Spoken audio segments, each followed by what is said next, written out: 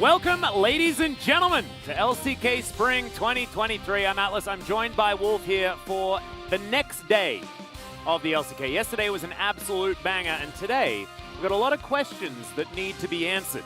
We certainly do. Hanwha Life Esports with a completely new and revamped roster, taking multiple World Championship players. They got Zeka, they got Kingen. Viper is back in Korea, also just recently winning a World Championship on EDG. A super team of epic proportions, but will this roster be able to gel together and work together as a five-man squad and live up to the hype and expectations that the cost of the salaries alone, I've got people excited for, right? I mean, this is a team that has spent big this year, complete change from what we saw last year. Hanwha went budget, now they're going big. Will this roster be successful is the question on everyone's minds. And also the second time that they've taken a gamble on Viper, right? They actually bought Viper and Lehens pretty early on, a couple of years ago. That didn't necessarily work out for them. I think that was the time where Hanwha Life were like, oh, well, if we're going to invest and it's not going to pay off, then let's just not do it. They're back at it again, and this is a roster that aren't tested. They're going to take some time to get things sorted out. But let's see how things are going to go here as Kwangdong Freaks, first team off the rank. And this is another one that is a little bit different. It's all new. Yeah, due to, of course, the man with the most experience on this team, but the call-up of Bulldog is, I think, where a lot of people's eyes are going to be drawn.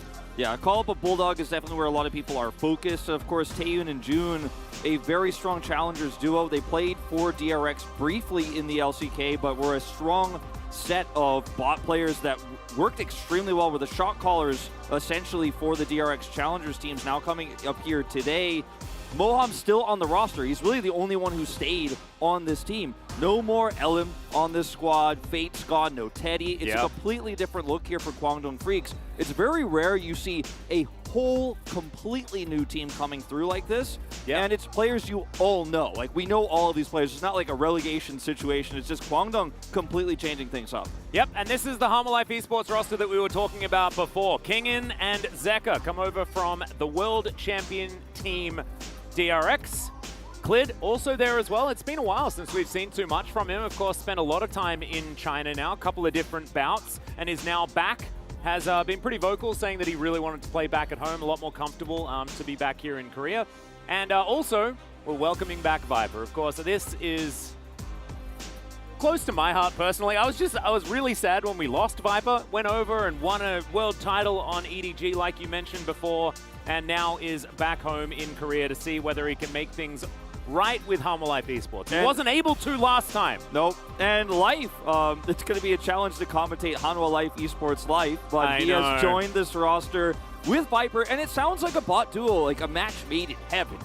With the aggressive tendencies of Life, Viper's individual skill, his laning prowess, how great he is in the late game when he's given those advantages, given that gold. I think that's a really exciting aspect of this roster that's completely changed up from what we saw from Hanwha last year. Exactly right, and we'll just have to see how all of these players mesh together. We know Kingen and Zeka and how they work, but otherwise it's just a completely random array of talent that we haven't necessarily seen grouped up. So we'll have to see how it goes. Kwangdong Freaks as well, they've taken on CV Max, which is another kettle of fish to come out, because this guy has coached some incredible teams. Griffin, for example, sort of nurtured them up from the very bottom of Challenger. Viper himself. Yeah, Viper himself, of course, now up against his former coach. And then CV Max went over and coached 10th place DRX a couple of years back. He was then a streamer and now has come back to the coaching role. Looking forward to seeing how this one's going to do, as Dudu versus Kingen is going to be a very interesting matchup.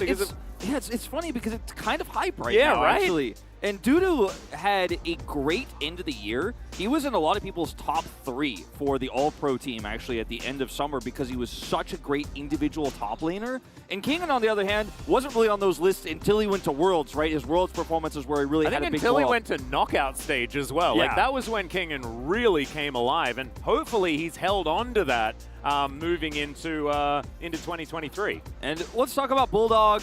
2005 is his birth year, so a very young player. Came into Kwangdong's challengers team as soon as he hit the eligible age and has now been called up here, playing up against world champion Zeka. So it's just like we saw yesterday where Pays instantly is thrown to the wolves. Yeah. Bulldog comes in here, has to play against defending world champion Zeka. Yeah, well, let's hear from the players and see what they have to say about this matchup.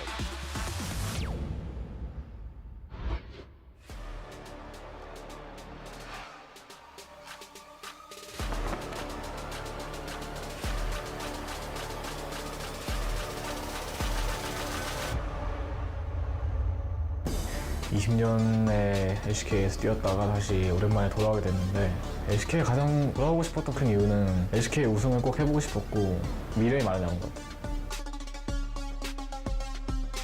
하나생명을 선택한 이유는 우선 적응을 가장 쉽게 할 수 있을 것 같았고 하나생명에서는 좀 슬프게 그렇게 떠났던 기억이 있어서 좋은 기억 다시 만들려고 왔습니다.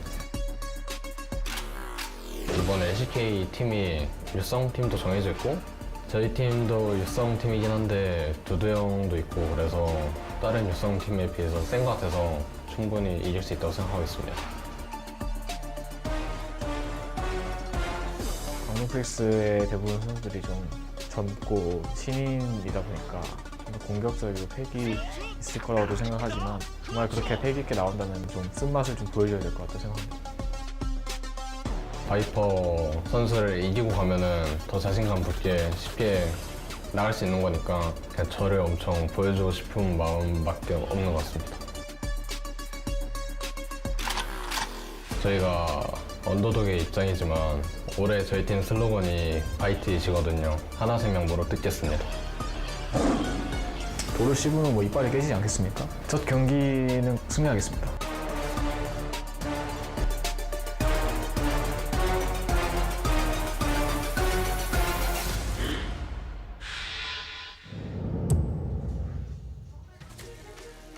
And here they come on to the Lowell Park stage, the Kwangdong Freaks.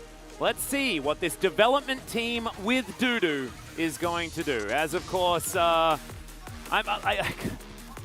masks. I'm kind of getting distracted. They are just, they're out to bite it. And I think if I was in the audience, I'd be a little bit frightened. I love it. They're going all in on the slogan. We've had a lot of slogan changes coming into the season. Some have changed, or some have stayed the same, but most of them have actually changed. But it's a completely new look for the Kwangdong roster, right? And I have high hopes that this team will, because of it being so young, but still kind of experienced, right? It's not like a lot of the rosters we're going to see like Nongshim, where it's completely new. A lot of these players have no experience. These are younger players who do actually have quite a bit of experience, and most of them LCK experience. I mean, this roster could be amazing in summer. Like, no, exactly. This is a development season for the squad. It's very true. And Young Jay, like, he was a sub at Worlds, right? Like, there's definitely some promise. But speaking of promise, ladies and gentlemen, let's introduce Hanwha Life Esports with 2 2022 World Champions, 1 2021 World Champion, and then Life and Clid coming back. Of course, both of them having played together already on Gen G many moons ago. A very exciting roster and one that a lot of people have got a lot of hope for. Yeah, I think that hopes are high for this team, but I think there are also doubters because of, like you said, Viper's history with this team. And we also have to bring up that King and Zeka, these were 6th place LCK players, and they did not advance in the first round of playoffs. They barely made it to Worlds, and they did win the World Championship. But before I think Hanwha Life fans and Zeka and Kingen fans are ready to trust that this super team could do it, they need to prove consistency here domestically, one thing they couldn't do in 2022. So a completely new goal. You may have been able to lift the World's trophy, but you still got to prove yourself here domestically in the LCK. Viper said that was his main reason for coming back. He never won an LCK title despite those dominant years on Griffin. He just wasn't able to lift the trophy here. And there's so many new goals in this squad, I think, as a result. Yep, and let's have a look at Super Dive Hanwha Life Esports, of course, their new slogan, wanting to, you know, go all in. As you can see, a fair few accolades for this squad. 2022 World Champion Kingen on that top side, same to be said for Zeka. Clid, though, as you can see, Spring Champion 2019, Summer as well, runner-up in 2020 and 2021, 2019 MSI Semis, World Semis in 2019 as well, 2020 Worlds Quarters and 2021 Worlds Semis. So, like, this team is just fully stacked. Viper, very similar rundown. Life has been playing for an extraordinarily long time, but it was only until 2020 that he really started to get some of these close to the top achievements. Yeah, when he joined Gen G, and Zeka and King, and notice their only major title is the 2022 World's Championship, right? And neither of them have even made it to an LCK Finals. Still two relatively young players. We were talking about Zeka, even though he played in the LPL, is a fairly young player. We wouldn't call him a rookie, but we'd say he has not the experience that a lot of the other mid laners he competed with last year had. And I think he grew a lot as a player, and I think the rest of the roster here has the experience to actually make what could be the most dominant team in the LCK, but will it happen is the question that we're going to be answering over the next few weeks and months. Yeah, and I don't know whether facing off against Kwangdong Freaks, the team that has been outspoken in saying that they are working from the ground up right now this year, is going to be the biggest answerer of all of these questions we have for Hanwha Life Esports, but I'm glad that we're sort of starting from a middle ground and we can work our way up to seeing whether this super team is going to work out, because it's a dirty word here in the LCK, Wolf. We don't sorry like to to use say it.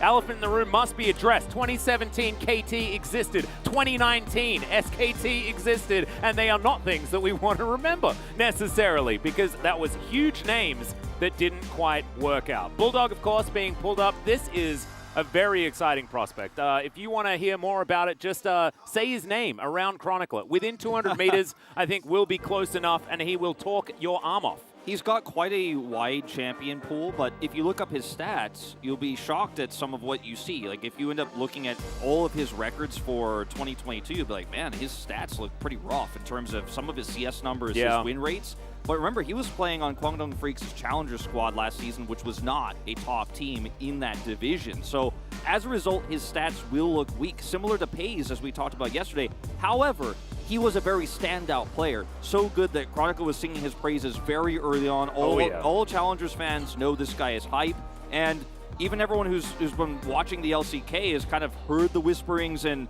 so despite what his stats may look like, we have high expectations for this player, as we did for Pays. Once again, tough opponent in Zeka. We saw Pays face off against Gumayusi and Carrier yesterday, and it is a very similar debut here for Bulldog, and I wouldn't have it any other way. Go in on hard mode. No, absolutely. And if you guys probably watched Worlds, because of course it was an absolute extraordinary experience last year. Zeka was unstoppable. He was so incredibly good. Definitely a huge highlight for me as far as development over a single tournament. I don't think anyone's ever shown the improvement that he did. And so now Bulldog, he has to show his level of development as well, very, very early on in his career. Kwangdong Freaks are going to choose blue side. This is a very CV Max thing to do. Just go completely against the tide. We did see some blue side victories yesterday, but I think a lot of it was because of some flubs in the draft and things like this. Of course, we do need to talk about Dandy becoming their head coach here for Hanwha Life Esports as well. Yesterday, it was Samsung Blue Day with Akon taking the reins, and now Dandy's going to come in for Samsung White Day here for Hanwha Life Esports. I really think that this is a bold change, and as far as I know, Kesman is still part of the organization, but this is something I've been calling for. I think the global team has been calling for. We know Kesman has been great at taking care of his players, making sure they're in great condition. He's had some crazy drafts, right, in the past, but I think it's time to give Mowgli and Dandy the reins here, and so far that's what we see, right? Those are the two players, or rather former players, on stage here for Hanwha Life, coaching this squad through draft, and that's a huge big look for how this team is going to operate too, I think, compared to the past where Kesman really was the one who had ultimate control, and now we're going back to real successful pro gamers, ex-pros becoming the coaches here and leading who are so many successful champions in this five-man team. Exactly right. Dandy, of course, coming up on his 10th year as well in the League of Legends esports sort of ecosystem since his victory in 2014. So that's wild. It's actually just insane. I only just realized that in my head just then and made me feel extraordinarily old, which does make some sense considering the amount of years that I've been on the planet. We're getting to the point where there's all those old champions. This is Zeka's mom, That's by the way. Zeka's mom back there. That is so cute. Come to support her boy as he tries to take on Kwangdong Freaks here and the young gun in Bulldog. We'll see whether Bulldog can bite it or whether the super dive of Harmon Life Esports is going to be enough. No more bursting it. We're the I super missed dive the now. burst it, man. I wanted to, that's why I kept fumbling, because I was like, super dive. But it's supposed to be burst it. Because we could have been bite it versus burst it, man. Well, if they are running some pick-based comps today, they may still burst it in spirit. Maybe we can just use burst it a few times in the broadcast, and then if they make some super dives, we'll just use those as well. It'll be fine. Maybe they can just have two. Dudu, of course, definitely the standout player on the side of Kwangdong Freaks outside of their new talent, but I want to talk about Jun for a second, because we commentated DRX in Challenger on Monday, and they were a mess. They were a pretty good team in 2022 as far as Challenger is concerned. Arguably the best talent in one team. Yeah, but Jun left, and they looked like a headless chicken on the Rift. And so I think that Jun being named captain, which Kwangdong Freaks publicly announced, is a really, really cool thing to look at, because it does really read into what we were expecting after what we saw on Monday, because Jun does seem to know his way around the Rift really well, which is going to be a really exciting thing to see, especially when it's a team like Kwangdong Freaks that haven't necessarily had that much time on the Rift together. That girl had the sign a moment ago must be a Chinese fan. I'm only assuming because it said I can't speak Korean and I can't draw. And then it said Viper Jayo, which is basically essentially fighting in Chinese. Yep. So it's cool to see Chinese fans coming to support him here as well. Speaking of Viper in China, he said in his pre-game interview, this is a really interesting anecdote that I would not have expected, because he's played in China for so long, he's learned so much Chinese, speaks Chinese very well, he actually thinks about League of Legends in Chinese and thinks about comms in Chinese. And one of the biggest challenges he said in returning to Hanwha Life Esports is that when he's actually trying to comm and call out things in the game, he has to retranslate his brain into not calling in Chinese, actually. Oh my goodness. Which is completely wild, and something that obviously as a Korean player you wouldn't actually think you'd have to redo your brain in that way, but he said it's something that's affected the early parts of his development with scrims and stuff for the team. It's such a Viper problem to have. Oh, I was too good at learning Chinese. It's been such a difficulty to come back and speak my own language. The man has been extraordinarily impressive throughout his entire career. His English is also near perfect. His brain's just too big, I think, Wolf. That's the problem that he was experiencing. Just too smart. It won't be too much of an issue moving forward. There is a little bit of a delay, by the way, slight tech issue on our end, and we are going to fix that one up as soon as possible. But in the meantime, we can check out some of this sweet artwork that we just saw there. And here it is. It's written in Korean for you, just for all of our Twitch viewers. So basically, speaking Korean. So basically, there's a QR code, and you guys have probably seen it behind us once or twice, or if you've been here at the arena, you've definitely seen it. You can scan the QR code and send a message in to support the fans. So this is a fan supporting Hanwha here, and there's a bunch of Hanwha fans, of course, on camera, and a Janggu fan as well. I like that Super Dive font that they've used. Is that what? Yeah. It's not a font because they drew it. What's yeah, it called but when it's like so beautifully done. It's like almost calligraphy. Like, yeah, right. Pretty impressed. Tan just wanting to get into the game right now. Of course, was pretty aggressive during the interview between the players. Viper not phased whatsoever by the young gentleman. We had a clip earlier. If you guys were here when we saw the pre-game interview of Viper talking about, like, I'm gonna have to put this aggressive bot duo in their place. The time that Taeyun and June played together for DRX was one of the craziest bot 2v2s we've ever seen. They were so aggressive, flashing on cooldown, looking for kills. I believe it was even a Varus game, actually, that he was playing. And he was just constantly looking for picks. He traded down and it didn't work out, but you could see the mechanical skill was there. An aggressive duo that makes quick calls very fast to actually see opportunity and capitalize on it. And I think that's something that feels almost Barrel-esque in a way, why June is so famed for his shot calling and how quick he acts. Yeah, I'm looking forward to seeing how the team sort of works around him and whether that's going to be able to unlock Bulldog, sort of this other wildcard young talent coming through from the mid lane. A man who Chronicler describes as being level-headed and controlled, just doesn't make bad plays. He may not necessarily do all of the super flashy stuff, but never really messes up. And that's a similar thing to what Zeka represents on the other side of the Rift, especially towards the end of last season. This is June's family. parents, I should say, to be more specific. I had a feeling when they had signs for him and had the Bite It masks. Yeah. Jun's dad took an afternoon off in order to come and watch the game. Very, very cute. That's awesome. Supportive parents, you know, is really one of the best ways you can get into League early and start to really fully realize your potential.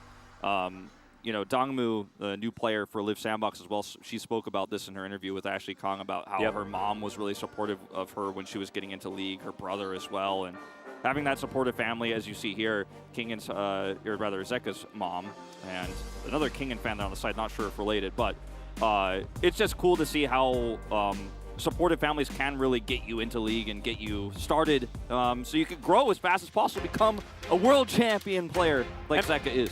And become 10 players that are in Champion Select Wolf. That's where we are right now. Quantum Freaks, of course, chose the blue side. They will be starting off over there. Harmon Life Esports going to be second to choose. Let's see what some of these bands are going to look like as we prepare for our first game of the day. Sorry about the little delay, guys. We sorted it out. We're ready to get into it. First pick, Zeri. Wolf, how do you feel?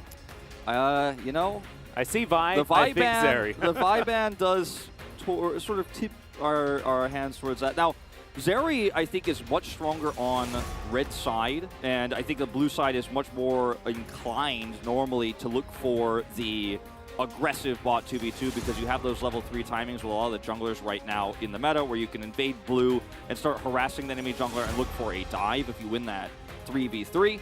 Caitlyn is removed here. Yuumi also taken off the board, so kind of puzzling how both champions are removed in this way because you're taking away one of Zeri's best, but also one of Zeri's best answers. The Elite's taken off. We're headed towards a Zeri, I think. I think the first pick Zeri you were describing seems likely because they've also banned Ryze on blue side. The Lucian, though, is still available, and that's a bit of a danger here. I like the Elise. Bit of a shout-out to one of Clid's old favorites from back in the day.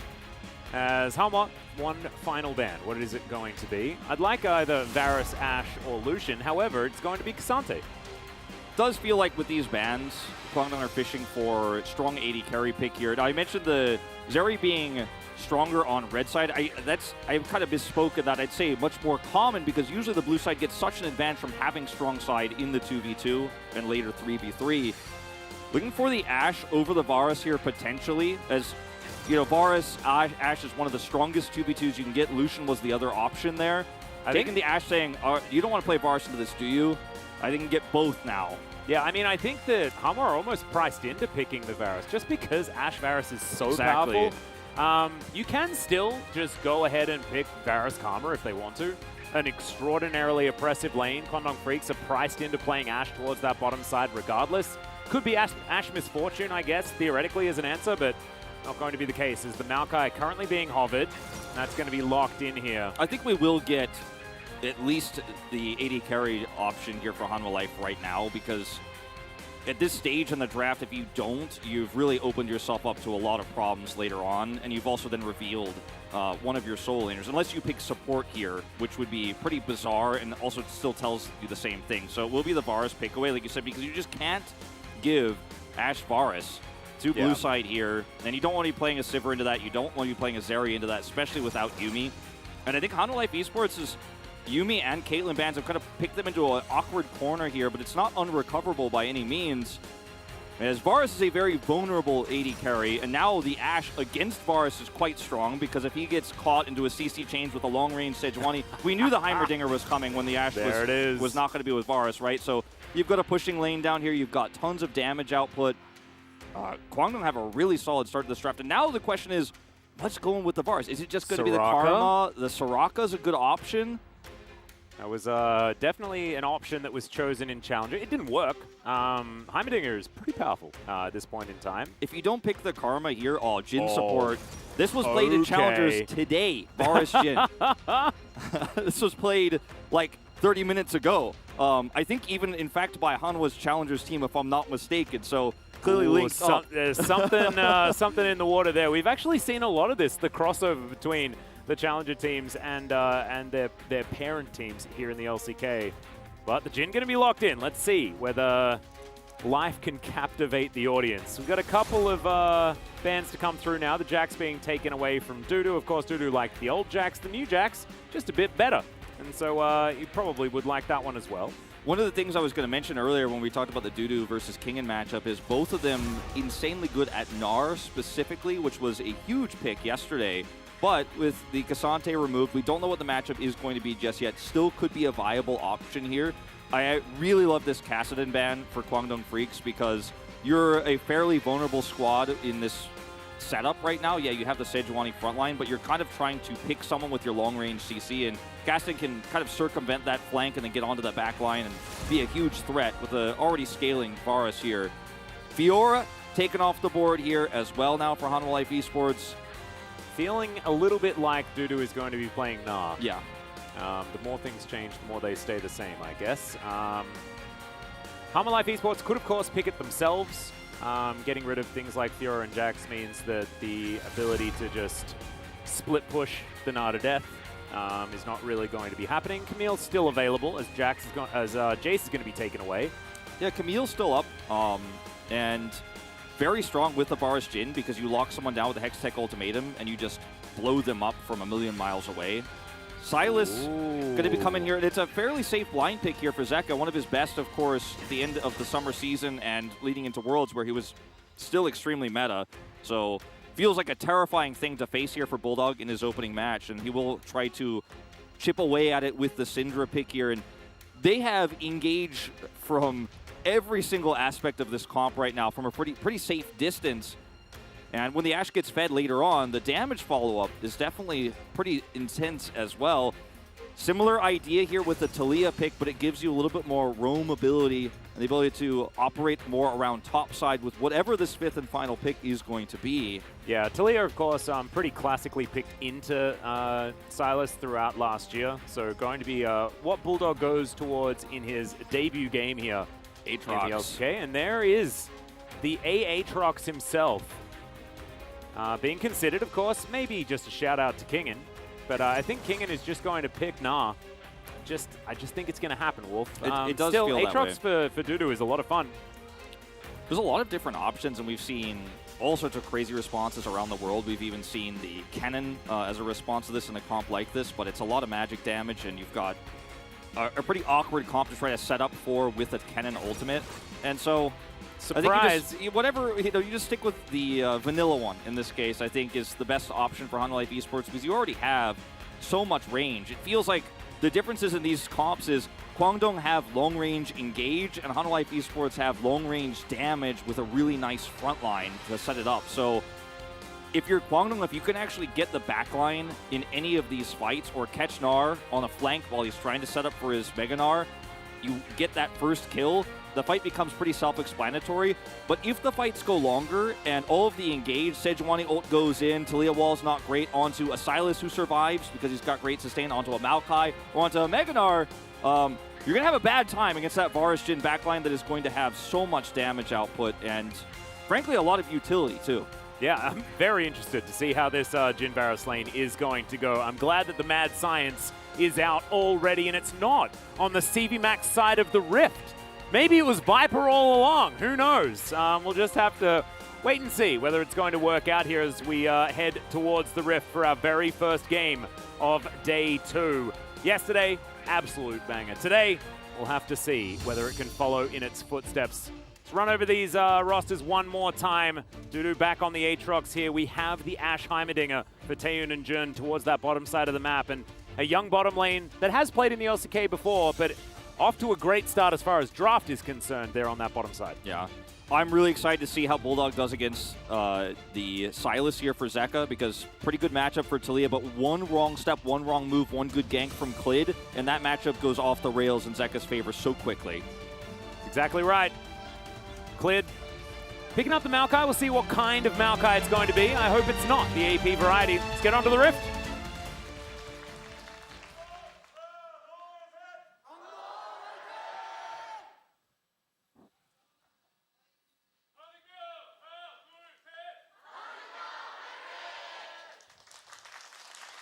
All right, here we are onto the Rift for game number 1.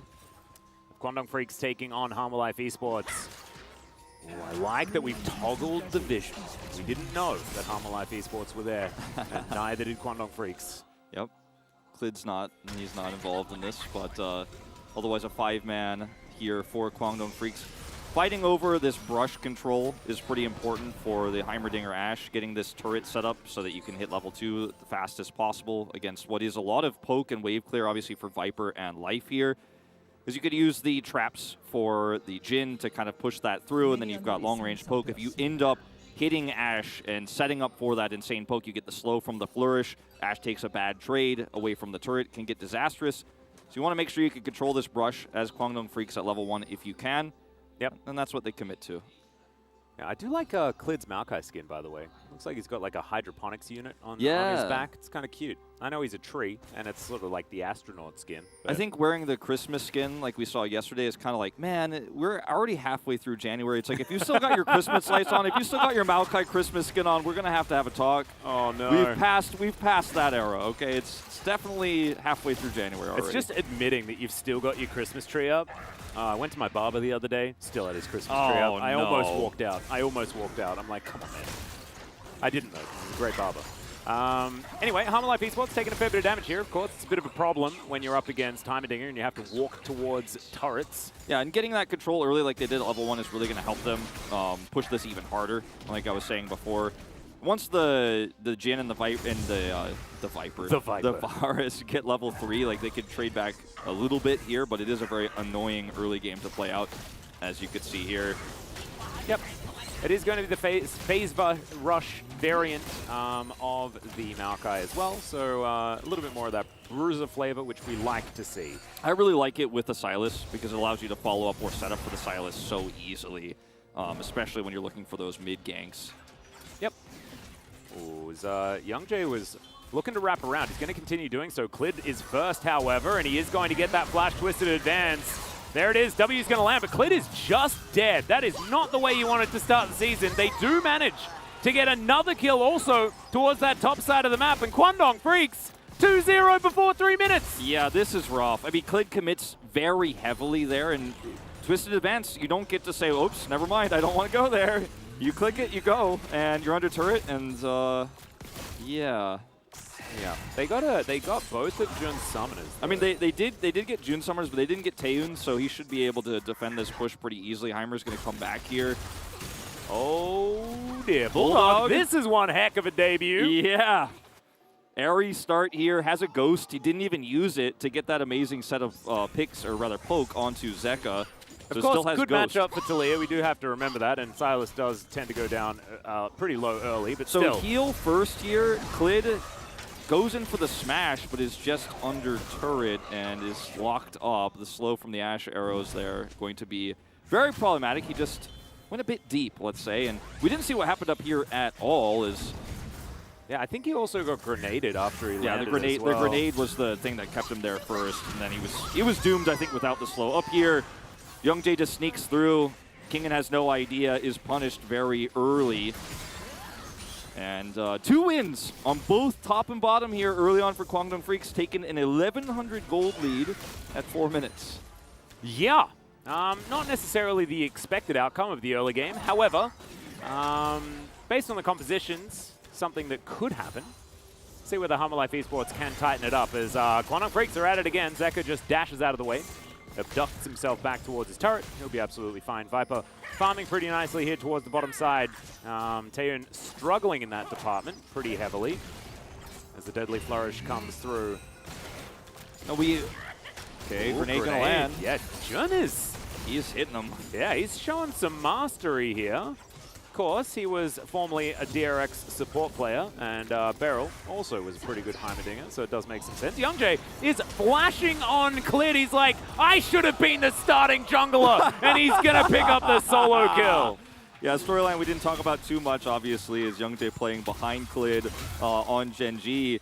But man, the thing I was going to say before, just my point was proven, the point I was going to try to make is proven, is that we've talked a lot about this roster versus last year's roster, and it feels kind of unfair to do that sometimes. But man, Kwangdong Freaks was somewhat of a slow-to-act team last year a lot of the time, and not a very aggressive team in the early parts. You know, once Dread left the team, it really felt like the tempo of the team slowed down a lot last year with Elim. But no, this first game, all action all the time, non-stop ganking, full pressure here. Youngjae and June, I think, really shaping this team into a very aggressive force early. And Bulldog also just laning extremely well with the matchup he picked up for himself, right? He got the counter pick, and he's using it well. He certainly is. Control Ward now going to be taken away here by Clid, but so much of the map is under Kwangdong Freaks' control. They're playing it out very, very nicely as well. And it doesn't, there's not necessarily that, oh, but we'll just scale, it'll be fine answer here for Humble Life Esports, as Dudu is going to find a fair bit of damage onto Kingin.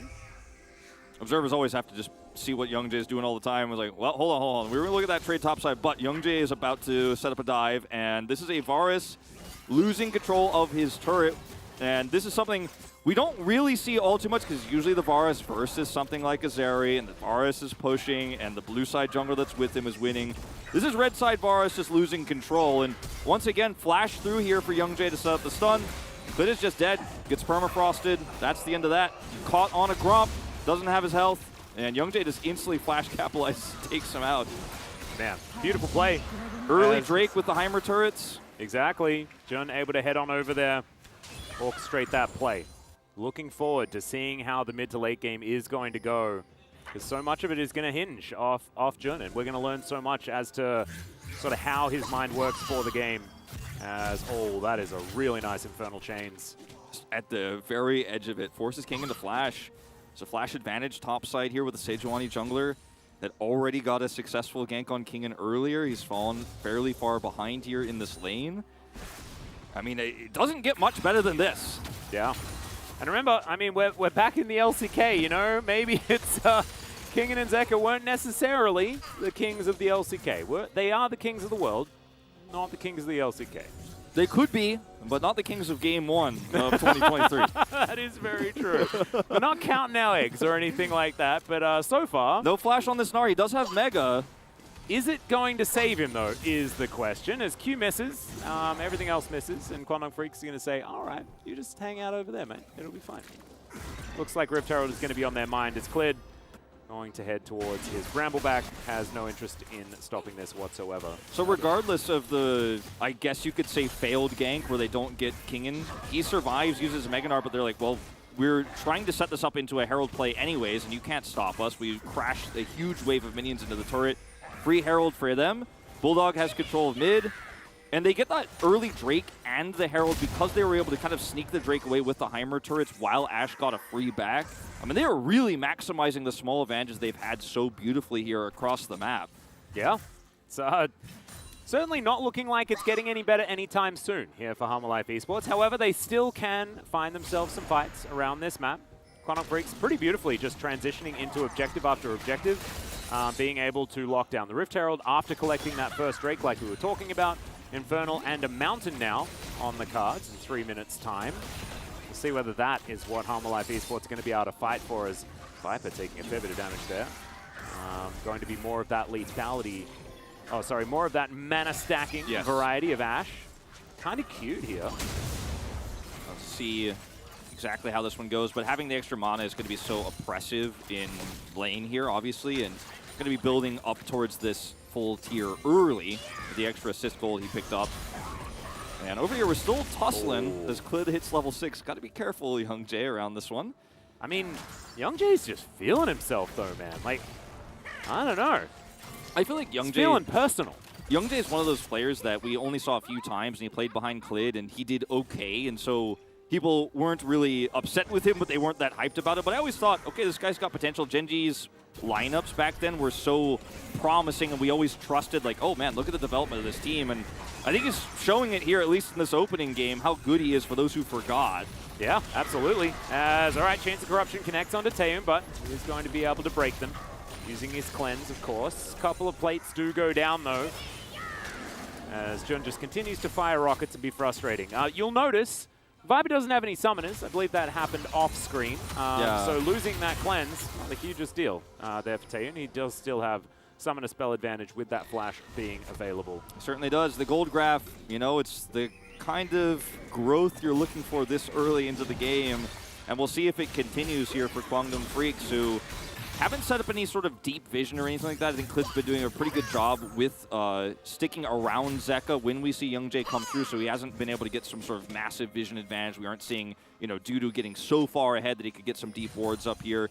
Arrow. Sails by majestically. I like that a lot. Kingin, man, he is just playing so far back, so defensively. All right, good little ult there to come through from Zeka, who stole that one away. Bulldog, can he survive this? Zeka gets under the turret, and his flash was on cooldown, but he's going to be absolutely fine. The final bullet from Life, going to try and keep Zeka alive. Unfortunately, that's not how that works, but I did like the idea. And finally, Hanwha Life Esports are on the board. Yeah, I think Dudu was also missing on the map at that moment in time, so just kind of firing in that general direction to see if they could find the Aatrox, as he could have been closer than he actually was while he was on the Gromp. So great successful gank here. Sylas going Rod of Ages, by the way, with the Dark Seal, so a lot of potential mid-game spikes for this Sylas, but it's going to be a while before that really starts to get online. And in the past, we've seen a lot of different Sylas builds. We even, for a little while, saw like Leandri Sylas, but it's mostly just that Everfrost to set up for the burst damage and the rest of your team. Not going to have that tool this time around to catch up, so a bit of a longer investment this time around for Zeka. I kind of like it, though, because you've got so many hijacked CC options, right? With the Enchanted Crystal Arrow as well as the Glacial Prison as Clid looking for another opportunity here. Flash Twisted Advance to get on in. The arrow is going to sail by. Doesn't land there, as you can see, and Youngjae is going to try and return the favor. They dive forward. Bulldog holds his ground and just walks it off. This is, I mean, I thought tonight we're going to have a good series. Like I was telling everyone, right, this is a sleeper OP series, right? Like Guangdong looks like it could be an amazing team, but let's wait and see. But I did not expect we were going to see this level of coordination. Taeyun, he might just be dead. No, he's just going to have to use his flash. Oh, the flash forward from Life. He's still got a couple of bullets, but he does find the last one. And now he's going to have to look for a way out because things are real dangerous. He's going to try to get an execute here, potentially. Yeah, captive audience, try and slow down Jun. It is going to work for the Bulldog moment. Comes in, though. Oh, dear. Yeah. He's like, Jun, kill me. Nah. Bulldog's going to pick it up. Nice try, trying to make the support get it.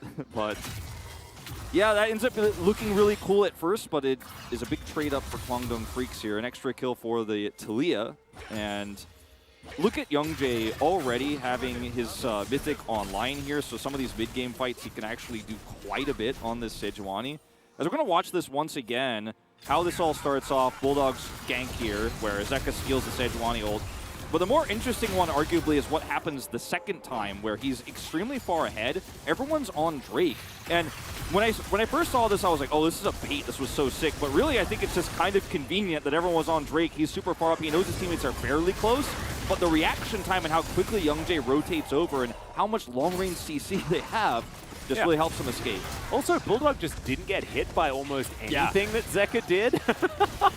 I'm just having a look at it again. Like, he could have taken a heck of a lot more damage than he did now as the Nature's Grasp does come through. Let's see whether the Drake is going to be prioritized as the curtains have been called. Clid's still alive for the moment. Chains of Corruption will connect as well as now Taeyun and Viper fighting it out. Viper does almost have his flash available, but he's not going to be able to use it in time as Kingin is going to dive on in. Gets a couple with the Gnar, but he's still going to have to flash away. Now he's mini Gnar, and he's so much more susceptible. The flash forward from Dudu, and he picks it up! Oh, that was insanely sick from Dudu. Everyone else was like, nah, let him go. Dudu said, nope, I'm going to kill him. I'm going to TP top, and I'm going to start smacking on this turret.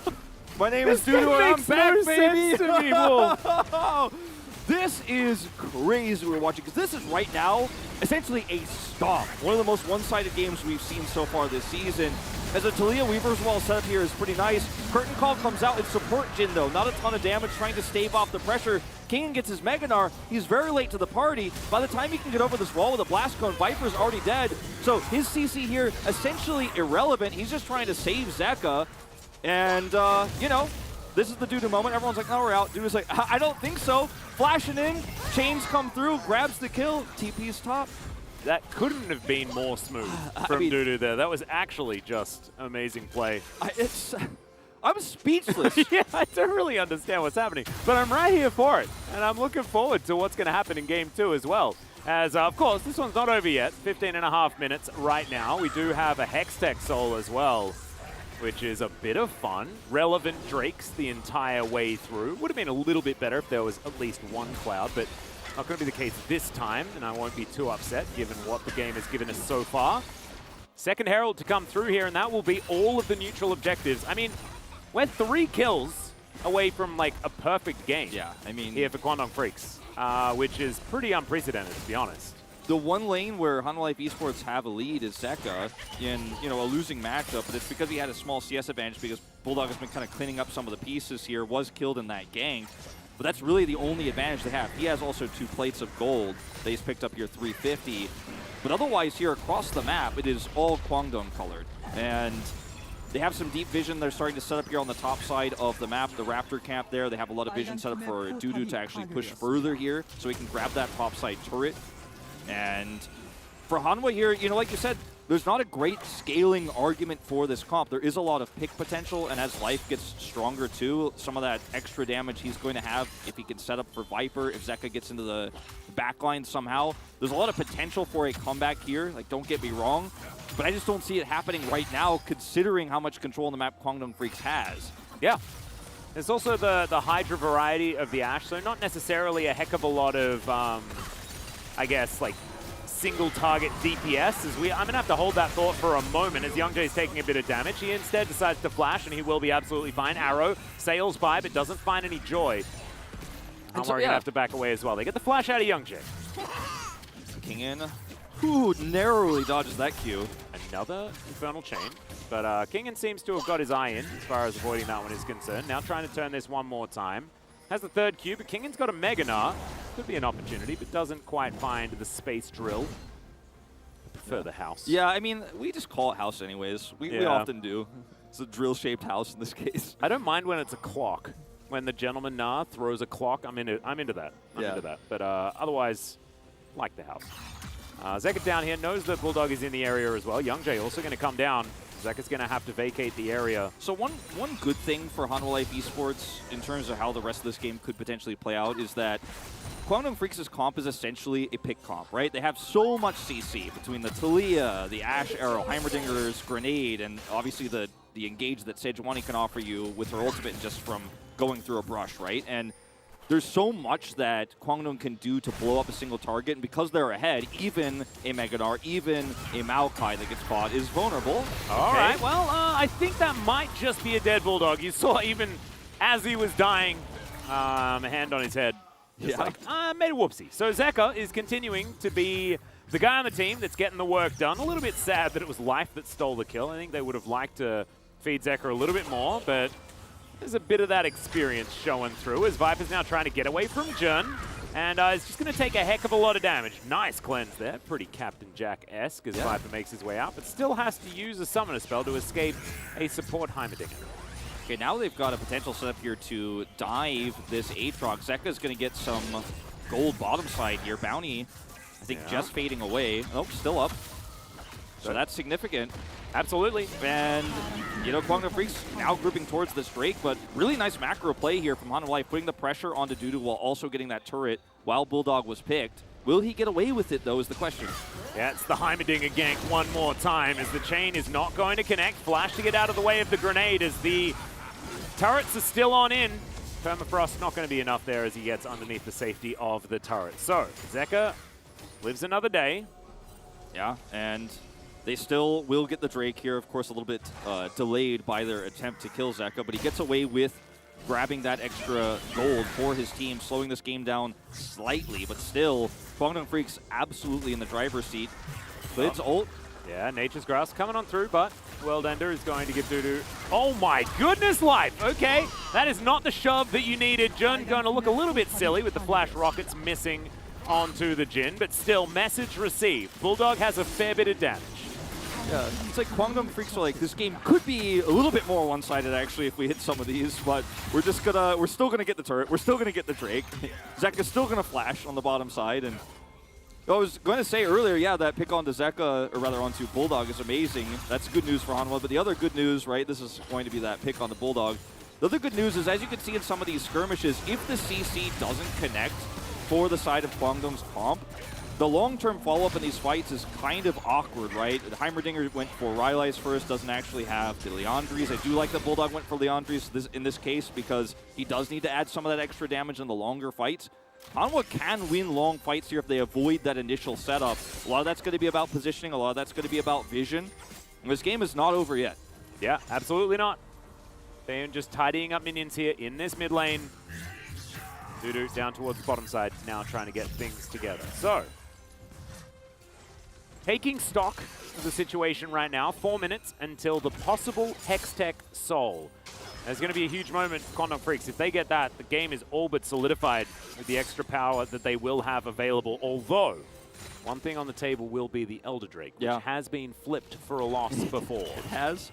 And we also know that Hanwha Life Esports' comp, I think, is starting to really get ready to fight, and they're absolutely set to take some 5v5s. The skirmish power of Kwangdong's comp that is so good at picking from range is, at best, in the early parts of the game where not everyone is grouped up. But when Hanwha Life Esports are able to group up, when Kingen is able to have his Narbar set up for these types of fights, that's when Kwangdong's comp will be tested, I think, the most. And it's really amazing for them to have this lead so far that it makes it easier to play these 5v5s out in the mid to late game. Yeah. But how will it work out in reality is what we're going to find out in 3 minutes' time when we hit that 25-minute mark. And it's kind of like you lock the door on the game as Kwangdong if you take it. If you don't, Hanwha Life Esports has a comeback opportunity for sure. And that's going to be a really big pivotal moment in this game. Yeah. It's going to be interesting how the fights start to evolve as well as the game keeps going, because Taeyeon, as you can see, he's gone for Imperial Mandate as well as his Hydra. Oftentimes, you'll see things like Duskblade built alongside this, but he's going more of that supportive style, even though he was the one farming, right? Yeah. So it's not going to be that let's wait until our DPS gets online and sit behind them or protect them, right? And that's the same to be said for Hanwha Life Esports with a Lethality Varus there. So these fights are going to be a little bit more about trying to keep Bulldog alive. He'll be doing a lot of the consistent damage. Even Dudu is going to be a big threat as far as that is concerned. And if Bulldog, Jun will be huge. If Bulldog gets hit by a charged up Varus arrow and loses half his health instantly, the fight becomes really complicated for Kwangdong because he needs to be in the thick of things, like you say, and hitting those threaded volleys and proccing those Leandri's hits to make sure he can do that damage. If he gets pushed out of the fight or killed, even worse, Hanwha Life Esports kind of win those, you know, because Taeyeon isn't going to be able to have that same damage output with this build, as you mentioned.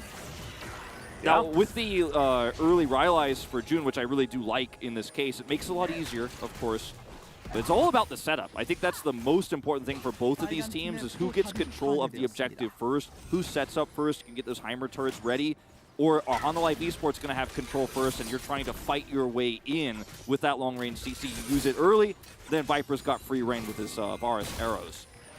A lot of tug of war I think we're going to see here in the next 80 seconds. No, I agree. Looking forward to seeing how it's going to go. 24 minutes into the game, so the Baron is indeed alive. A lot of vision available there for Quantum Freaks, but they have slowed the game down just a little bit.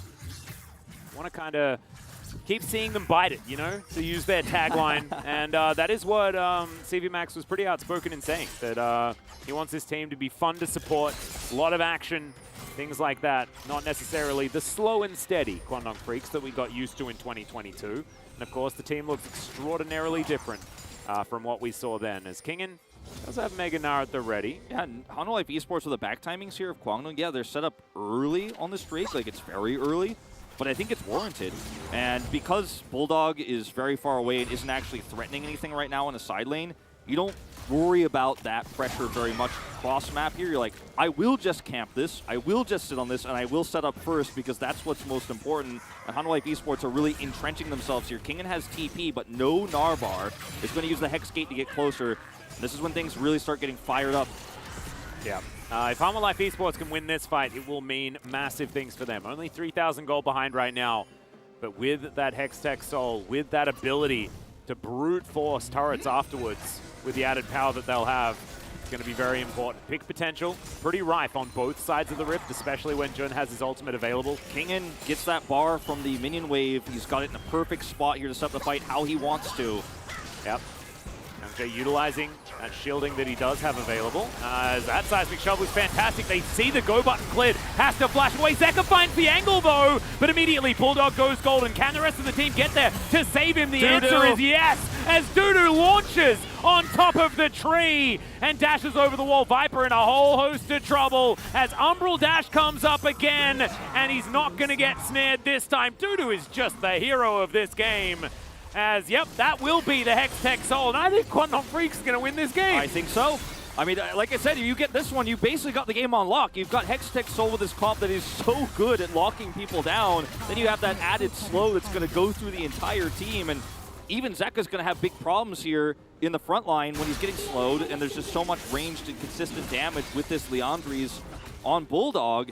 And I was talking about the setup, right? Hanwha Life Esports showed up first, but then Kingen decided to back, right? And when he backed, he didn't have Narbars. Okay, Zeka. Yeah, Worldender is going to come on in here. He lands the chain, but Jun lands the grenade. Still Zeka picks it up. And they're chasing after him now. I think this Silas might be able to get out of there, though, because I can see the teleport coming in. Comet not going to be enough, and Zeka gets out. Zeka gets out, had his Zonias available as well. Still doesn't use it, gets out. The cool guys don't look at explosions. Oh, he has a Rabidance now as well. I mean, if this isn't Zeka versus the world, I don't know what is. So Kingen here has his Narbar, but he's so out of the fight that Clid just gets chain CC'd here, has to flash out. Zeka's coming over on the side, looks for the backline. If he's here to help control this choke point, I think this fight could look different, but instead, he's on a flank game, looking for the real carry, right? The Talia with Leandries, but can't lock Bulldog down. They lose the war of attrition. In the meantime, the Baron is being taken. Hanwha Life Esports have it down very, very low. There's the secure for Clip, but Dudu's found his way into the pit. Can they get them? Can they punish them for this Baron take as they're trying to get out? They're still fighting for it, though, as Life sets up the curtain. Zeka picks up yet another one. The last bullet connects onto Youngjae as now Bulldog finds his way in and Viper is obliterated. But still, the heist was relatively successful. Yeah, this is going to really save a lot of the pressure here for Kwangdong Freaks, having those Baron minions. Just looking back at this fight here, this exchange where Zeka almost still actually crushes here. Bulldog has a perfect seismic shove, and it's just not enough. It's not enough. Like, that was basically perfect, that shove. And then he teleports out. Jun's best efforts to stun him. Not going to happen. A little bit slow on that one. And look at the Hextech Soul's impact here on how this fight starts off. You can already see, like, this is going to be really rough. But the ult here from Clid keeps everybody out. And unfortunately, Talia's not here. We've talked about it so much. Look at the damage from the Heimerdinger turrets. Look at Taeyun try to tickle with this Ashe build. If Bulldog is here, this fight looks completely different, but the zoning here from Life, also amazing. And the only reason why Viper dies is because it doesn't have flash, but everyone else gets the evacuation, right? Ends up being a trade 2 for 2, but that extra Baron gold going over to Hanwha Life Esports here, massive, and it's going to give them a little bit more control over the map before this Elder Drake spawns. The timing of this still isn't going to guarantee them any sort of prio on Elder or anything like that, but it makes you feel like, okay, still possible, right? Because Zeka's level 18, he's insanely fed. And I mean, look at what's happened to the gold, right? It's completely even now as the arrow's barely going to miss. Hop over the wall there. And Youngjae unable to quite find it. So the Nara is going to survive. The rest of Hanwha Life Esports just barrel down the bottom lane. They're going to look for this inner turret, and that's going to be a gold lead for Hanwha Life. Yeah, they're going to 4-1 this really hard right now. I mean, there's not much you can do here as Kwangdong Freaks, but you don't have your CC. Youngjae looking for the flank. Well, can he actually find it here as they need to kill Zeka? That is going to be very, very important. He's only hijacked a Weaver's Wall, though. Not exactly the most valuable as Life looking to run his way out.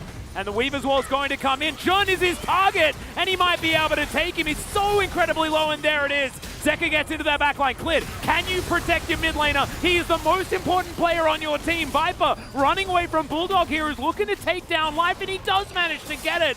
Mid laner versus mid laner. This is so good, Wolf. This is actually so sick.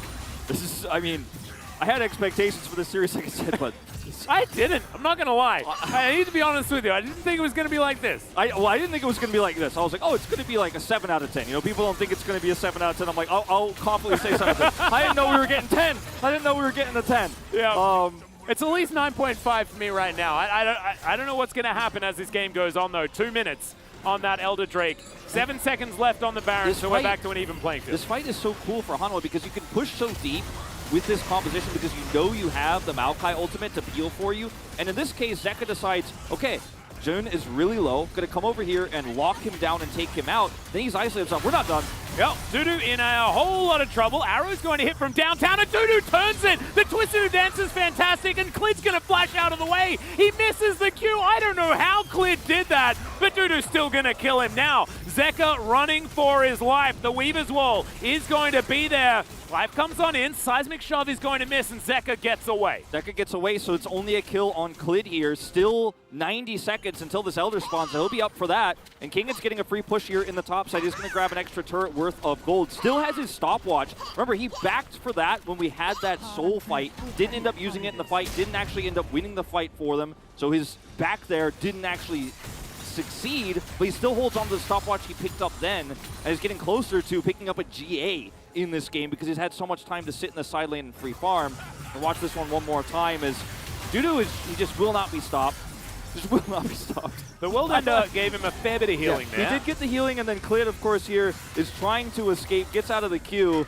It doesn't matter. Dudu's going to chase him, flashes forward, and then Bulldog's like, sorry, Zeka. I have the real Weaver's Wall. You've been using it against me all game, and you're 2 levels up. You got the Rod of Ages advantage, but still going to try to lock you down. Now, this game is still winnable for Hanwha Life because they have such a good team fighting comp, and Zeka is nearly full build. All he's missing is Void Staff. No, Hanwha Life can still win this game because Zeka. You could have just stopped at that point in time. This is like actual 1v9 that we're witnessing right now. And Kingan's getting a lot of impact in the side lane because Kwangdong Freaks have had to deal with Zeka. More resources are spent to deal with Zeka. He often escapes or loses somebody non-essential, and then they have to go clean up the Gnar. Gnar has teleport here, so does Dudu, but Hanwha Life Esports have Prio on this Elder that's spawning in 5 seconds. Kwangdong Freaks needs more setup, or they're going to have to find a pick target here, and I don't think Zeka is it. I don't think they can kill him on the side. He's got a Banshee's Veil. Yeah. You can't pick this guy. He's really close to also having the Void Staff completed as well. Does have his little Blighted Crystal there as Taeyeon's looking to make his way down. Hawkshot, very valuable at this point in time, but speaking of value, GA completed. Teleport now on the way in for Kingan, who's Naba. Very, very low right now, but does have an opportunity to build that one up against this Elder Drake. Sonya is available here for Zeka. Doesn't quite have the money for the Void Staff, unfortunately, just yet, but they have positional advantage. Zeka finds yet another Glacial Prison. So important for him as the arrow's going to connect. Mega Gnar's going to come forward for Kingan. He can't lose his GA like this. It's so important for the next fight. He crushes over the wall, but still, that is going to be the flash now on cooldown, and there's the Glacial Prison. Klid could be just picked yet again. No one's there to follow up, but Klid not going to die just yet. Zeka finding that hero flank, but he's spotted on a ward.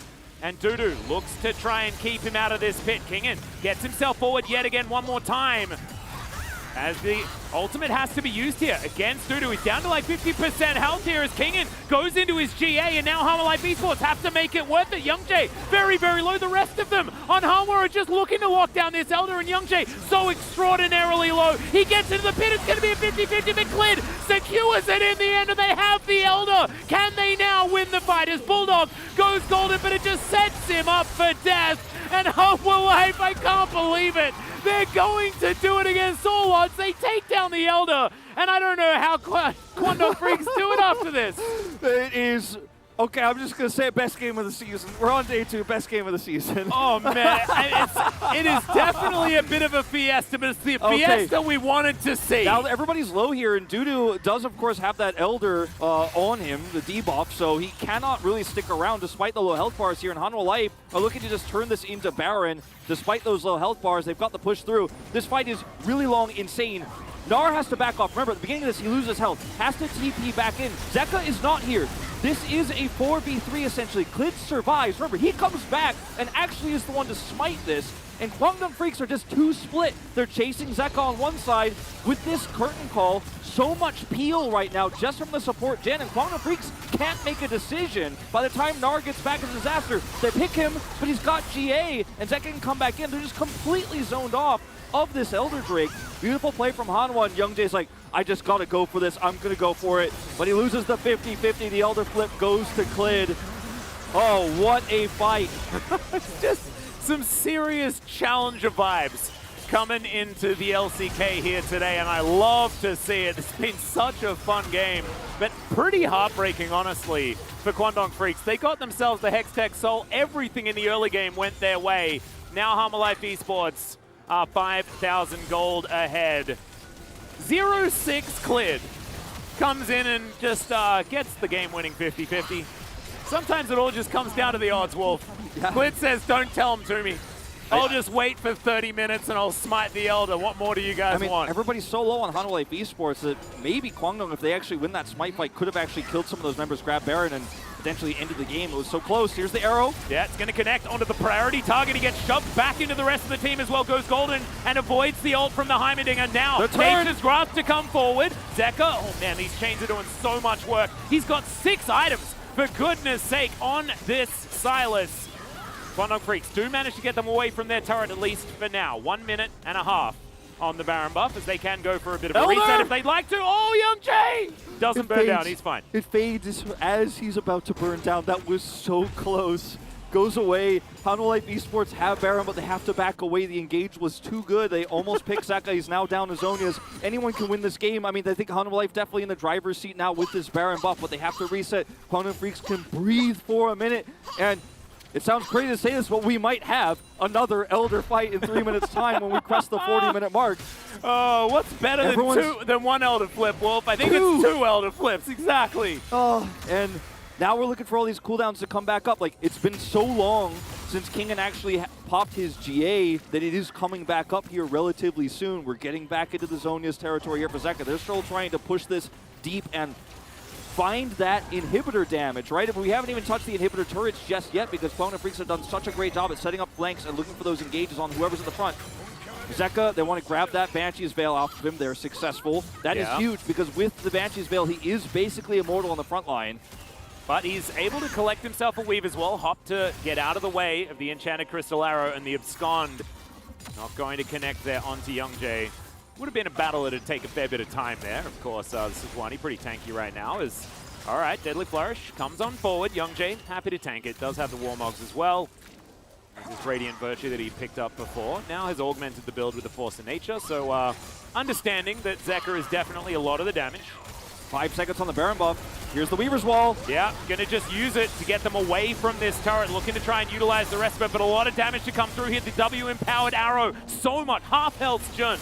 There in that backline, but Young Jay happy to tank things up, and they got 0 damage on the damage to the turrets here. All 3 turrets stand. What a heroic defense here for Kwangdong Freaks. They've got decent wave clear. Obviously, the Leandri's Talia helps out, you know, pretty much the main reason why they're able to defend this. They have a Heimerdinger as well. But Hanwha, they can't break through all of the CC. Oh, so this one's going to go wide. It's a bit of a scouting arrow there. Oh, shooting the cup.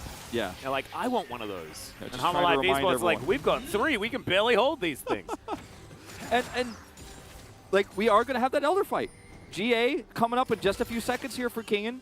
Hanwha Life Esports, once again, don't have Hextech Soul. They are 0 Drakes to 4 and are still making these fights look incredibly coordinated. Like, with the Jhin support that has kind of been basically absent throughout most of this game has really helped peel, and Kwangdong Freaks are going to have to be way more decisive this time around as Zeka essentially just held the door alone. 1v5 in that last fight. They're going to have to try to circumvent. They're going to have to look for a flank. Dudu's going to have another angle of opportunity. Or Hanwha Life Esports, now with even more damage, will burst that Elder down. They have prio. Positional advantage is theirs. Kwangdong Freaks running out of time here. Yep. Hanwha Life Esports just need to make sure that they don't ruin it for Zeka, who's now just trying to win the game by himself. That is what it's kind of feeling like here, but Viper is just slowly but surely working towards 6 items and does, if he hits these arrows, start to do a heck of a lot of damage. It's just so weird because we've got like utility bottom lanes entirely on both sides of the rift, so much of it is about what these solo lanes can do. Dudu is full damage on this Aatrox right now. Kwangdong in such an awkward spot here. If they could find an angle on Viper, this is amazing for them, right? Because Zeka's so far on the flank, but they have to be decisive. Narbar's charge for Kingen. Oh, that was very, very close. Viper not able to find the arrow either after the Chains of Corruption go wide. The Elder Drake getting a little bit frustrated as now Zeka's looking to rotate over.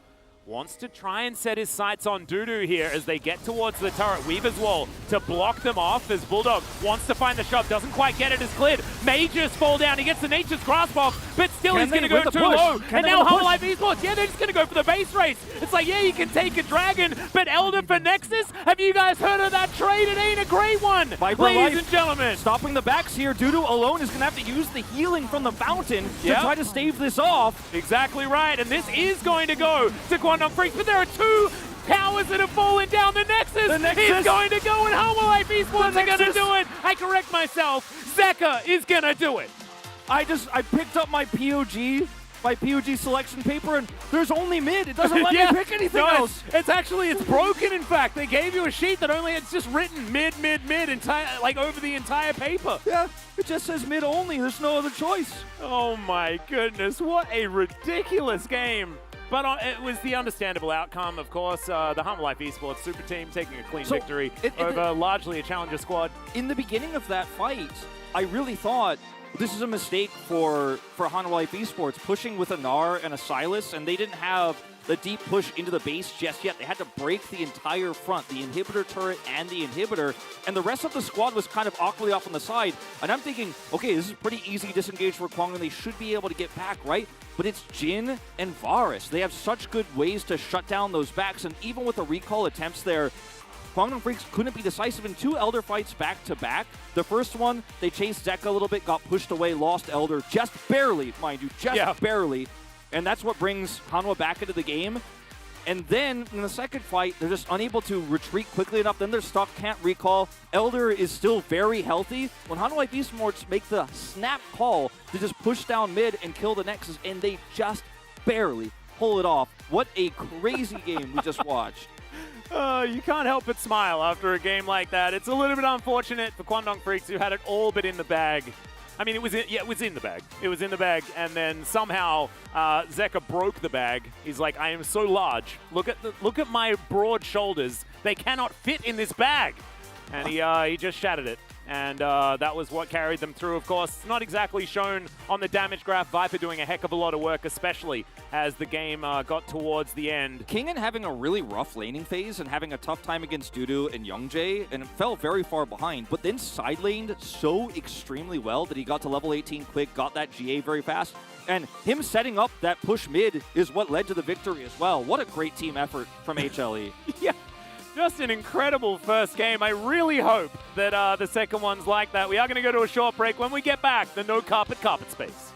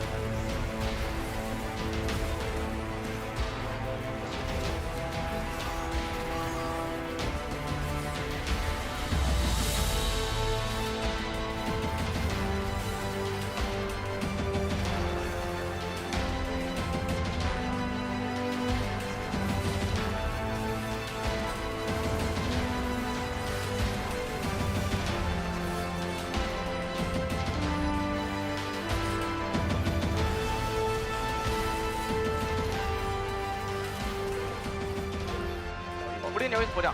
살려 공걸려. 내가 살짝 볼게. 꺾고. 태민아 넣어볼 거야 얘네가. 아 괜찮아. 이거 타워. 빠지면서. 잡아 잡고. 내주공. 마우카이 좋았어. 마우카이 좋았어. 야 게임 끝낼래? 근데 우리가 막아줄게. 잠깐만 못 얘 이거 잡을만해. 우리 둘이. 내 딩거집 못 갔다? 끊어봐. 그럼 해보자. 끊어봐 이거. 딩거집 아직 집 못 갔고. 보자 이거. 딩거 집안 갔고 살려줄 거야. 얘 막아주고 있는 거야. 살려줄 거야. 살려줄 거다. 짤만해. 끝났다. 나머지 끊어줄게. 뺏어. 끝났다. 가비. 나이스. 아 이판. 잘 이겼다. 나이스. 다음판 주면.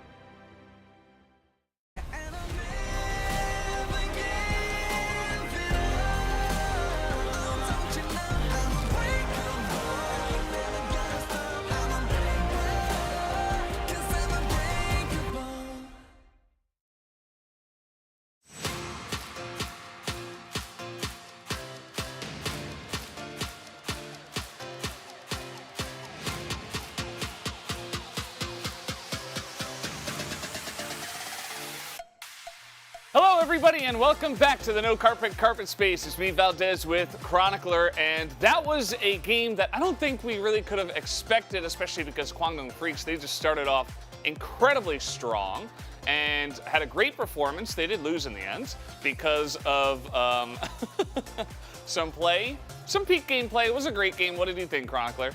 I had a wonderful time. I have been very vocal about my love for challengers, and we got everything that we wanted. To me, the biggest difference, and as much as I'd like to meme and talk about the inevitable ending to the game, first credit where credit is due. I think that Kwangdong Freaks came in with a very clear game plan. Starting in the draft, like that prioritization, you put your opponent in a really awkward position the moment that you lock in that Ashe, because you can go Ashe Varus, you can go Ashe Heimer, and both are pretty obnoxious to play into. And I think you might be a Jace, Silas instead of Jace Ben away from straight up winning this game. Because with this draft, you have a lot of lockdown, you have good initiation, you have really good poke, you have good zone control. So I think the comp really does everything, has a lot of prio. And we saw, as a result, Hanwha Life struggle immensely in the early game. Yeah, it was kind of insane how far ahead Kwangdong Freaks got, especially in the jungle, which is one of the highlights we are going to highlight first. And Youngjae just came out and, like Atlas said on the cast, he was like, I should have been in that starting role. And he really made an impact here and made a big jungle gap right from the get-go. This was by far the biggest individual difference that we had in the game. Youngjae, I've never been a huge fan of, either on his time in Challengers or on his time on Gen G, when we did see him play, but credit where credit is due. I think Klid also had a pretty poor game, made a lot of individual mistakes as well, and with a pretty abhorrent KDA, but we also need to highlight how well the individual members played. Bulldog, another example, I think a great debut, maybe not in terms of KDA, but in terms of impact on the map. But what kept it all together was the impact that Youngjae was able to have, the amount of dragons they picked up early in that Hextech Soul, which especially on Varus, or on Ashe and Heimer rather, really, really impactful. Yeah, and after that happened, you know, we were sitting here watching the game, and I'm like, this game is going to go for a long time. And that it did. We went all the way, I think, above 40 minutes at least. We had 2 Elder flips. We had some crazy fights in the mid-game as well. And it all amounted to actually getting pretty close. And we got here to the second Elder. Hanwha Life was somehow able to make it work. And this is where you do see the difference in experience between these two teams. Credit where credit is due. Up until this point, I think Kwangdong have really been able to match map rotations and objective plays really well. But giving up control of this Elder Dragon here, even with the threats of Zeka in the backline existing, could not have been the call, right? Like, they need to keep control of that area, because the moment you lose Elder, even if you give up 1 or 2 members, as we actually see here, it's kind of a disaster. Klid having a big redeeming moment, also helped by Viper there with the arrow, trying and set up as well as possible. And then from this point onwards, obviously we had another Elder flip and a crazy ending to the game, but to me this was where control was fully retaken by Hanwha Life, and even though Kwangdong was able to stay in the game for a little bit longer, this was the turning point where the experience on Hanwha Life really came through. But if that smite had gone to Youngjae, Kwangdong would have won this first game. And even with them not doing that, incredibly impressive showing from a team that I think expectations were very low for. Yeah, it got pretty insane. I mean, Kwangdong Freaks came out here with a great plan, as you mentioned. It did have to go kind of the challengers route. You know, a lot of these guys making their way up to the LCK only recently in this year. But they nearly won. 1 flip away, 1 faster recall at the end potentially. Like, the Nexus almost didn't go down as well. So, like, there's a chance that Kwangdong stopped the Nexus push and they just win the game. Like, there were so many ways. They had it in the bag. They just couldn't quite get the last nail in the coffin. Yeah, and a really large reason that, as you could see in the replay as well, is also because, as we found out, Zeka on Silas is still not fair. Yeah, he's kind of insane. And speaking of Zeka, let's look at the Zeka of the game. Here he is. He does pick up his POG, and there was no other choice. No. If this is not an 11 out of 11, I don't know, because I pointed out, I think Bulldog did decently well, but Zeka literally single-handedly kept his team in the game for a really, really long amount of time. Without his individual pressure, not just in terms of setting up kills like this with the rest of his team, but more specifically, the way that he was able to threaten in team fights and really showcase that kind of knife's edge Silas play that you need to utilize well to really have the pick be effective, especially after the nerfs it received, because it was of course so popular in the World Championship, is just incredible. And he won Worlds on this pick. I think it was his most iconic pick at Worlds. And we're clearly seeing that whatever changes were made to the champion are not really relevant to him because, man, yeah, of course. Yep. Yeah, no shocker there. Completely deserved. No shocker. I mean, we came into today, and even on the first day, you know, Hama Life, a lot of super team being thrown around. Yes, they do have 3 world champs. They do have some fantastic individual players, but they do need to smooth things out a little bit more than that. It's still the first match of spring for them, but we're still going to be looking for a little bit more from this star-studded lineup. So, Yeah. we'll just have to wait and see what they can do. It's a great look for Kwangdong, I think, going in. You still see some of the jitters from a team you'd expect with less experience. But overall, really great showing from them. And for Hanwha Life, this is not the first type or the type of first day that you want to have. Yeah, I mean, Clid needs to step it up. The bottom lane, you know, you're looking at Viper and Life. Those guys, you know, they're also really fantastic. They probably should have tried to do a little bit better. It was a rough lane. Jhin support, well, I haven't even talked about that because there was too much to talk about. But Jhin support was picked, talk about, yeah. and it was there. Yeah. You know, it existed. hit some bullets at points. But in terms of existing, we also do have a second game on the way. So casters, please take it away and bring us into game 2. Because you asked so nicely, Valdez, we absolutely will give you a game number 2. Matt was joined by Wolf here. And can game 2 top that game 1 is my real question. I mean, my answer is probably not. We'll have to wait and see, but not much could top that in terms of action and the massive lead and the hype around Kwangdong, but then the tragic ending is they will choose blue side here.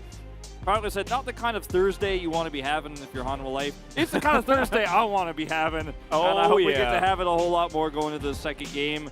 I think the draft will look drastically different this time around. I think that one of the crucial points that was pointed out, especially, you know, in hindsight, we could say that was mentioned by Chroniclers, if you had banned the Silas there instead of the Jace, this game doesn't play out the same way at all, and Zeka cannot be both a deadly force in the side lane, hit level 18 insanely fast, and just zoom around the map making impact, while also frontlining, blocking the entirety of Kwangdong Freaks off of an Elder Drake. He was just so good on it. He got so many isolated kills as well, just on the sides, and traded kills, 1v2, 1v3. It was extremely impressive, but now we're going to have to see whether players like Clid and, you know, even the duo of Viper and Life that did look a little bit lackluster in the early stages of the game can turn it around and show us what this Hanwha Life esports team is capable of. King in there, you mentioned, had a bit of a rough laning phase, but then did manage to turn things around towards the later stages of the game. Yeah. Bit of a top fan here, as we can see. It says, like, the Republic of Korea is the country of tops. And he has all the top players there. Well, and a lot of good ones this year.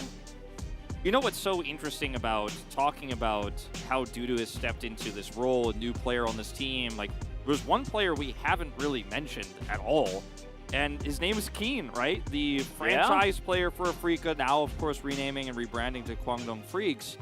But, you know, big shoes to fill, if ever. But some would argue that with Keen's pretty inconsistent performances last year, that Dudu actually had a better, at least summer season. I would say that's almost I would say that. true. Right? I would say that, right? And it is interesting in that for so long, Kwangdong was like, we're not going to change this up. Keen's our guy. We're not going to get rid of him. Like, we need this player. We're so reliant on this player. But when they changed the whole roster, they're brave enough to bring Dudu in, and he looked really good in that game. He definitely did. I think that, like, Kwangdong Freaks won that game until they didn't, right? And now they're going to have to win the game and then win it. Actually kill a Nexus and bring us to a game 3, because I just want to see more games of this matchup. This has been really fun so far. Kwangdong Freaks going to choose the blue side one more time. CV Max, stalwart, and of course pretty stubborn with his decision-making, has been forever and will remain so here today. As let's see what they ban away first. It was Vi, Ryze, and Elise last time around.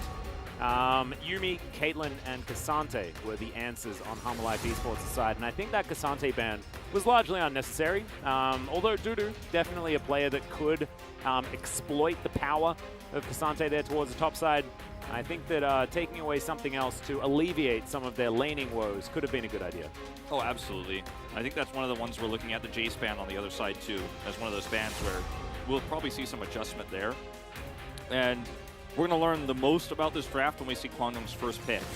Will they continue down the Ashe flexibility? We're looking for Heimer. Will Hanwha ban the Ashe or the Heimerdinger here third instead on red side? You know, there's a lot that could change in these next, 15 seconds or so. We're going to learn a lot more about how the draft will be shaped. Now, if we have the same game again, even if the drafts are exactly the same, which I think is unlikely, Hanwha Life Esports can play a lot of those misplays in the early parts of the game, especially very differently. We could have a completely different mid-game too. So there's the Elise ban. I mean, I think that CBMax would play the game all over again if he could. But now he can't. No, he can't, because the Ashe has been banned away. Different first pick to come through. And Kwangdong Freaks, Lucian's available. They can just pick it up here. I think that's the best option right now. Considering a Caitlyn ban, you weaken the Zeri pick on the other side. You could weaken the Sivir pick. But Zeri in particular with no Yumi here feels very weak. But they could still Varus Heimerdinger themselves, and has a similar effect against the Zeri, obviously, in controlling that prio. I like it. Varus also does kind of okay, especially in the laning phase against Lucian. Varus Karma, for example, really can just roll over that bottom lane if they want to continue having a lot of this priority, and that is definitely a way to achieve it. 8 seconds to go. I think even, there's just so many things that pair well with Varus in lane right now, even like Varus Renata is another option. Okay, we usually don't see the fight fire, with the 2v2 is actually, both teams have chosen the prio lane and we fight it out, where you have Varus versus Lucian, for example. He's running it back. And yeah, Klid's going to play the Maokai again. Pretty weak performance out of him in the first game. I'd say of the 10, he had the weakest performance on the Rift, but you start to fall behind like that, it is difficult to play the game. And see what he does this time around, is it looks like it is going to be the Karma variation, not the Heimerdinger. I think Karma Sejuani could be the option here. And then ban Silas, because Hanwha Life Esports have to pick Lucian.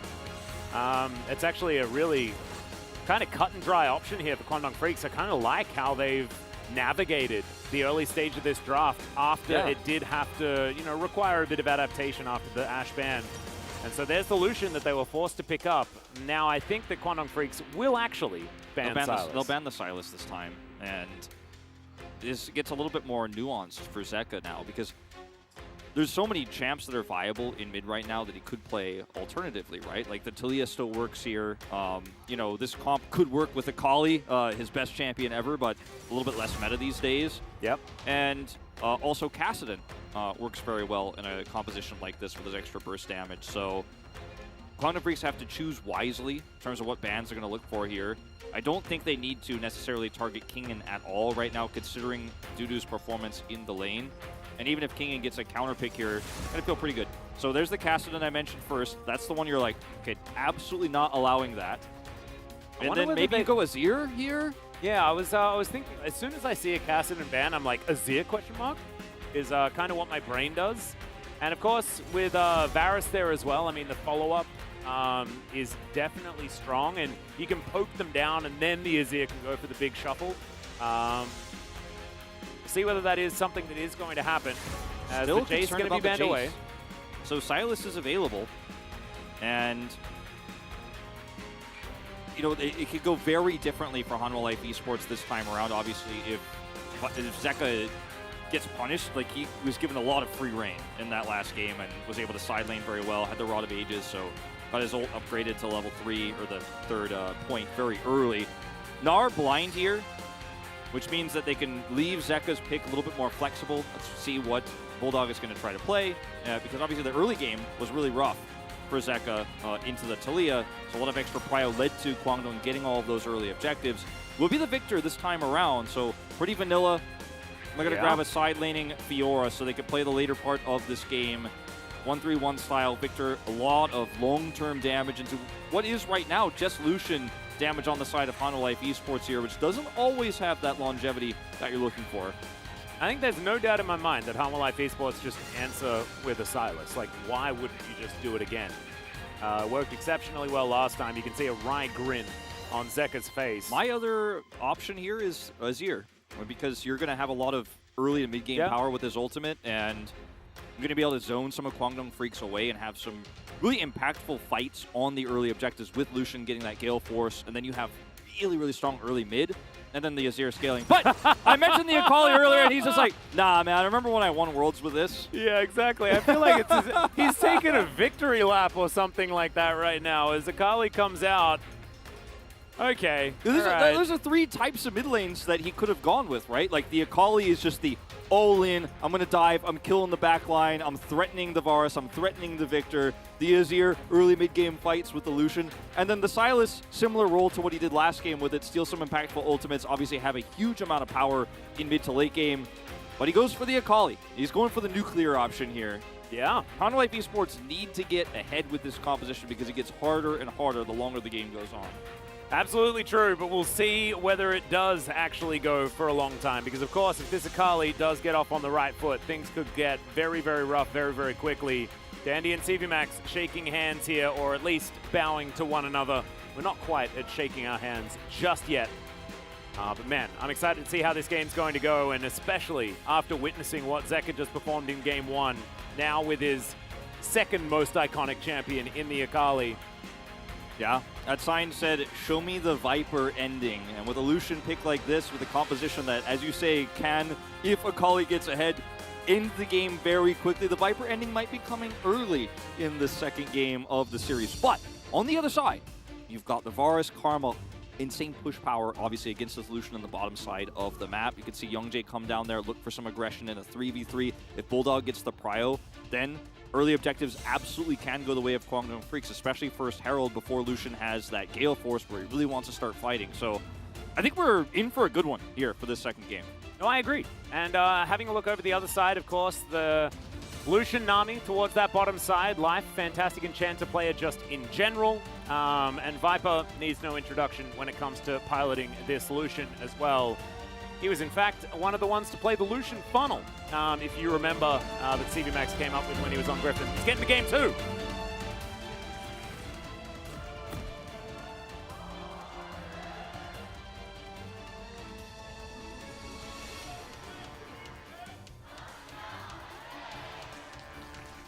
All right. So, early game. Feeling like the bottom side of the map, as well as mid lane, should have a lot of shove priority given over to them to Kwangdong Freaks. Look to see whether Youngjae can utilize that to the best of his ability to once again fully cleared out of his jungle. Certainly could be a possibility. Absolutely. And they're going to clear this ward early. And we see so many duels around this bottom 2v2 in this meta, where getting that early prio is so important when you have the pushing lane. The Karma Varus here. Gonna actually take a little bit of damage, June does here, but I mean, look at how much respect has to be shown at level 1. Missing the empowered Q there, though. However, at least the Hail of Arrows does land on both, so if you don't have one, at least you get the other. Oh, avoiding the Ardent Blaze by splitting perfectly. Very nicely played there, as we're just micro-commentating the interactions on the bottom side. Not exactly massive right now, as another Q goes wide. Life starting to feel himself now, as you can see the triple bounce ebb and flow. I mean, you get a few more of these trades going in Viper and Life's favor. There's a level 2 all-in, you know? Oh, Life? I mean, this is actually crazy. He's just bouncing these. You can't miss those, as it turns out. You can miss the Qs on the Karma. Yeah, Life is like, now that I'm playing as support, I'm a god. All right, well, this is actually working very well for Viper and Life in this early stage. Top side, of course, very I different. like the zoom. Thank you very much for that, Keyson. Nice, yeah. Funnel, Lucian for Viper, 12-5 across his career. He's done pretty well so far. This is, of course, in the LCK, so these are stats taken from a few years ago. His win rate last year on the Lucian was 4-3, something like that. Zeka also pretty ludicrous win rate here on the Akali. This is in the LCK. This doesn't include the plethora of victories on the champion at the World Championship. Yeah, and I don't think it includes Worlds qualifiers and stuff like that either. Zeka those stats actually I feel like do him a little dirty. Like it's like, oh yeah, 76 win rate is pretty high. I'm like, no, yeah, but wait until you see him play it. Trust me. Yeah. The stats don't actually tell the story with how good this guy is at Akali. I think undisputably the best Akali in the world at this moment in time. Question mark? Yeah. He's missing a couple of these empowered Qs. Hurts the power of the lane. It's very difficult to not. Oh my goodness, Young Jay's going to steal away the red buff, and I've seen this before, Wolf. Yeah. Klid not going to die this time, but he's still getting bullied out of his jungle. And this is because of the prio lane they have in topside with this Fiora early on in the matchup. Kingen can't really do anything except farm under turret, so Young Jay just can come over here, take some farm away. A little bit of an early smite there for Klid. So Young Jay gets the opportunity to come and steal that away, and could just be very annoying and slow Klid down here. And you don't have prio mid, you don't have prio top, so Young Jay says, this is my jungle. I don't care if they nerfed how much damage I do to the other side. Doesn't seem to matter either, as he was, he wanted to get towards the top side of his map a little bit later on. He's going to get there now. From Wolves going to be taken. And Zeka, playing with his life here just a little bit. Does get that last speck of experience before he goes back home. I mean, both of these games, Bulldogs had a nice early game matchup, obviously into the Sylas and now into the Akali. Victor is ranged, get those Qs to come through, you stack up the area damage, you can harass very well, but getting a big advantage. Yeah, Bubble is going to connect there onto Taeyoon. Viper, not quite enough mana to really do too much more there, but still really strong. And the Ignite and Heal, now both on cooldown here for the Kwangdong Freaks. They're going to self-heal here. I think you have to back off. Yeah, Viper has to dash, does manage to break the chains. Barely enough mana to get that dash through. If he actually can't dash there, he might die, or have to flash, rather. Yep. Pretty insane. This started off, not as clean for Taeyoon and June as it could have been. Well, they're certainly turning it around now. And it just naturally will push. He will get this advantage. Yeah, June actually getting his eye in towards the end there. Of course, the targeted W, something that he can rely on, as the ward will spot where Bulldog is backing. Dudu is really putting the pressure on your top side as well. I would say he's having a good time. Yeah. Significant CS lead helps allow Young Jay to come in there and steal a little bit of the jungle away. Oh man, this is brutal. Nice riposte. Of course, Wallop does make riposte really, really dangerous. So Mega Nara is a lot less powerful against the Fiora. He has Ghost. Kingen really needs to show the respect here. Yeah. Both solo lanes on the side of Humble Life Esports sort of playing with fire a little before they do decide to go for their back. Dudu going to do the same thing, happy with where the lane is positioned. And Bulldog back here at lane, Zeka as well, going for a cheeky recall before getting back in. And 40-39, so you can see Zeka still doing absolutely fine when it comes to farm, even if that health bar wasn't looking the most happy. So they tracked Young Jay really well here. They know where he is, so could try to path top here actually right now and punish this aggressive push. Meanwhile, nice gravity field to come through here from Bulldog, getting a lot of damage onto Zeka. Won't kill him, especially now because it moves so slowly, but still, message received. Yeah, sometimes you could just ult here as the Victor to push the Akali back.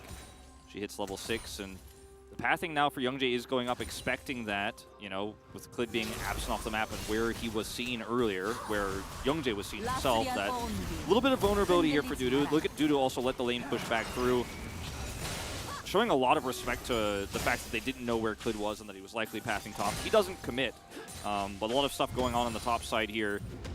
Yeah, and Dudu now going to be the receiving end of this push. Nice little gnaw there to get Dudu out of the way, but still just going to happily farm underneath the turret. As speaking of under the turret, it's exactly what Viper and Life are doing. Viper dashing forward, doesn't find too much as that Q finally does land onto Viper there. Jun with a few extra points in it, starting to really hurt. The pressure is on for real on the bottom side. Viper going to go ahead and grab some of this honey fruit to heal back up. Yeah, Viper also going for an interesting build as well. Often we do see going for some early extra damage, but it's going to be rushing towards that Gale Force as quickly as possible so he can have that that active I think it's really important to have that in this comp too, because you have a lot of squishy targets. There's a Karma on the other side. In the mid-game fight where you have the Gale Force, like on second Drake, for example, you really want to be able to hit that spike as Youngjae. Yeah, gets... Okay, Zeka just going to make his way out. He has a second activation of the ult as well. He's going to use it for a little bit of extra damage. His life is forced to flash towards that bottom side. Well, maybe they'd found a good angle there onto Zeka, but it's just not to be the case. The man is too slippery. Still getting a lot of value here, forcing Life's flash. Taeyun had a fully charged Oh, kill. the flash forward, and he picks it up with the buffered auto attack. Taeyun, not afraid to pull the trigger. I mean, before I was like, okay, they got Ignite. Life has to flash, right? He's got a fully charged Q, and this time he just flashes the auto to guarantee it, knowing that Life can't match the flash there to get away. I mean, he's right on top of him at the beginning there as well. I think Life could have positioned a little bit more safely there, or rather, Viper in this case. Life was already back. He was like, I'm not standing here. Yeah, and you can see that it's about Halma Life feeling the pressure. They're down almost 20 CS at this point under their turret. They just have to stick around here, or they feel like they have to, but if you don't, you lose CS. If you stay, you potentially die after losing Flash on Life. Viper's just too close to the enemy Varus. And I mean, this is how this lane goes, right? So yeah, certainly how it can go. And Halma Life not wanting to make that sacrifice in the farm. Another Q. Yeah, it's dangerous. He'll head back and does have himself a serrated Dirk as well as now charging up the fear. The hammer online is okay. The flash forward from Jun is just going to snare up the very easy target in Life with no flash. Absolutely nowhere to go. Viper trying to get some damage back, but it's not enough. Second kill, so easy there for Kwangdong Freaks. There's no cross-map opportunity for Klid here either. And they're just grouped up to push Viper out with this wave coming through. They might just be able to grab a Drake for free. Like, Klid is here with ultimate, but it's early game for Zeka. You know, he's level 7. He's sitting on Merc Treads. And Bulldog has full health. Not a lot of pressure on the map. Yeah, Kingen also, as you can see, still struggling towards this top side. Meganar is going to come in, but we saw what happened. Presses W. And Dudu says, oh, free damage. Thank you very much for that. And also this entire minion wave heading towards Kingen. So he is sort of out of it right now. A lot of space being given to this Fiora to freely scale towards that ridiculous split-pushing force that Dudu could be in the later game. Rotation down here from Klid. Has that control ward set up here now. But I don't think he can make anything happen unless he has a really long-range ult here. Tidal Wave not ready for life, probably about to hit 6. And Taeyun shows the respect. There's the 6. And they will use this to control the start of this Drake with the prio that Zeka has. Kwangdong could have potentially tried it earlier, but it was fairly risky without knowing where Klid was. And now Hanwha will actually take the first Drake. Yeah, Dudu. Below half health, Youngjae, same thing, but that is a mini Gnar presenting himself underneath this turret right now. This could be a dive that could be successful, no but it will ult. be in trade for the Drake. Yeah, no ult for Youngjae either, no flash. This is a pretty complex dive attempt. Kingen does have his own flash here. It's fairly risky to actually try to go for. Yeah, Dudu down a little bit too low as well, and you can see Youngjae just decides that it's a bit too risky. If he had the flash to buffer his charge, you know, maybe you could pull that one off before the Narbar gets through there, but you have neither flash nor ult. Pretty tough. Oh, Zeka going to get Chaos Stormed yet again, but this time he's got the Shroud, so he's going to be absolutely fine. Just tidies up the wave. Same thing to be said for Bulldog there as he just walks away. So, both of the mid laners going to be backing. Almost a wave ahead is Zeka right now, but nothing too much to show for it. And as you can see, Kwangdong Freaks, a couple of 1,000 gold ahead once again in this early game. And after watching Game 1, and just after commentating a whole year of Zeka and watching Zeka become a world champion, this lead here for Kwangdong Freaks feels nice, but Viper seen. Yeah, Dudu realizes that, yeah, he's not able to continue the pressure onto Kingen. Kingen's TP is coming back up, so they want a lane swap here. Kind of awkward timing, though. Yeah, dive onto Dudu is dangerous. Looks like they're just going to give it but up. He's just going to back away. 4 versus 1. Yeah, I think Dudu's probably dead if he stays. Still thinking about it, but Karma a little bit too far away. Bit of a plate gank to come through here for Halma Life. Just trying to get away from the Varus Karma that has been so much of a problem. Teleport to come forward from Kingen, who's like, I'll soak it up. A lot of pressure, but I will do it. And backflip back towards the Shroud there for Zeka. Okay, they're going to dive him, though, or set up for gank, rather. Yeah, Youngjae finds Kingen here in the meantime. He will back away. There is the Herald, and that is going to be first brick going over to Harmon Life Esports. Really nice play. Yeah, really nice macro move here with the advantage Kingen has with TP, pushing wave there. And this could have actually been a kill too, I think, if that control ward isn't set up there in the tri-brush on the top side. But due to backs away, loses control of top side, Taeyun can't get this turret here, and Youngjae fails to actually set up for the kill onto Kingen. Kingen just going to try to defend this as best as possible here. Yeah, it's going to be difficult as Taeyun does a bit of damage here, but he's not going to overcommit. He already lost first brick, and it's very, very low anyway, so may as well leave it as standing gold. Yeah, absolutely. This was a close call, I think, in terms of what could have gone wrong for Hanwha in this attempt, but Youngjae being bottom side there was pretty free top, and if Youngjae is playing Maokai or something like that, you can actually stop that push top side, but they know that Sejuani alone can't really stop that kind of aggressive lane swapping push. Viper comes back down here to set up another 2v2, will help keep this turret alive. Plate's fading in 40, and I don't think he's going to be able to grab one here. That's at full health. Hasn't hit the turret really at all, and Taeyun and Jun will show back up. Yep. Gale Force now completed here for Viper as well. Dashes out of the way and does still have that extra mobility now available as the culling's going to be utilized. Taeyun needs the help of the heal, and the Nature's Grasp comes down. The block is going to be there, but Karma's still going to die. The flash out of the way of the Glacial Prison. You will not be incarcerating Viper this time around. Taeyun accepts his fate and just gets brambly smashed in the head.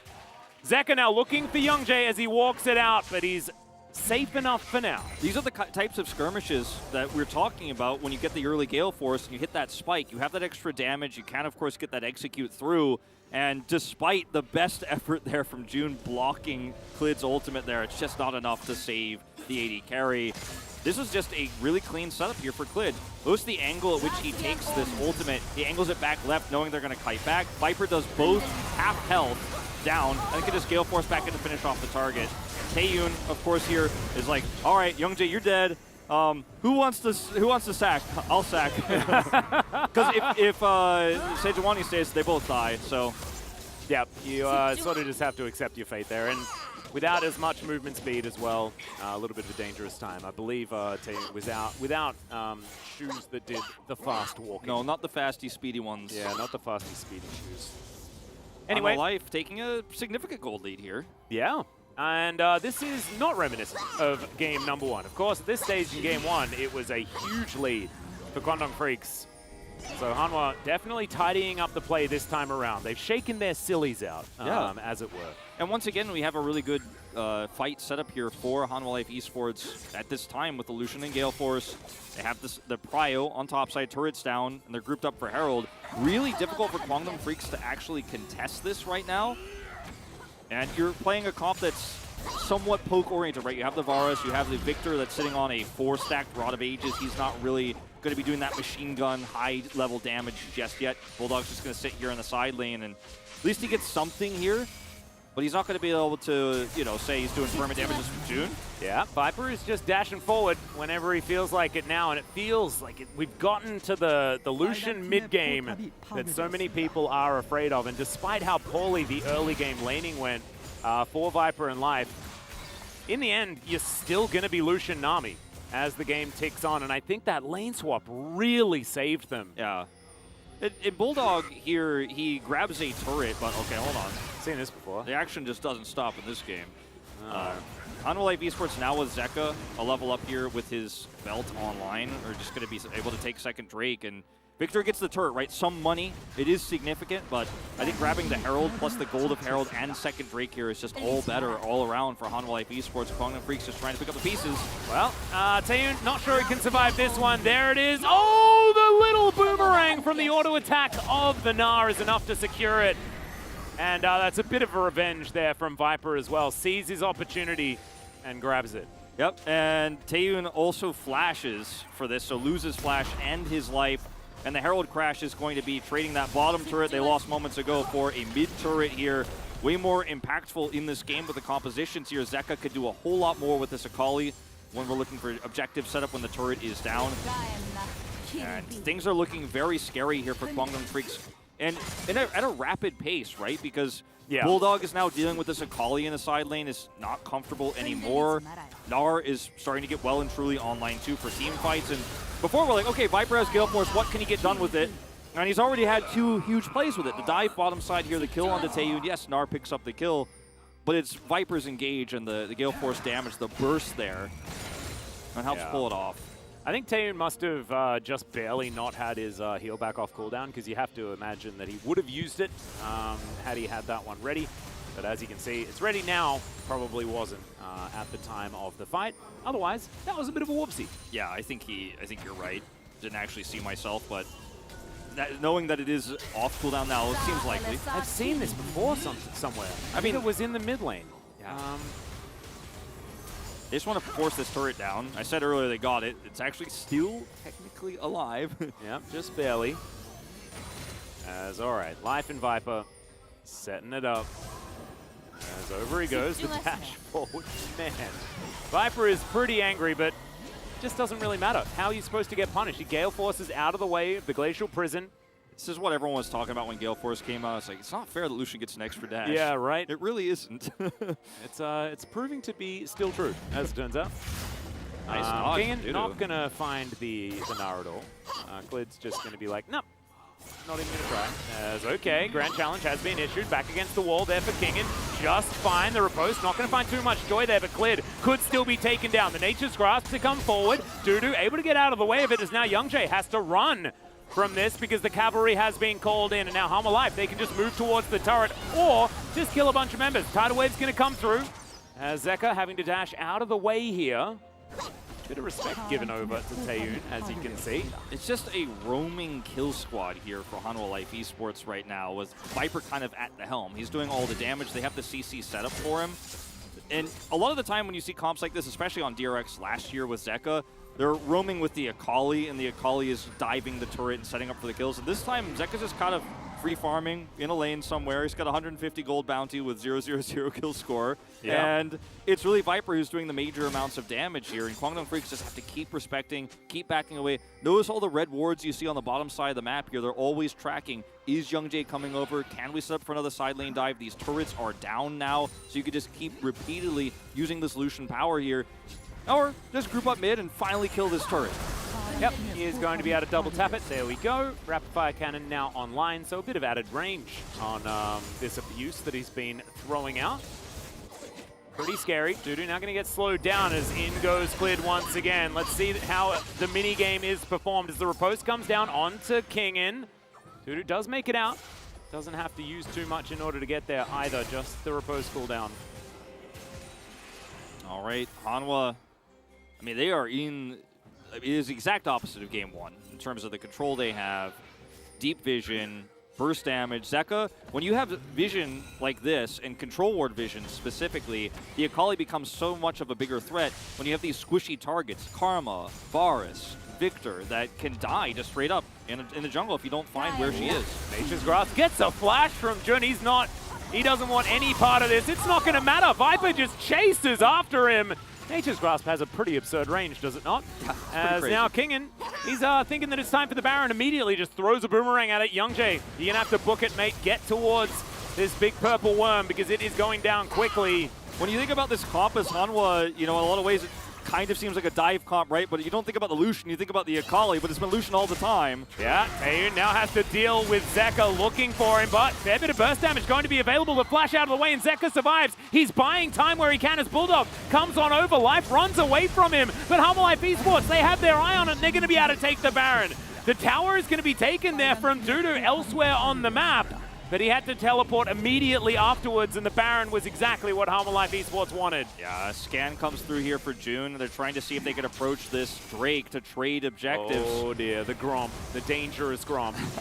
Not going to be taken by, yeah, okay, it's going to be taken by Viper. Thought that that Death Ray might be able to do it. Kwangdong Freaks take a consolation Cloud Drift. Let's see how much Hanwha Life Esports can get with this Baron. I'm guessing quite a lot, because they have this comp where, again, with no vision, Zeka can look for that pick. He does barely escape and doesn't actually get the kill himself, but he bought enough time for this Baron.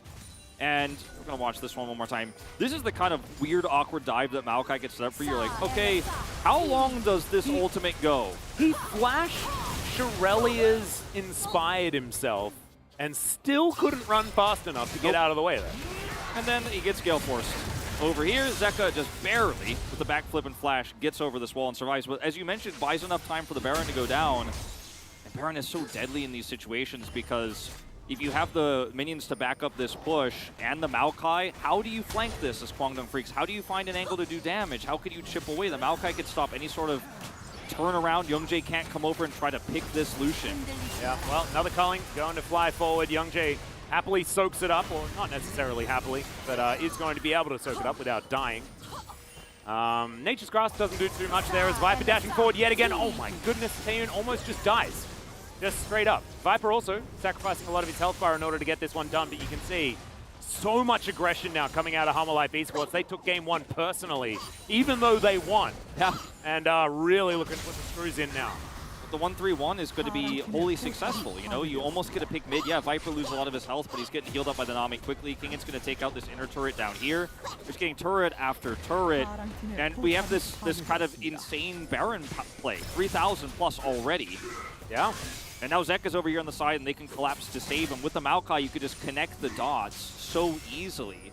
Klid's ult coming up soon. He's also shadowing really nicely. Yeah. Great turnaround here from Klid after game one, which was so difficult for him. Really looking like he has figured it out for now. Dudu, this is not the position you want to be in as the Fiora. She does so well from ahead and still up in farm, things like that, but the game got completely out of the way of them. Bulldog in trouble. The tidal wave comes forward. Gravity field, great position there as Bulldog looks to take back some control. Glacial Prison comes down as Klid has to flash to get himself out of the way. Oh! The piercing arrow going to be enough to take down the tree. Hanwha Life Esports going to have to back away now. The Hyperproc's going to be there once again. Back to the wall is Kingan as he jumps away, and he will be all right. Tons of damage there onto Klid. Zeka's just trying to make sure nobody else is going down, no other chase here. But just picks up his Radiant Virtue. Now with this build, you pick it up second, so would have been helpful if he had it there. I don't think it would have saved him necessarily, but either way, you feel pretty good as Hanwha, you know, when you're setting up for these types of deep pushes when the Maokai ultimate comes up, but he didn't have it initially here. By the time he uses it, it doesn't save him. Tidal Wave here is great to start things off, but you're a little bit overextended. He gets caught here in the ult, flashes and ults to try to get away, but the arrow at max range takes him out. Yeah, it's really nicely done from Kwangdong Freaks, and once again, it's the level head of Bulldog here as well, to know that, yeah, there's a tidal wave coming, but I can put down this gravity field, I can zone you out of the way, and he does do a fair bit of damage. Not enough at this point in time to really turn the tide of this game, but you can see, I like what I'm seeing so far from this young player, even though Zeka has stolen the show entirely and then some. He really has. I do also want to say Youngjae's Sejuani has been really good both games. Yeah. And a big reason why that turnaround, of course, did happen there. Bulldog level 16 here. Once again, the dive target. Yeah. Zeka frontlining for now as Bulldog just runs forward. That's a Chaos Storm. Klid once again taking a lot of damage. The Nature's Grasp going to be there. The culling doing a lot of work, but Bulldog once again going to be absolutely fine. Down to 50%, but they've still killed the jungler. That's, again, just so much of the tempo removed from Hanwha Life Esports. Yeah, imagine if Fiora was pushing bot as well while this happened. You know, if like Dudu does have teleport, he could have been down there bottom side pushing. They did not just opt for that. They're so desperate to defend this turret. They want to keep as much alive on the map right now to start to get this Varus, who's 3 items-ish once those tier stacks finish online. But Youngjae, once again, he's over here on the edge. They don't see the angle until it's too late. Well, he's out on ward, actually. It seems like they still don't see the angle, right? Klid dashes this way. He matches him there. There's a stun, another pick. And I think this could be even worse, right? Like I said, if Fiora is actually pushing bottom side during this, so she wasn't really involved in this, Dudu could have actually taken down an inner turret. And there's a lot of power in this Fiora that if Kwangdong Freaks get even a little bit more map control, he could use so incredibly well. Yep, and I kind of cast a curse, good old Klid. Was singing his praises a little bit, immediately dies twice. I've really got to stop. As it turns out, I've forgotten the amount of power that we have here on this desk here at the LCK. You did a little bit yesterday, too. Yeah. With a cursor. Yeah, I am. And I apologize, especially to the Klid fans. I'll do better in future. As Cloud Drake going to be coming through here. Cloud Soul Point now going to be available for Hanwha Life Esports if they can lock this one down. Hanwha Life Esports now just trying to get into position. Teleport to come forward. Teleports, in fact, from both sides as Dudu turns up immediately. Lunges towards Zeka, and now just gets the big old nah. That is 3. It's, oh my goodness, the perfect execution is exactly that as Zeka tidies him up. A double kill so far. Youngjae just running for the hills. Dudu dashing away from Viper. And that is going to be soul point for Humble Life Esports. They're back online. And they're going to go back to the Baron too as well after they get some push through in these lanes. Barons respawned, and that was so beautifully played from Dudu there at the beginning. He comes in, hides his position, teleports over, and is blocking both Zeka and Kingen out initially. But when Kingen decides that he's going to go in and engage, the tidal wave combo with the Gnar just wins the fight in a matter of seconds. I mean, in basically less than a second, it's all over. It's completely turned, and there's no hope for Kwangdong Freaks. Kingen going to rush over here and start this Baron up after they push mid. Full control. The Zeka goes over to the side lane.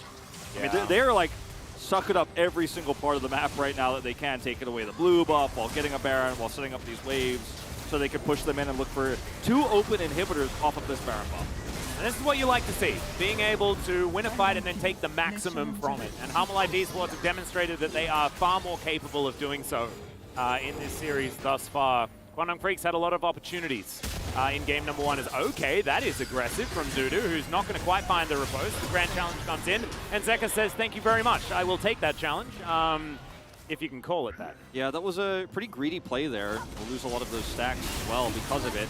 So the TP comes through here in this fight from Dudu. He's on the bottom side of it as Viper takes a lot of damage. Looks fairly hopeful, right? No, because King gets Gnar bar. Okay, let's see whether Zeka can do it. He's in the Shroud for now. Taehoon gets tagged, almost goes down. He goes golden. Clid has found an angle, but yeah, Zeka, he's gonna die. What? Okay, it took them a long time before they got there, and that's actually gonna be enough time for Humble Life Esports to make their way over. The Aqua Prison going to be there. Onto Youngjae as Kingen's just dancing after them. You can see Bulldog has just been routed, and he's running the wrong direction. The culling's going to come in here as Viper dashing forward. Bulldog still needs to be respected, but Twisted of Dance is going to take him down. Yep. Revenge for Zeka's first death of the game. Yeah, they avenged him very quickly and swiftly there. I think that's his first death of the series. I believe you're right. I think so. No, he died once, I believe, in game 1. Just the one time. Either way, Viper gonna get tagged here, has the cleanse, and immediately he's just dancing after Taehoon. There is the dash forward, unable to quite get it as Dudu challenges Viper. So Hanwha just gonna have to settle with an inhibitor turret. They'll take it real quickly as well. Back to the fountain goes the Varus. That means a lot of that artillery not gonna be available. Dudu dashing forward. Only level 15. Kingen has had, I think, 2 really big mid to late games on this Gnar, right? Last game, like this, we're gonna watch this again. So he gets Gnar bar, flashes in for this into the tidal wave. He pushes them into Life's tidal wave. They're both on the same page. They're mind linked here. And it was looking so good for Dudu too, because he was zoning them out. Viper went low. Long-term damage not as good necessarily on the solution. You've got a barely fed at this point Victor that's going to be doing the damage if you can zone those champions out. But nope, it's going to be a Nami combo with the Gnar. And going back to watch this one a little bit where... yeah, they were trying to give the kill over to Bulldog there, I think, who was waiting on cooldowns or something like that. And Kingen's like, all right, well, I'll just capitalize on this completely again. Yeah. He's trying to take Viper's POG really hard right now. I don't think it's going to happen, though. No, I think Zeka gets the second one. Not going to lie. He looks real good. But I don't know. I don't have a vote, thankfully. So, Life's had a good game, too. It's kind of, I think we might have a bit of a split one here this time around. Yeah, I hope so. But now Zeka has a really cool hat and a cane. The combo that does the big boom boom damage. They've just got so much siege here with Kingen having Gnar bar now.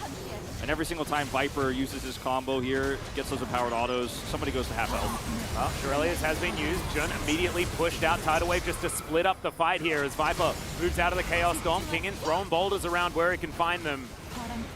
Kwangdong Freaks still dashing away. Viper feeling a bit angry about that piercing arrow landing. Will offer a bit of damage back, and now Nexus turrets under siege. Viper once again finding an angle. As soon as that rapid fire cannon becomes available again, he has another opportunity to do so. Riposte on cooldown, that could be big.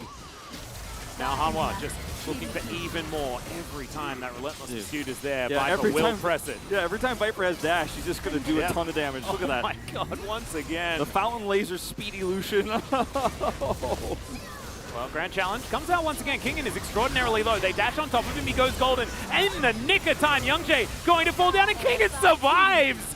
Zeka dashing around once again. Perfect execution comes down. He backflips his way out. Definitely a ninja in that particular team fight. As Harmon Life Esports continue the push. And Kingen, he gets to go back. He can teleport back in. TP in. Here he is. Chains of Corruption, they connect onto a priority target. Life going to be going down extraordinarily low, but they cannot burst him in time. Harmon Life Esports, they're not bursted anymore, Wolf. And it's not going to happen. As Zeka now looking to get some work done on this last remaining turret for Kwangdong Freaks. They are well and truly on the ropes. Can they actually save their Nexus? Looks like the answer is going to be no, at least from this outset. But Harmon Life, they will give them some breathing room at this point in time. Viper's like, no, I won't. He dashes in. Oh, Bulldog, he has to flash. There's Lenarmo and the wallop onto 3. Kingen is likely going to die for it, but damn, it looks cool, Wolf. It looked really cool, and I think the Nexus is still going to fall here. So many super minions, you just can't defend this as Kwangdong Freaks. They're trying their damnedest, so they got a Victor push. Yeah. That's all right. Zeka's going to take Life into his own hands. Well, actually, Life's the Nami. He's all the way over there, but still, he's going to grab a double kill here. Taeyun now in trouble. The backflip connects. It's a triple kill, 1 versus 4. And he goes golden. Now Viper able to get that damage down. Save your Akali. He's doing such good work here. And now the Nexus will be prioritized. I think Zeka just got his second one. Zeka, man. Look at how happy he is so happy. He's honestly just so pumped, and he spent so much of this game just on 0-0-0 in the mid lane. A lot of the dive setup was just Klid, ults, Viper kills, right? Klid ults, Life follows up with a tidal wave, Viper kills somebody with dash, combo, gets his passive to proc, Gale Force kill, dash away, right? We saw so much of that through the early game, and the Lucian, Nami, struggled against the Varus, obviously in the very early parts of the lane, but as soon as he got his Gale Force, which we talked about, he rushed out as soon as possible. He was just killing them left and right, or at least forcing them away, forcing them out of lane, setting up so many dives, and by the time we got to the late game and Zeka had all those items from the free farm he had and the map control that they gave him, he just finished the game. He said, it's mine, it's over, and Kingen, with that amazing turn there on the Drake, where he's able to flash Gnar into the tidal wave, was so beautiful. The guy had 2 back-to-back great games of mid to late Gnar. And Harmon Life, maybe a little bit shaky in game 1, a little bit of a rocky start, but absolutely turning it around. Well, as Mowgli said to me in the break between the 2 games, it's the result that matters, Wolf. It's the result that matters, and that's a 2-0 for Harmon Life Esports. It's a tick in the box for me, but I think it's just an absolute statement match from Zeka, man. He's just saying that, Worlds wasn't a fluke. It wasn't because I was there in that moment and now that moment's gone. I'm carrying that all the way through to 2023, and he was just so good. And one of the things we said before this series was, if Harmon Life Esports 2-0 this, we might not be able to look too deep into it, right? But I think with how well Kwangdong played, especially in game 1, I think we could read into it a little bit, right? I think we could get a little bit excited about this roster, right? I think we could say, well, the moving parts are definitely there. The coordination in some moments was extremely good, especially between Life and King in there in those team fights. But Zeka, no one questioned the Akali lock-in, and he delivered, right? The guy just, his mechanical skill, I think, hasn't even peaked yet. And he could have played Silas again, Wolf. I swear he picked the Akali because he's like, guys, I don't want to play the same one twice in a row. Let me carry on this one instead. That's terrifying. Those 2 escapes, too, that he had that game, where he's like, I'm going to try to kill somebody. He's like, back out, abort, but he's still like backflips after ulting and then flashes the wall perfectly, like a tool-assisted speed run. Like, is that a robot or is that a human that just did that? And also, like, you might be like, oh, he went for a play and he failed. But no, he was there just to draw attention so his team could take a Baron. And so even though, like, he doesn't get a kill or anything like that, that play was still amazing and still was on purpose and for a reason. Klid with some good redemption in that second game, but I think the real stars here are the 3 world champions, right? All 3 of them played extremely well. Yeah. And Viper in the second game here, after a rocky early game where, you have this dive coming through from Sejuani, it's obviously the Varus Karma, it's going to be a struggle. As soon as he gets Gale Force, Klid's like, all right, I'm on Team Viper now, I'm coming down, I'm ulting, and every time I do, it's a kill at least. Yeah, and I love this from Viper. He was just so slippery on this Lucian, always trying to eke out as much damage as possible. Taeyun here realizing that he was definitely dead, trying to save his Sejuani. And look at this. Nature's Grasp, everyone. Yeah. What an ability. Viper's just like, all right, how many times did I proc my passive real quick, real fast, and kill this champion? Now, so many of these highlights will show like Guangdong Freaks fighting back valiantly here against those really heavy pushes. This is the big one, right? Yeah. Like, this might actually get King in quite a few votes here with a tidal wave follow-up, and then Zeka just comes in and deletes everybody. He also, like, Zeka also, like, hits every button exactly how he's supposed to, Like, but I think that I moment don't is know. owned by Kingen and Life, Like, as you say. This was You might get Kingen the- having, like, this absolutely Yeah. incredible play Yeah. with no one else around, which was a bit sad. 파워 때릴래? The super minions are the ones who end the game here. You know, they're like, all right, well, we're gonna hit the Nexus. But look at Zeka, he's like, guys, you guys go back. I just want to see if I can go, like, 1v3. 봐주지 마. 공을 3번 Yeah, he's like, don't worry, I'll cover you. Don't worry, man, go for it. Yeah. The calls initially were like, let's back off, and then he's like, no, I got you, bro, go for it. Well, he did, and he killed 3 people. So, yeah, Zeka, I think, may have changed a lot of people's minds who were thinking about voting for somebody else for POG for this particular game. Look at Viper's damage. I know, it's just one of those Lucian Nami games.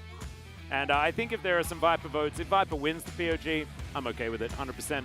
As, whoa, that was a whole lot more fun than I was expecting. Well, we have the damage dealt pre-14, which is the lighter colored bar on the screen. Yeah. We need if you could see the gold graph, it's the gold difference pre-14 as well, where suddenly Viper gets a Gale Force, and Clit is like, we're gonna have some fun. yeah, and they definitely did. What a ridiculous series. And now, you know what we get? We get some no carpet space to break down the debuts of both of these teams for this year. Take it away, boys. Thank you, casters, for that wonderful breakdown. And yes, there is no carpet here in this space. It used to be here, now it's gone. I'm Valdez, and we do have Chronicler. That was actually a great series. I think that both teams showed a lot of what they are capable of, and Zeka is a world champion, by the way. Yeah, I'm just wondering if at some point we move away from no carpet space because it reminds us of the absence of the carpet and we just move to space. But that's a discussion for another time. What I really enjoyed about yeah, exactly. Every time we remember it, roll it up. Unfortunately, Guangdong, unlike in game 1, where I think they really had a longer period due to the bigger early leads that they found. They still found some of those early leads, but wasn't enough. In terms of draft, Lucian Nami goes over again, this time around without the Ashe Heimer being picked up by the opponents, because Ashe, of course, getting banned down. And as a result, yeah, they fell behind a little bit, but not to the point that you need to set the Lucian Nami behind, because as we've seen, and as we'll go into later, it's just so strong. Victor, I'm notoriously very lukewarm on. I actually think Bulldog again played a solid game, same for Dudu, but this game, more so than the first one, really showcased the team difference between these two teams, as there should be, right? In terms of how they move around the map, and one of our highlights is going to show that as well. Game number 1, definitely a little bit of an outlier. I think that Guangdong Freaks came out extremely fast and strong, and Hanwha Life were like still rubbing the sleep out of their eyes. And like, oh, what? I thought like they're good. Yeah, like what? They can challenge us, and Hanwha Life did win in the end. I think some better shot calling at the end, and they got the win. They're the better team. Let's take a look at the first highlight, which is really just about the power of Lucian and Nam. And this is exactly why these champions right now are in so high priority, right? This right here. They lost the early lane, right? Like, at this point, they've already gotten a double kill thanks to a good gank from Klid. But like in the 2v2, they got kind of boomed. But because of how strong that Gale Force spike is and the combination of Lucian and Nami just 2-taps or 1-taps everyone, they get free mid prio. They got the Herald, where we just saw the end of, for free as well, right? And because they get free mid prio every single time, especially in addition with the Maokai, Guangdong can never ever adjust. And this is a situation where I think you already see the inexperience of Guangdong, even though I don't think June, again, mechanically had quite a good game, had a lot of moments where he was able to find big snipes, but this is just, they get Herald, they crash mid, don't actually end up getting the turret until later, but the turret offers very little safety from this point onward, and they get Paramedic Pride, and they get a Dragon. And all that with a lane that up until the gank just kind of lost, right? And I think Viper also, hats off to him. We see Ruler or Saw Ruler do that as well. So much within the LCK is like really these mid-game moments is why this duo has been so incredibly prevalent. Yeah, and that changed everything. I mean, it was a relatively even game. It was, the bottom up to that lane point, was doing yeah. well again. There was some great ganks from the jungle once again, which is really good to see. Like Kwangdong as a unit were looking pretty good. Youngjae was doing a lot of work. The bottom lane was winning. Bulldog and Studio kind of going even. And then the mid game happens.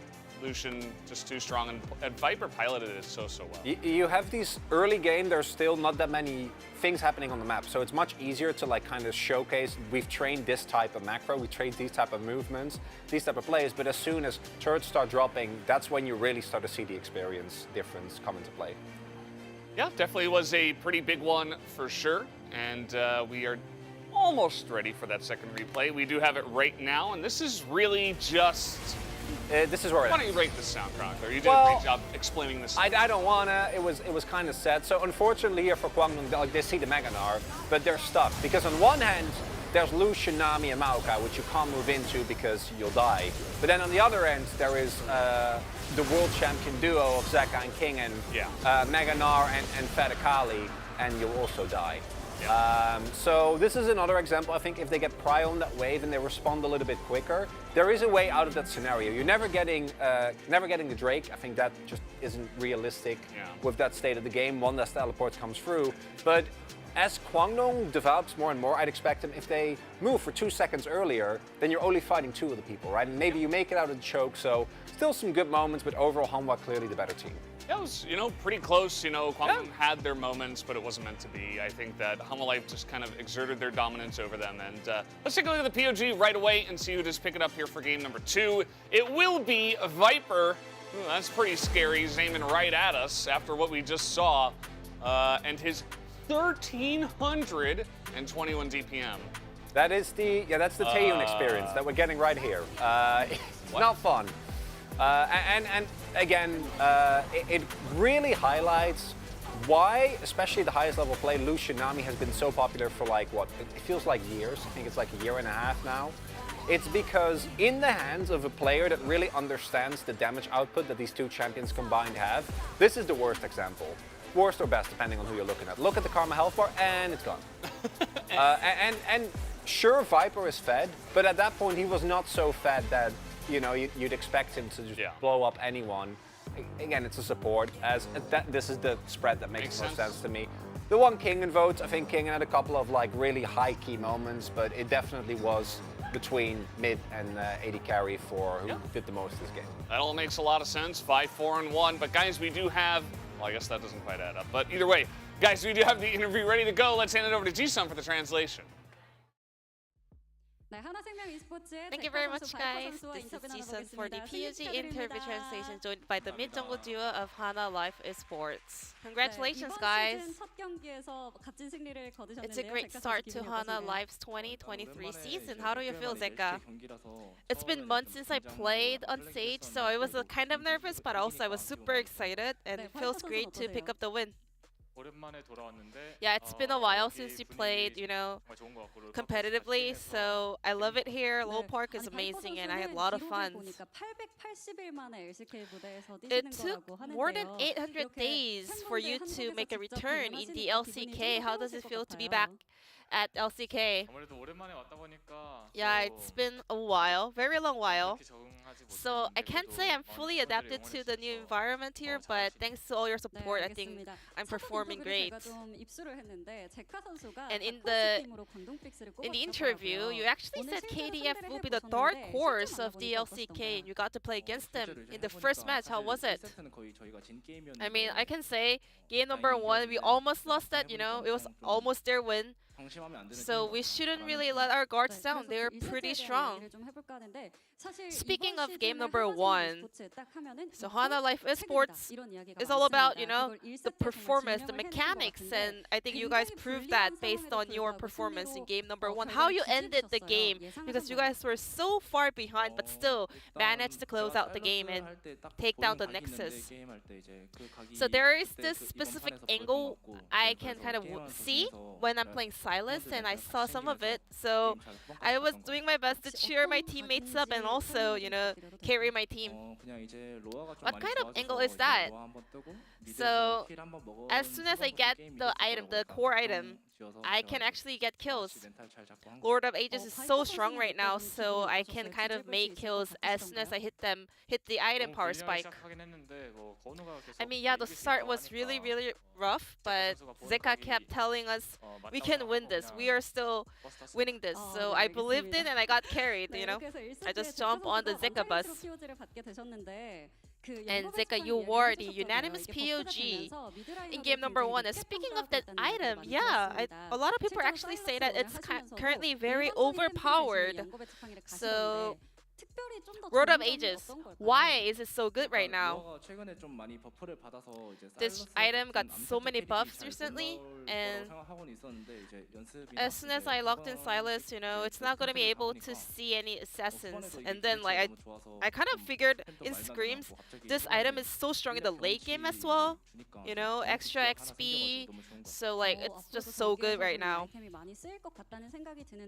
World of Ages will be the key item in the current patch, I believe. And then you played Kali in game number 2. 2 of your iconic picks were locked in both in today's match. Yeah, I mean, I played that a lot previously, so I didn't actually wanted to play Kali in game 2, but our coaches were like, I guess they really wanted to win, so I was like, okay, I got this. Yeah, I mean, I was confident in other picks, but our coaches, like Mowgli, he was like, you have to play Akali. So I was like, all right, it's my Akali duty. It was not my opinion at all. Viper, Taeyun-Jun duo, they were doing a great job early on in game number 1. How was playing against the rookie bottom duo? I think they prepared for today's series really well, and they played according to their kind of theme of their bottom comp. And we saw the Jhin support debut in the LCK. Tell us about the preparations. We did it in scrims and we figured it's pretty good, so we wanted to give it a go. So do you think it's gonna be viable in the upcoming matches as well? There's a reason why people don't just play in competitive games, you know. We figured out.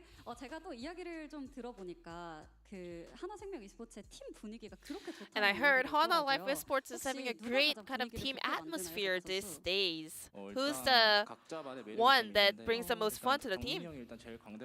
Obviously, I can say Life is our clown. And then Viper. I mean, you cannot really tell, but actually once he gets like activated, he's an even bigger clown. So everyone has their own characteristic, bringing all the fun to the team. So I love it. I mean, I thought so too. And then Zeka, he is also super funny. I guess like all the Hana Life players are really having a lot of fun in real life together. I want to know about your goals this split and also this year.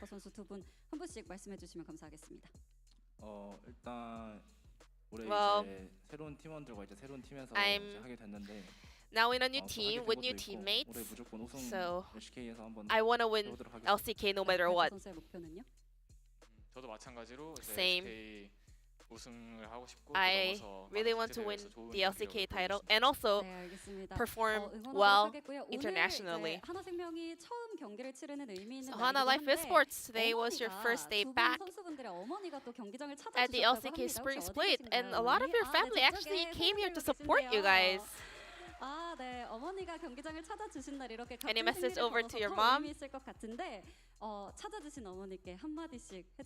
They were showing great support. Thank you for coming. I love you. What about you, Viper? Thank you for coming on my opening day of the season. It was a great support. Thank you. I love you. And this will be the end of the interview from Zeka Viper from Hana Life Esport, and back to Valdez and Chronicler. Thank you. Thank you, Ji-sun, for that awesome So translation. Definitely Chad's favorite grandma now. Possible not to be. The support, the wholesomeness, just amazing. Yeah, good stuff. Straightforward interview from the two guys there on Hummel Life. Seems like things are going pretty well over on that team. Life's good when you're winning, which I'm sure that they've been doing well in scrims as well if you look at the individual performances that they're showing right now.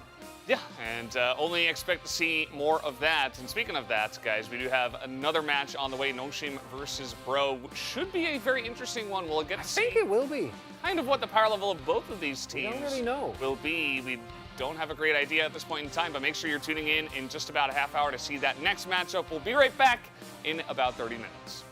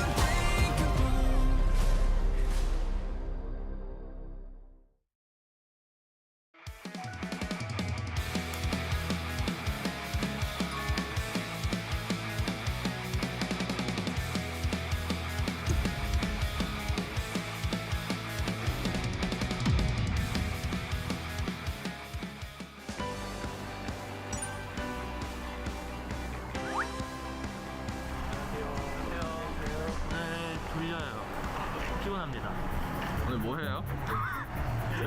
사이클 촬영이랑 이미지 촬영. 저희 그 쩌리 아니었어요? 모건과 쩌리들 아니었어요?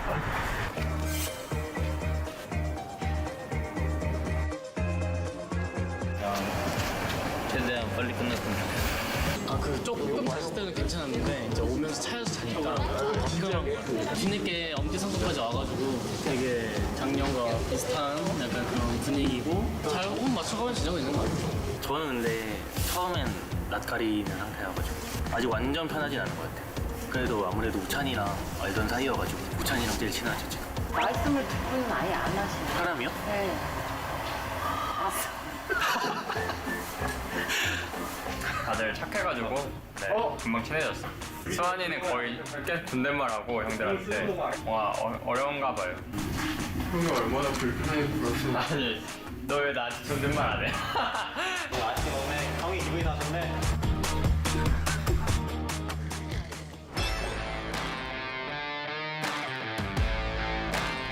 언니 형은 워낙 밖에 잘 안 나가니까 이런 걸로 좀 힘을 좀 써야 될 것 같아요. 힘들든가 말든가 나 아니야. 추운 데서 일해라. 저는 더운 거보다 추운 걸 더 좋아해서 오히려 칭찬이지 않나. 그러니까 힘이 되네요, 엄티 선수의 말이. 잘 치고 있고 내가 잘 찍고 올게. 쉬고 있어.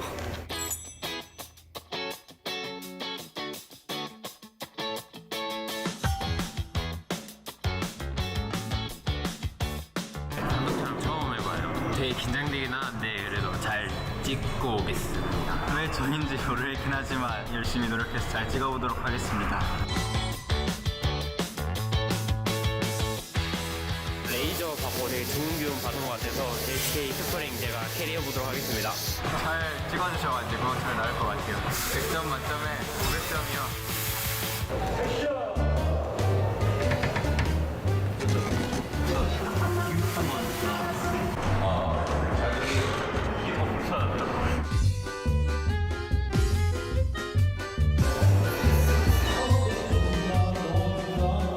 맨 처음에 한 걸 봤을 때 부자연스럽다고 해가지고 제가 찍은 걸 보니까 그렇더라고요. 아직 타이틀 촬영이 처음이다 보니 좀 미숙한데 그래서 이제 촬영하는 것보다 좀 쉬는 게 좀 더 좋지 않나 저도 생각해요.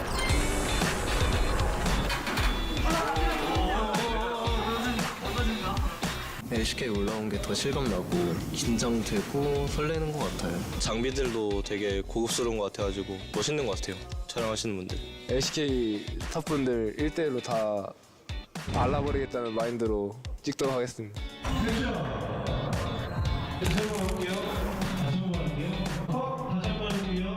피에스타 때문에 NG가 더 많이 나가지고 거의 10번 넘게 하지 않았나. 그렇게 많이 난 만큼 멋진 결과 나오지 않을까.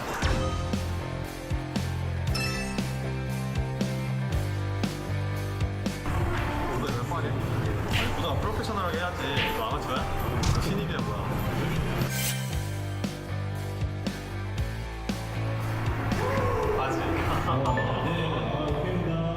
다들 컷을 안 해주시길래 내가 컷 해야겠다 하고 끝낸 거죠 제가.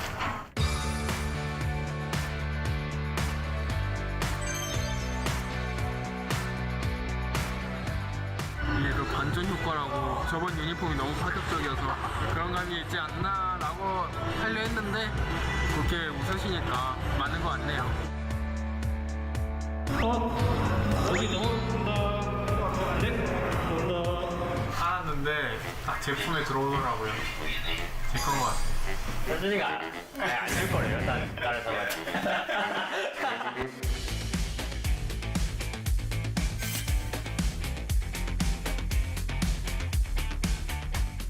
만족스럽고 그물 같이 위랑 아래를 확실히 약간 분리시키는 그런 느낌이거든요. LPL은 LPL만의 색깔이 있는 것 같고 SK는 SK만의 색깔이 있는 것 같아서 할 때마다 재밌는 것 같습니다.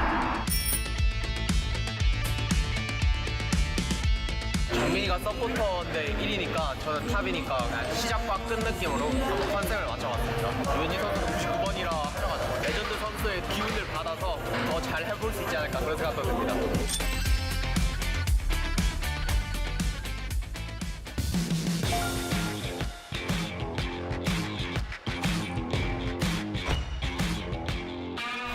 가자.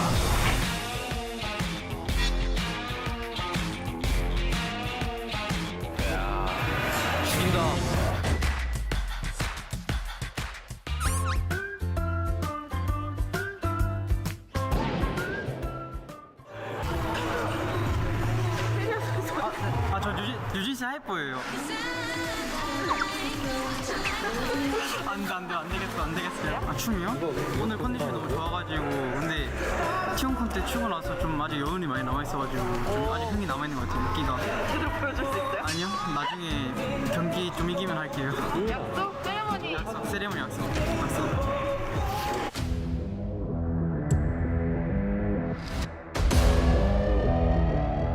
번호 교환하셨나요? 별로 쓸데가 없을 것 같아요.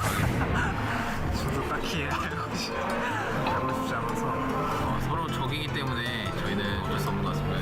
2023년도에도 잘 했으면 좋겠다. 서로 올해처럼 제일 높은 곳에서 만났으면 좋겠다. LCK 화이팅! 일만해. 뭐야 이거 이거 DRX 있겠구나 했는데 FA 돼서 아시안 게임 그 연습을 미리 모였을 때나 그때 연락처가 있었어가지고 같이 해보고 싶다라고 생각해서 연락했습니다. 지금 대부분 선수 좀 부끄러워하는 것 같은데 연락받고 어떠셨어요? 그것 때문에 부끄러운 게 아니고 그냥 공부가 이거 하는 게 웃겨가지고. 그 선수 지금 많이 어색하대요? 저요? 아니요.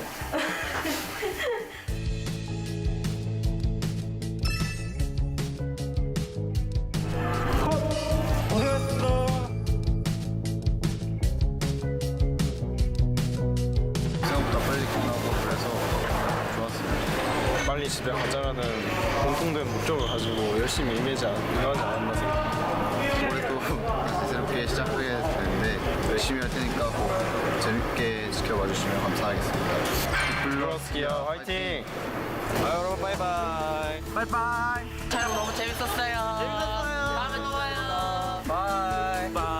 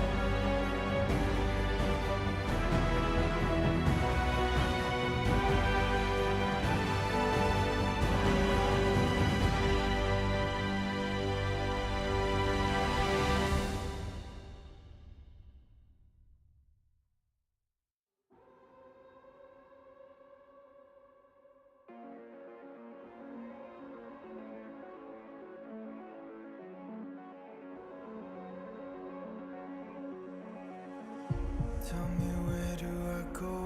Tell me where do I take us? Your heart is starting to slow. May the water be safe.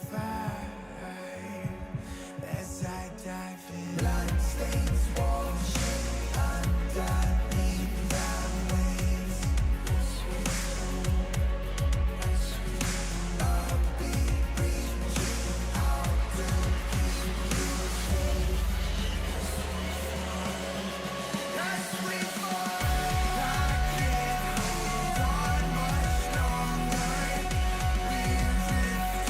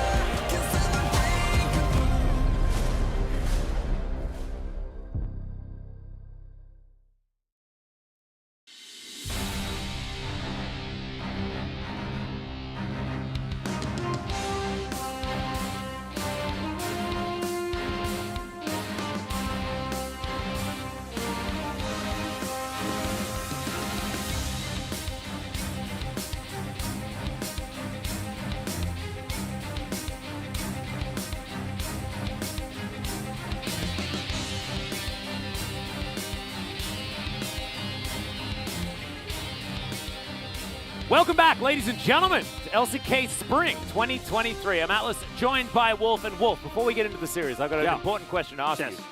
Does the beginning of the track we're listening to right now sound a little bit like Puff Daddy's sampling of Led Zeppelin in the Godzilla movie from a million years ago? I can kind of maybe feel that a little bit, Yeah, it's a bit of a vibe there. I always get like this Godzilla theme, and we're looking over Seoul and stuff like that, and I'm like, I live here, please, Godzilla, do not come. Anyway, let's get into our our second series of the night. A bit flustered. The Godzilla song really got to me.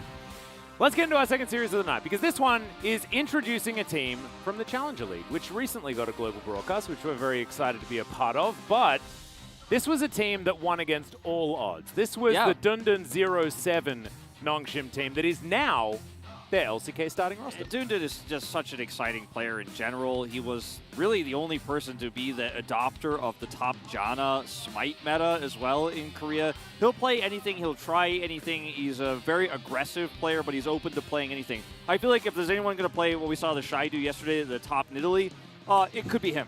You know, in this series, who knows? I'd love to see more top in Italy. Please make it happen. I mean, like, back to, what, Season 2? Stanley? Right? Like, oh, well, there's also Hot Shot GG? Oh, my goodness. Very exciting stuff. Anyway, let's get into the rosters here and go over what has changed between these two teams. Nongshim, as we mentioned before, this is just their challenger roster. That's why. Everyone's just a call-up.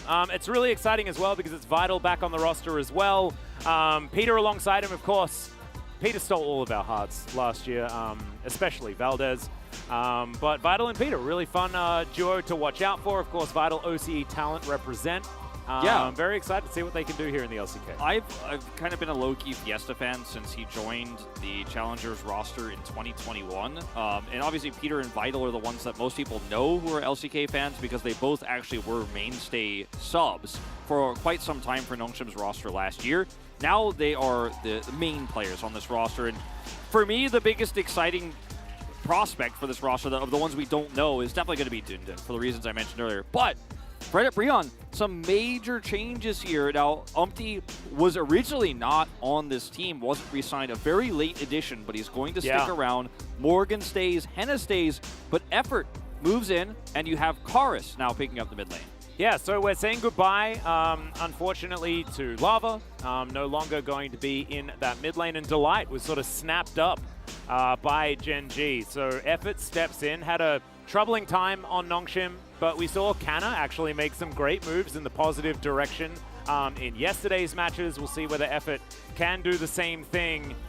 I don't know. I think that Breon are going to be a team that will have a lot of work to do. Of course, made it to playoffs for the first time last year, but it may not be the same road for this team this time around. Yeah, I think expectations for both these teams are how much can this team grow. We did see Fredit Breon last season make it to playoffs, so anything is possible. Now, because of the coaching staff getting they were infected with COVID-19, we do have the coaching staff actually calling in today, and Effort and Raptor both will, if Raptor plays today, be playing online from home as well. Yeah, so a little bit of a shame there. Thankfully, the coaching staff can still do their jobs from home, but a bit of a shame for both Effort and Raptor. So we'll see how this is going to affect how the game is going to play, but we've noticed in the past that now with these sort of remote play for a single player type games, hasn't really affected too many of them all that much. I actually remember Deft last year playing better from home. It was very strange. But let's get into what these two teams think about each other.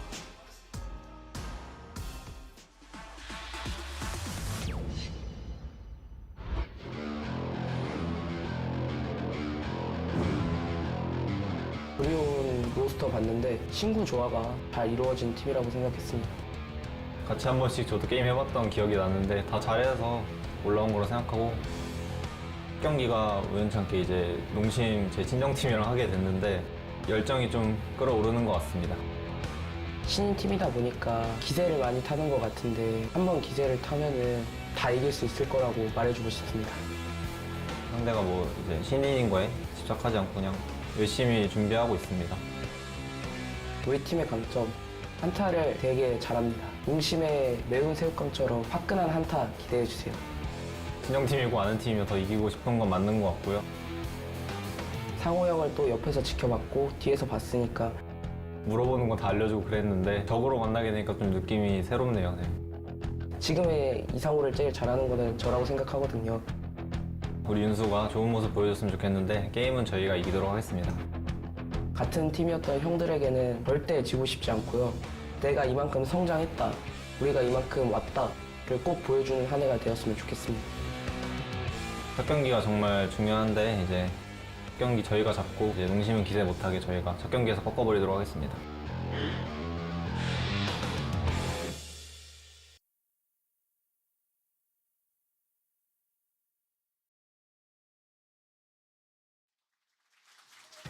Some big words from effort there, but now let's introduce Nongshim Red Force coming down with the Challenger Trophy that they managed to pick up the end of last year. Of course, taking down D+ Kia's squad, who were so extraordinarily dominant all year round as well.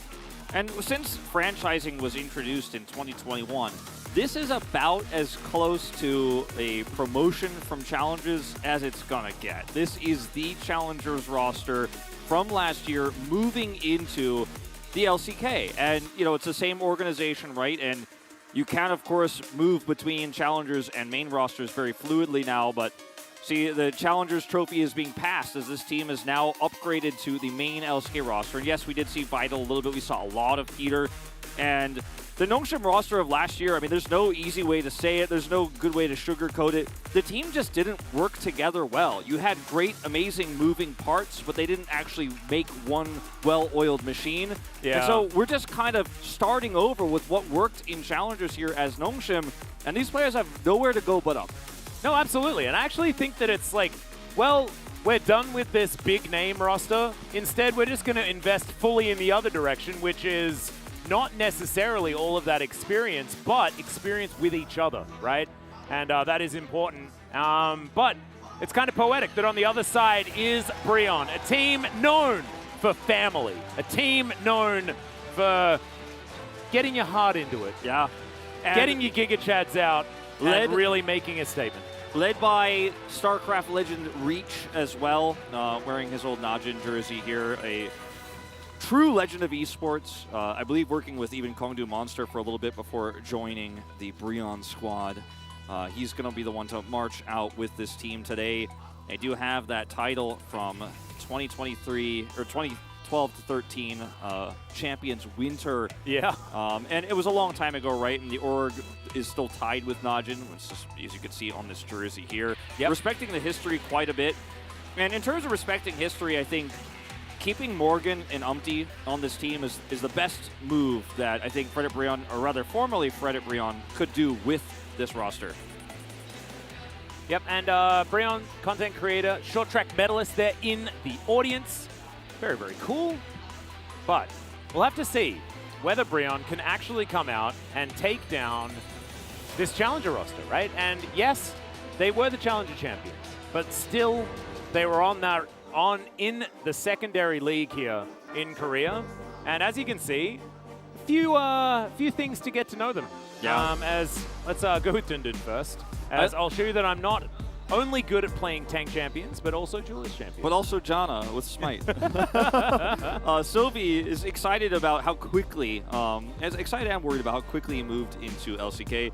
Just as I'll make you remember the name, I'll solo kill every bot laner here, says Vital, and he did do that a few times when he was playing on the main roster, and of course in his background from OCE. Yeah. And Peter, he says I'd like to put a stake on the ground, and I think what he means by that is a more permanent mark on the LCK, because obviously everyone knows the Spider-Man memes and stuff from his debut, but he's back now as the main player, and he's going to make his mark on LCK, not as a substitute, not as playing under effort, but now playing against him, challenging him as an equal. Yeah, and we actually saw that Peter and Effort were pretty interchangeable when they were playing together as well. I think there were often times where we were like, I kind of want Peter to be playing.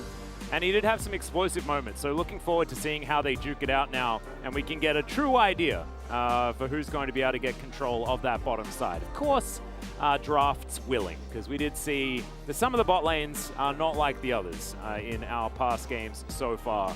But like you were saying, Umpty coming into this Breon roster very, very late. Hadn't signed with them for a very long time. Of course, was on the team prior to this, but yeah, we all thought that he was going to go. But last minute, comes back to give them a hand. And I think he's going to be required. Of course, Raptor was there. He was already called up. He was ready to go. But then they called on Umpty, and he said yes. I think the identity, as Nongshim has chosen blue side here, the identity of Bro, you know, besides Giga Chad, is, of course, the true Giga Chads in Umpty. And yes, they are coaching online. Yeah. Is the Giga Chads who are Morgan and Umpty, right? Who have been the leaders of this team for so long, bringing the, of course, really strong Jin Air spirit, right? You think about, you know, the Breon colors and how they've come in as this new team, long, slow games. We call them the seatbelt team for a little bit, where they're playing very slow last year, right? And I think Bro, this season, if the leadership is good, and I mean both Edgar, of course, but also veterans Morgan and Umpty, maybe, I mean, it feels like a dream right now, but maybe another playoffs, just maybe they might be able to just barely squeak in, you know? And it's not impossible. It certainly isn't, especially with the fact that there are a couple of extra slots in those playoffs as well. You only have to try and take down one of those top 6. By the way, the Thunder was symbolizing Edgar there in the coaching booth. Bit of an update there, as Edgar is going to be indeed coaching, but not going to be here. But let's see how this one goes. Of course, I actually didn't really recognize Dundun, because you don't really see him make the serious face. He's not really a serious face type guy. No. Which is why we all love him so much. As the Ashe going to be banned away first. There is the Cassante as well. And we'll see where this draft is going to go. Pretty early Cassante ban, but it is Dundun, of course, as they'll ban both of the Ashe Varus here on blue side. Archery is banned completely, Wolf. And no one's allowed to do any. I wonder if Breon will decide to ban away the Lucian here. The Ryze goes first, which I think is reasonable as a red side ban right now, considering the Ashe Varus are gone. So it does feel like a fairly easy Lucian pick here for Nongshim if they like it. Of course, assuming it's left open. Now, Yuumi is not banned, so Fredit Breon can get Yuumi and Zeri if that's the case. So they'll ban it because they don't want Nongshim to get their hands on it, because it works both well with the Zeri and the Sivir. Oh, wow. They insta-lock Zeri with Lucian Nami available. On blue side as well here. Okay, that is a decision you could make. Don't know whether it's necessarily the greatest one.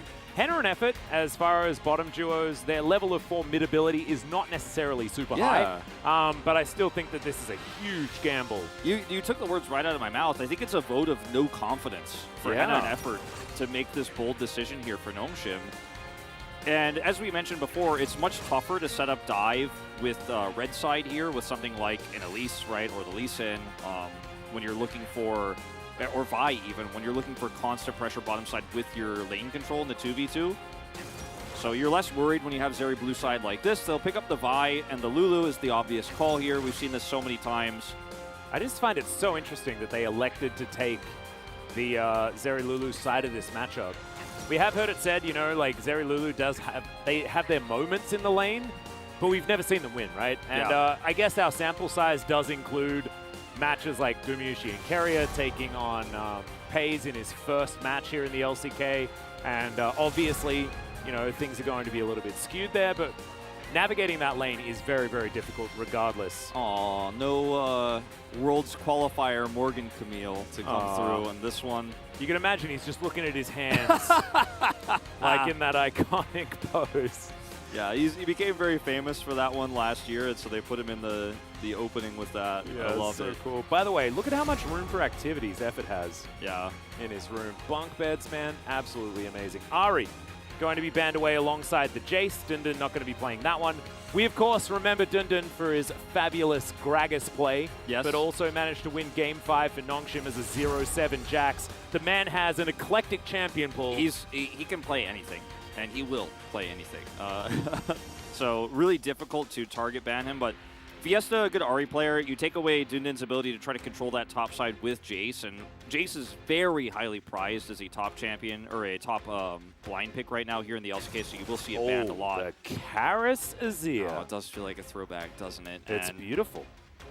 this comp feels very basic, right? You know, you could try to control the bottom 2v2, you have some mid-game skirmishing power and scaling with the Azir, and now you have R5 counterpick for whatever Dundun is going to lock in here.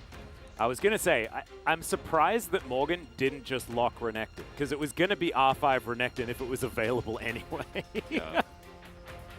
It looks like Dundun will sweep that one up, though. And let's find out what Fiesta is going to try to play into this Azir, because the Sylas response to Azir much less popular these days, especially with a composition like this, with some good ults to steal.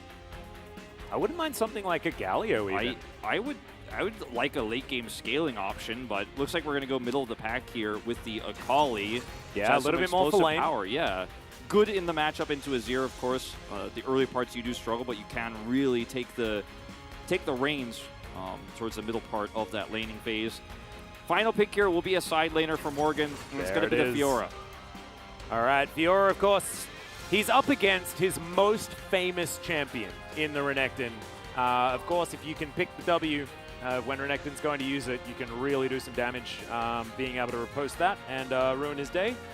And it's very flexible in how you can play the first few levels. A lot of it comes down to, no pun intended, where the vitals are and how you can actually abuse Renekton. Yeah, I had to do it. It's going to be point and bottom a lot, right? It's going to be on the bottom of Renekton a lot. And for the side of Nongshim here, this Vi pick is really cool because it allows you to stave off the pressure of the Lucian Nami very well. And Sylvie can path bottom side there, turn that into a heavy 3v3. The top side matchup, I think, is really just going to be so skill-based here. And I personally think both these drafts are very even in terms of what they could do. Obviously stronger at different parts in the game, but neither comp is all in on one side or the other because you have the Azir with the Lucian Nami, right, and the Fiora side laning angle there too. And remember, we've seen some of the highest level teams here in the LCK, one of the teams that we've put like, okay, these are top 3 teams. And now we're going to find out what the other side looks like with all these new younger players. This could be a very exciting, very close and back and forth game. No, I agree. I also really love that fan sign of Morgan the Crocodile eating Dundun, which was very creative. Very creative. I liked it a lot. Yeah, it is the classic question of can Zeri actually outscale the Lucian? We've seen that answer be no more often than not.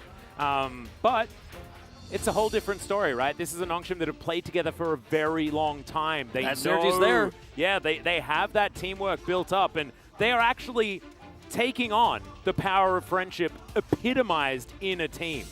Breon has not changed enough. They still have Umpty. Yep, they still got Morgan. They still have Morgan, exactly. So they still have that true friendship feeling, and I'm looking forward to seeing whether it's going to work out. A lot of my attention is going to be focused on Henna and Effort and how they're going to be able to coordinate, especially considering the fact that Effort isn't here in LoL Park. A lot of pressure on Henna this game to lane very well with his new support here. Yeah. Morgan as well, a lot of pressure on him to be able to outlane a Renekton. You called it a skill matchup. I think it absolutely is, but most of the skill is on the Fiora. Yeah. For playing out the lane as effectively as possible. See how they do as we hop onto the Rift.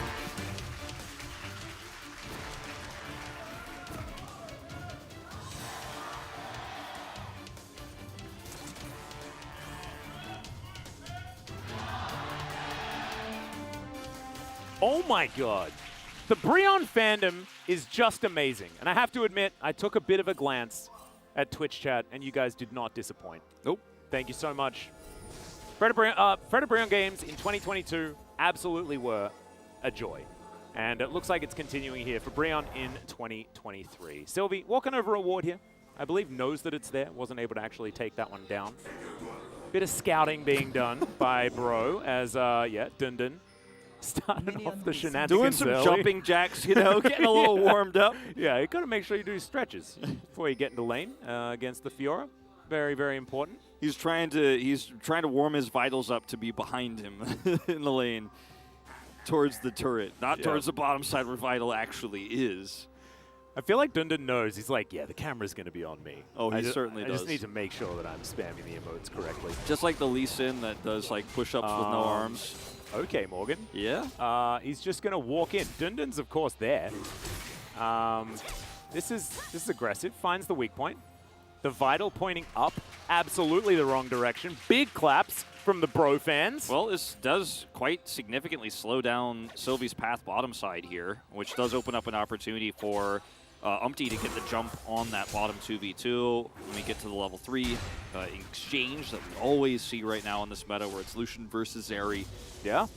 So, good start here. I like the idea when you have this Fiora at level 1, you can try to make tricky plays like this. And if Dundun doesn't react quickly, too, you might actually really put the hurt on Sylvie and delay him even further. Now, Umpty looks like he wants to try to invade and steal this. I think a little bit mistimed. We'll see. Flashes for it. Oh, he flashes and he steals it away! Umpty just...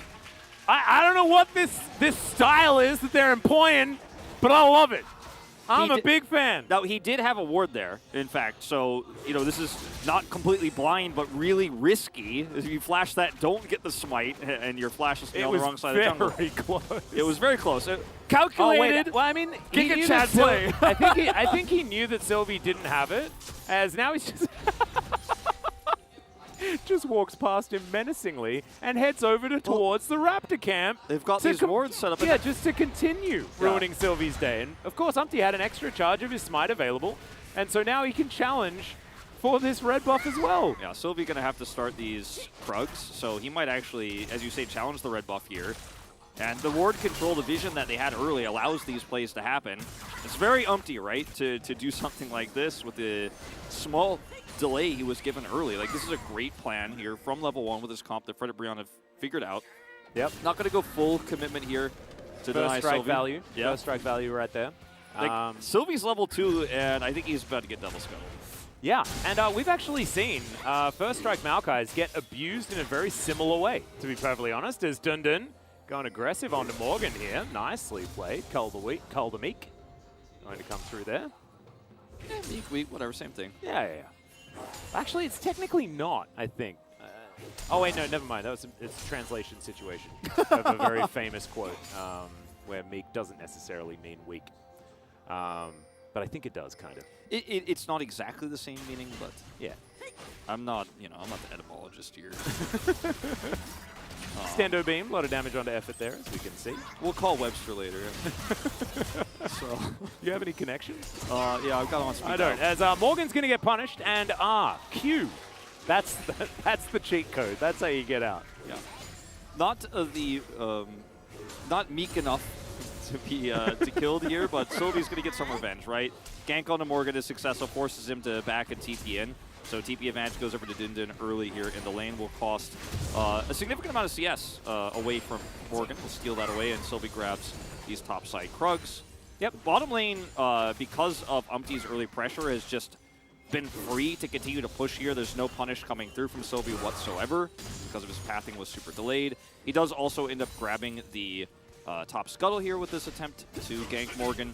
So things definitely turning around a little bit for him, but the bottom side very comfortable with this free bash. Yeah. And Karis, of course, someone that we haven't really spoken about so far, coming through on to Bro to fill some pretty big shoes of Lava, who was definitely one of the front runners for this team.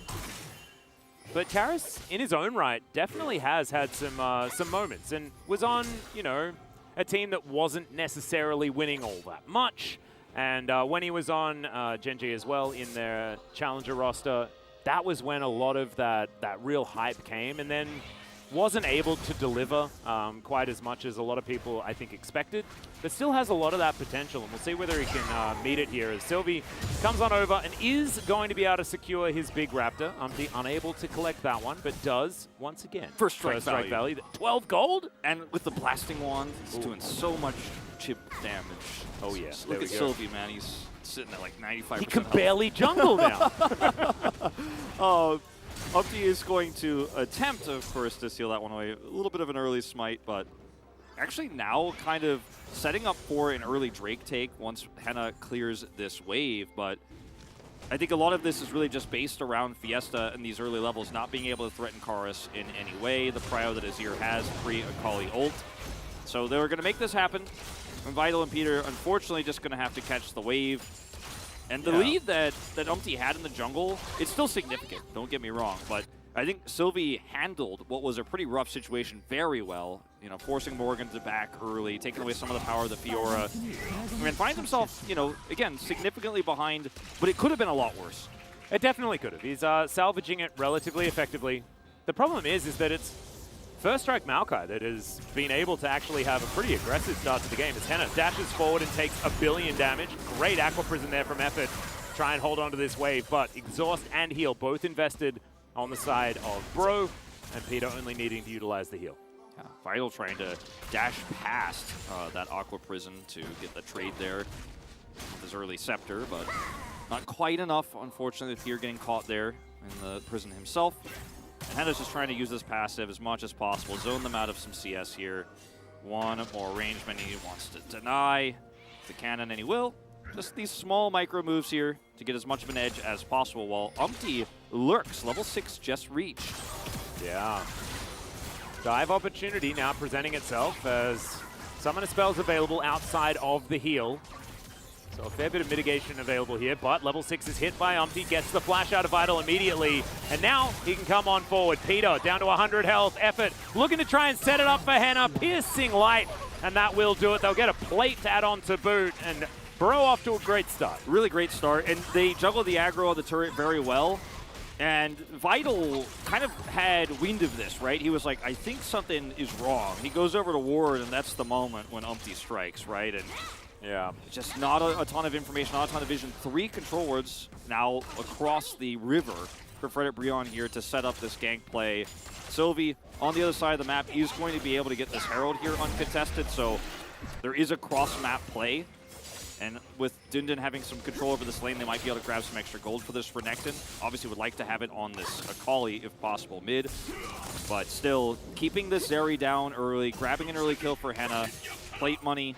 Frederick Brion using the Lucian Nami very well, because we've mostly seen this across the LCK as the Zeris are struggling in lane, but this is getting extra value than average. Just Umpty just waits, okay, Vital flashes, I turn my attention to Peter, and Effort juggles the aggro one more time so that Henna can make sure he gets the kill. Yeah, really nicely done. I like that Henna also didn't walk forward to get the auto attack, instead piercing light to behind the turret there in order to make sure that he was able to walk out even without Relentless Pursuit available. Cute little micro adjustments there, but it's not really saving the issues that are present here for Brion. With that Herald going down, like you say, the solo lanes could certainly start accelerating here for Nongshim. And Dundun is a big problem. And if they really start to put Morgan super far behind, the Fiora does basically nothing, right? Yeah. She sort of relies on being able to win 1v1s. There's a lot of weird matchups where Fiora could just say, well, I beat you even if I'm behind. But against a Renekton that's ahead and a Fiora that's shut down and loses her turret, you just get dove repeatedly with a Vi. You know, yeah, you can riposte, but you can't riposte to everything. There's a cooldown on that. There's a limit to what you could do.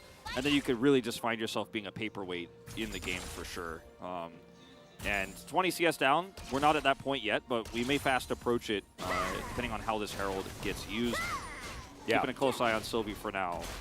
Yeah, Sylvie now just clearing out the rest of his jungle. Doesn't have a whole lot left after this. So we'll see where he is going to spend his time. Of course, level 7 now as another Nature's Grasp comes through. It's used very late. Does have that speed up mechanic, but Vital's able to just walk it out. Has a dash available as well. And that was an opportunity for Bro, right? Because Nature's Grasp up and available before that flash is, unfortunately didn't quite work. And this is what we were talking about. If those riposts are good, then Morgan can definitely win out on these trades. Yeah. The Renekton part of this matchup is self-explanatory, but the timings of the riposts for the Fiora, that's where the real skill expression is. Obviously, there's a little bit of RNG with the weak points and stuff like that, but I feel like we've seen now play like 7 or 8 of these Malphite ultimates bottom side that aren't angled enough towards the turret, and the enemy laners just skate out. Summoners should know. This is another one of those for Umpty. Just unfortunately not quite able to extend it. It's a very deceptive reach that the Maokai ultimate has, actually, where you're like, do I reach this in time if I angle it that way? The answer is usually yes, but doesn't get him this time. So opportunity missed on the bottom side, but Dundun really putting the pressure on up here. We'll see if Umpty can punish. Well, immediately the Ghost is going to be popped here as Dundun, oh dear, just don't think that he's going to have enough to get out of this one. We'll need to slice, dice, and then do even more of those abilities that have a similar name. Doesn't have them available, and that is going to be Morgan picking up the second kill for Bro. This is huge. You know, all of the worries we had for the Fiora are now kind of allayed here.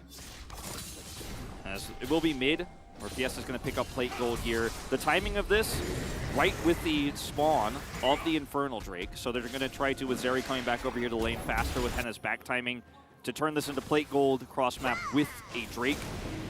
And with Umpty being topside, they know there's just no smite fight here, even though his ult is available. So it's a pretty good call here for Nongshim to kind of rush straight for dropping that Herald and going for a Drake. One for one. Yeah, so they're going to even up the Drake count. It is going to be Chemtech Drake. In Challenger, known as Jeff. Of course, that's what Nongshim would be calling it last year. Yes. Not so much this time around. We are in the LCK, so it's just Chemtech Drake. We got to give you guys the cool, like, appetizer, the little, like, ooh, we have inside jokes over there. Yeah, we need to make sure that we do a bit of advertising. It's a brand new channel, you know, you got to do that. LCK CL Global 2023. Check it out. Anyways, this is pretty self-explanatory. CC chain there, and Morgan handles it well. Or rather, follows up on it well. And absolutely. Dundon also able to grab himself a plate here. I like that. Cool guys don't look at explosions as he walks away with that money. But Morgan up here and wants to try and get back within touching distance of this CS gap, which is getting quite large, as you can see. Divine Sunderer now online. One more DPS available for this particular Renekton. Doesn't have a whole lot of defensive statistics. Sylvie might make it so that doesn't really matter. Of course, Cease and Desist, or what was formerly known as Assault and Battery, is very repostable. Yeah. I think that Umpty is unseen right now. Morgan, dangerous. There's the flash forward, and Cease and Desist is there. Easily chomped up, and that's what happens when you use Riposte and you don't have to. Now, Umpty was on a control ward, bottom side, so they were waiting, biding their time, like, okay, is Umpty nearby? Should we commit to this? And I'm not 100% sure if he was seen, if someone dropped a ward in there or not, but they did pull the trigger there, grab the kill. Umpty is bottom side here, and the reaction is very fast from Vital and Peter. Very difficult to dive them, but they're going to try to hold the turret. Yeah, they're going to do so. That's a dangerous prospect indeed. However, Henna was tanking the turret. Oh my goodness, the fadeaway culling was almost enough, but not quite. They get the teleport out. Was actually stopped, I believe. Oh, no, never mind. It was Fiesta coming in. I saw the fact that Dundon's teleport was also on cooldown. I'm like, how did you cancel that? That's not possible anymore. Yeah, this ends up being pretty, I mean, yeah, you get some damage done to this mid turret as Karis here, but not a ton of value there, and you don't end up being successful to dive. You get a teleport, but a lot of value for Dundon topside after this gank. Just watching the minimap, I don't think they did, in fact, spot Umpty. They just decided, okay, he used his riposte, we're going in, guaranteed kill. Just that simple. Umpty decides to try to make the crossplay happen. Unsuccessful, unfortunately, with the wave cleared. And Nongshim trade back nicely, and this Renekton is becoming a big problem. He is, especially at this stage of the game, right? 15 minutes, 15 to 25 is about when the Crocodile has his prime, and he's set up to have a pretty good one here as Dundon tidies up these minions. Only has a little bit more to get through as far as that turret. No more plates to collect, as you can see. A little bit more plate money going over to Bro. One extra plate. Not too much to write home about there. In this game, very even when it comes to gold. When it comes to objectives as well, as we can see. The Rift Herald available now. So Bro going to need to take that one if all things are going to be equal. But the Dragons one apiece as well. Next one up in a minute and a half. The gold graph, and we're looking at 400 gold here. The peak for the side of Nongshim, 700 for Bro. It's been oscillating. And this next Dragon fight is going to be quite critical, I think, for Frederick Brion's comp. This is the Gale Force spike, right? You have your Azir, who's got Crown. You can go deep, look for a big scoop. And you're going to lose, very likely, first turret here on the top side of the map. If you can't commit mid here, you're not able to get that one. So this fight is really important for Frederick Brion, I think, in this composition. Especially if Fiora could somehow get some gold out of it. Big first strike value. Yeah, that's Vital getting the message that Henna is indeed very scary. Still has the Gale Force active, left up and available. So you can see Culling just able to be thrown out. Fiesta walks relatively quickly, but not quite quickly enough to avoid a bunch of those bullets. And Morgan, I think, is just going to lose his turret here. It's very close on the bottom side. Karis looks like he's not going to quite get it in time, though. So first turret blood goes to Nongshim, first brick. Here's the ult from Umpty, though. Yeah, Nature's Grasp is coming in, but Bro decide, nah, I'll just send some cats after him, see what happens. As it turns out, they get snared, and then they take the Herald. Fiesta being here in mid means it's very difficult for Bro to just say, okay, we'll collapse over to the Drake. Can't do that either, even with Karis there. No TP on Morgan. And Fiesta basically in range to assassinate Henna if they did decide to try to rotate over there and look for it. So Nongshim now in position to use this Herald to actually set up for the second Drake for them. The third Drake of the game, of course. Yeah. Very close game, and so much respect being shown by both teams, I think, in these setups. But this is where I think we're going to see the first big team fight. So much of it, I feel, is going to come down to Vital versus Morgan in a lot of instances, right? Like, the ability for Bro to 1-4 effectively hinges on whether or not this Fiora can get to that break point in being able to side lane against Dundun at any moment. Teleport advantage right now. Yeah, he does have teleport advantage, but he's not threatening anything at the moment. Talking about Morgan. So he does back here. Forces Dundun over, who does not have teleport. And they haven't dropped the Herald. So right now, Fred Brion, Drake Prio in their hands. It's very slight, but I mean, they know that they have Fiora on TP. They can rotate her in slowly. She can go over and catch that wave and come in at any point. Yeah, a lot of the map feeling pretty dark here for Bro. Of course, utilizing the new Chemtech Rift in order to scry all of those wards down to 1 health. Pretty handy as Fiesta gets a backflip onto Karis. Karis has a team and, of course, a turret, so he should be fine. Tidal Wave only going to connect with Shirley, who is going to get taken down before she charges, but it gives Nongshim inside track over towards this Drake. It is going to get started up immediately. Can Bro find an angle is the question. Umpty does have the ulti back available. They can find a target here for Sylvie to actually lock down. It's really easy to turn, but the positioning here of Henna is staying in mid. It looks like you're just going to simply give this one up. And there's the TP finally coming back online for Dundun to catch this top wave. You're getting some value there on the top side, but the big win is the Drake. Yep, also Bro being able to push up this mid lane. They might even be able to get some decent damage onto this inner turret. So trying to split, trying to trade that Chemtech Drake, as they'll use the Nature's Grasp to guarantee the turret. I really like this. Karis is going to push back the Crocodile as well. See whether they can make a handbag of him. Not able to right here as Sylvie dives forward, flashes over the wall. Karis so extraordinarily low as Henna dashes on him, but Peter almost just barely able to survive. Oh, the perfect execution into the backline from Fiesta as Morgan is trying to dash his way out. And Nongshim come alive. Oh, Nongshim certainly do. Fiesta picking up 3 in this fight. And this is suddenly a big breaking point here for Nongshim, because now you've got Nikali who's fed. The Fiora doesn't get the top turret, doesn't get any side lane value, doesn't do really anything for you in this fight. Nongshim also grabs Dragon. And this whole thing is started by Umpty saying, okay, I'm going to set up this dive for the Lucian. This is really similar to what we saw in the previous game, in the previous series with Viper, where you have the Maokai ult sets up the Lucian to get value, right?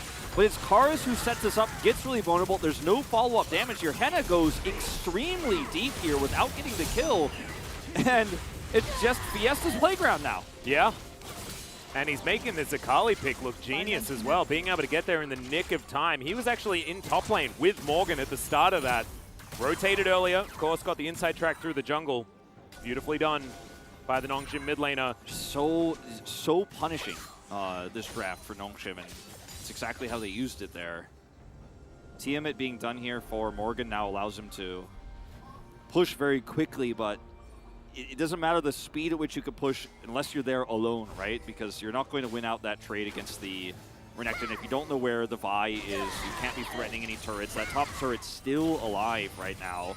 Yeah. And this is just Fiora struggling to get value in this mid game. Now, that can change if she can get some extra gold or if she's given some extra space here for Bro. But it's such a big turnaround now because this Fedakali is a new threat. We were talking about how it could be a problem later. It was very similar to Zeka in the last series where it's like, okay, yeah, 0-0 Akali, we'll wait and see. And then suddenly it happens. Suddenly he picks up a triple kill, and now this is a huge threat. 6 stacks of Dark Seal, a stopwatch picked up here, Shadow Flame on the way. It's gnarly. Yeah, he could also be going for a Rabidance and just do like the, I'm going to build full damage. I'll get enough money to finish Void stuff pretty soon as well. So I'm just going to maximize it. Umpty stacking up some kitties in this brush as Dundun may walk forward and check. We shall see. As Umpty decides to vacate. I think got word that there might be people heading down. He's been spotted by the Scryer's Bloom as well. Yeah. Chemtech Rift, really easy to see stuff. Oh man, looks like Bro are just trying to set up all these little traps for Nongshim, and Nongshim are like, nah, just not into it. The cool thing about what Nongshim are doing here is that they're staying grouped on the side of the map that the Fiora is on, because the Akali is so fed and Karus can't compete with the Akali anymore in the side lane. They could just kind of follow Morgan around and make sure he never gets that extra CS, never gets that space in the side lane to start catching up and being a threat. And it doesn't matter if there's an objective up or not, because Nongshim are so ahead right now that they can kind of zoom around the map and be like, no Fiora side lane problem? Okay, that's all we need. Yeah. It's working out very well thus far. Just have to see whether the team fighting can continue to be this good, because that setup for Fiesta, that can be replicated if he can just have that playground like you mentioned before. This game could become very difficult, and Henna really needs to make sure that he's the one that's able to dictate where the damage is coming from, who starts these battles. We saw what Viper was capable of on this Lucian pick in the last game. Henna needs to try and do that himself right here, because Lucians can honestly just take over by themselves. Certainly can, especially when there's a Maokai and an Azir to deliver targets to the Lucian. But the overextension really was the opportunity that Fiesta seized upon. So we'll see Frederick Brion grouping around this top side of the river here to protect Morgan as he takes out a turret. The problem is you're going to lose control of Drake without a TP. Dindin can match TP of Morgan and deny his TP as well very easily here. Yeah. So you get a top turret, but this is going to be Chemtech Soul Point. Or it's just going to be Baron yeah. for Chemtech Soul Point, which I guess is a trade you're probably all right with. I believe Vision not available. None. The Cat is going to come out. Is now Bro back away from that Baron pit. I actually thought they could have been able to force it there, but instead they're going to lose this bottom outer turret, and they'll probably lose the dragon as well. Yeah, they at least were able to help Morgan grab that topside turret. It's a trade of turrets, so it's, yeah, you don't feel good, but like if Nongshim are late to respond and they get the turret and the Baron, you feel amazing. In this they case, also get down towards the Drake too to deny that. So you at least are able to, as Frederick Brion, go, okay, yeah, we are able to trade a turret and get Fiora some money, any money, please, and prevent Nongshim from getting Prio on this Drake for free. So good idea here. Kind of T1-esque, actually, really, what we saw from Bro just there. Yep, I like it. Although Henna now in a whole lot of trouble. He is going to get taken extraordinarily low. He flashes, kept alive just barely. I swear I saw him die. Yeah. But instead, the heal just like brought him just back enough. to life. Yeah. Oh my goodness, the revival heal. Well, he may be alive, but Frederick Brion, or rather formerly Frederick Brion, Brion, are not going to be taking this Drake. He is essentially dead and will not be here to contest, unfortunately, despite effort. Yeah. Wow, I really walked into that one, didn't I? So, Chemtech, Soul Point, now online here, and going to make a Zeri below 50% health do a lot more damage. Very much a problem. Very much. As, yeah, Henna here, he gets ulted, Dindin comes through, Tidal Wave buys time, he dashes, goes down to like 0, gets healed here. Like, what? It was absurdly close. But still, like you were saying, the damage still done here by Nongshim. Able to grab that second Chemtech Drake for themselves as Fiesta gets Brambly Smash and doesn't really mind.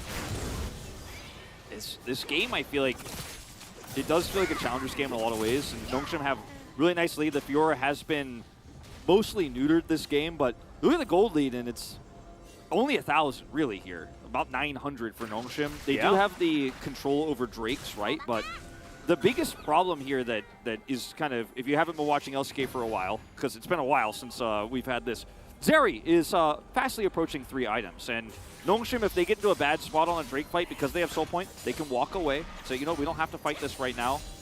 And if they can keep dealing with this Fiora, which they will not do, at least at this very moment in time as I say it, then I think they could try to control the pace of the game with that Zeri scaling. Yeah. It's still anyone's game to take, man. I feel like one wrong team fight and this one turns back on its head. It's absolutely right. And Dindin's also gone for the Prowler's Claw build as well. Not going to be as great into the Morgan matchup, but works for assassinating Henna. Yeah.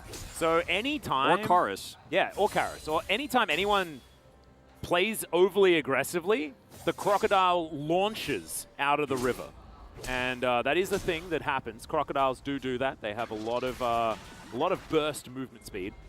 So Prowler's Claw on a Renekton in theme. And we'll see whether Dundun's going to be able to use it effectively, because it does take away from his split pushing power. It does show that that's not what they're trying to do. They're not trying to get a Crocodile that can match the Fiora, which is good, because he never really does, right? Just based on the champions. Right now, doing okay. Does have, you know, a bit of an advantage as far as the farm was concerned, but actually that has turned around completely. The cool thing about this for Nongshim is, yeah, Dundun is sad face here. He's like, I can't win the 1v1. But if he has help from Sylvie, who can play around Dundun here in the side lane, it becomes very difficult for Morgan to get permanent damage. And Fiesta doesn't need help in a 1v1 here against this Azir. And because of Akali's kit, even if Umpty comes over, he can get out of a lot of scenarios 1v2. He's very slippery, very fed, has a stopwatch, etc., etc. Did go for the Shadow Flame here second. So Sylvie could basically keep his focus on helping Dundun keep this Fiora off the inner turrets. No, I like it a lot. Actually very interested in how this next fight is going to go, because I feel like the preparation for these engagements is done really well on both sides. It's just about the execution and how it's all going to come together that it's really going to come down to. It's Fiesta in the river here one more time. Spots a kitty. He's going to walk into it. Now it looks like Rift Scuttle is going to be the prize that Bro can collect. And Vital biding his time. 0-0-3 right now on the Zeri. We've seen so many attempts by Nongshim, and a lot of them successful, to break Karis' crown. We saw it with the Rocket Belt. We've seen it with the Extendo Beam. And Reddit Brion once again starting this up. Oh, Dundun. Very aggressive onto Morgan here. Wants to try and find that last one. It's not going to be enough. Oh, the grand challenge was successful. However, the kill does not come through. Nature's Grasp to come down. Umpty wants to rush it. He successfully gets the Baron, but can they get out is the question, as Henna wants to desperately pick up the kill, but it's not going to work. Cease and desist comes in, and he absolutely does that. Fiesta goes golden. Umpty just trying to get his team out of there, but Vital says nope. A double kill comes down for the Vi, and I think they may have just traded the Baron for all their lives. A couple of kills go over to Karis, but that's about it. Effort, the sole remaining member with the Baron. Greedy for Frederick Brion. They get punished here, as we're going to watch this one more time. Dundun is down a level, has so much value out of the ult with the stun coming through. Morgan with the riposte here at the end of this in the Grand Challenge, but still gets taken out. This ends up being not that impactful in the grand scheme of this Baron. It's really just about, Umpty says, I think this ult is going to be enough, but he doesn't catch Fiesta, who's able to lock into Henna here with that back move. If that misses, I think a lot more of these players get out alive. The timing of this Zonia's from Fiesta is perfect as well, so Umpty can't lock him down. Umpty just has to die to hope the rest of his team gets out. Vital comes over here, and yes, Karis' ult was pretty amazing in terms of trying to shut down the chase, and he trades one back, but he will go down, and this is so much more money into the side of Nongshim. Are looking now for this Chemtech Soul as they group up. Yeah, that one's going to be alive, so bro, they need to fight for this one. Nongshim with a lot of control of the map based on the fact that they're the ones with Soul Point available. Just one Cloud Soul available to Bro, as Nature's Grasp coming through once again. This time, it's not going to be that 1v1, and in fact, all of the Nongshim team are coming down. Morgan in a whole lot of trouble as Dundun. He goes golden. Vital picks up the kill. Umpty twists in advance to push Vital in, but he's got a stopwatch as well. Umpty now trying to walk this one out, but he's not going to be successful. A second kill for the Zeri, but she will finally go down. The culling going to be utilized, and now it's Effort and Henna against the world. Henna manages to get a kill, but it's still going to be a double for the Akali, and that's the ace. Nongshim Red Force, they'll grab a soul, and they're in a great position to win this game. Yeah, Atlas, you said they're in a great position to win this game. It's almost impossible now for Frederick Brion to recover. 2 kills for Dundun against Morgan on the side, and this is one of those moments where Morgan is like peeing the hull breaker, where he's like, I want to be alone. I would like to have some more resistances, Umpty. I would like to have some more resistances with my hull breaker. I think he dies either way here. Umpty tries his best to save him. Dundun just has so much extra power with this ult here, gets the extra dash. And despite Henna's best efforts here to stay alive and carry this fight, he just has to back away, and Fiesta shows up and cleans up house. Like, this fight is won without Fiesta at the beginning of it, and right when the turn attempt happens, he's like, nope, I'm here, sorry. Fedicali alert. Yeah, I have to say, watching Dundun play, he's got a great Renekton, man. He really does. This is some really good Prowlin Renekton. Just executing really beautifully, managing to stopwatch after wasting all of Morgan's time, right? He's trying to get to that last Vital in order to get that healing field. He denies it entirely and then goes golden to make sure that there's no way that it's going to happen. Really, really cool play. Yeah, and he has the Serelda's finish now as well, which is quite absurd. When a Renekton is so ahead that he's sitting on 3 items and one of them is a Serelda's, while he's also got Executioner's Calling, you're like, I don't know, maybe late game Renekton is a thing. Yeah. Maybe we need Certainly to consider. working now. Certainly working now. People said he can't scale, but I mean, I'm looking at his body and I'm looking at those items. And I'm looking at what he's doing in the team fights as well, where he's like actually getting around. He's got like, what, 3 dashes? Like, is that Cassante? Is that Crocodile Cassante? Like, what's happening here? Yeah.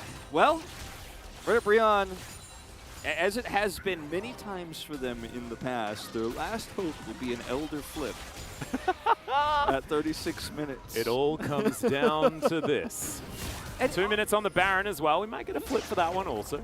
Honestly, one of the things I will say about Reddit Brion, or I keep calling them Reddit, sorry, the name has changed. Old habits die hard. We'll get there eventually. Yeah. One thing about Brion here is that they had such a great level 1 plan coming to this draft. The execution was really crisp. Hannah got some pressure down bottom side, right? But the mid game, it really hasn't been about Bro's failings, and more about Nongshim shutting Morgan down. And that a lot of that's been Dundun, but a lot of it's been Sylvie as well, just making sure this Fiora's side lane win condition doesn't happen.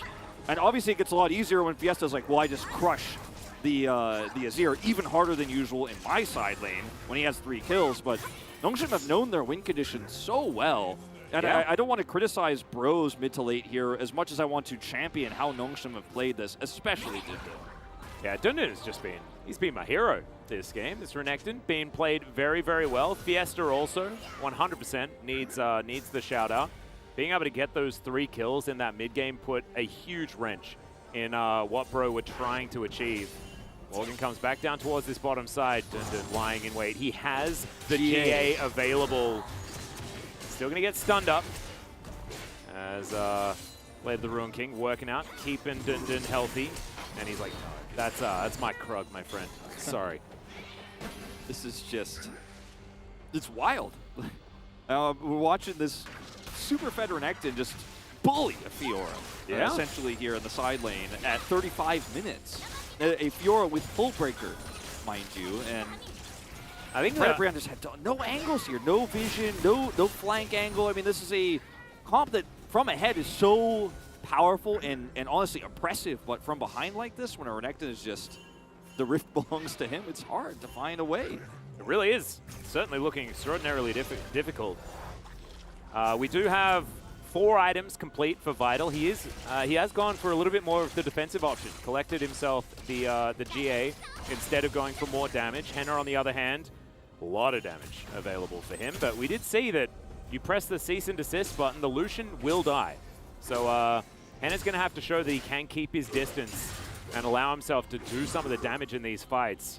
The group up here to try to punish Dundun on the top side while they're also grouping for Baron is just so transparently red from Fiesta. Or rather, I think I said Dundun, but yeah, trying to collapse onto Fiesta here is just so transparently red. Like, Bro are like, okay, we're going to group up with this. Maybe we pick the Akali and go for Baron.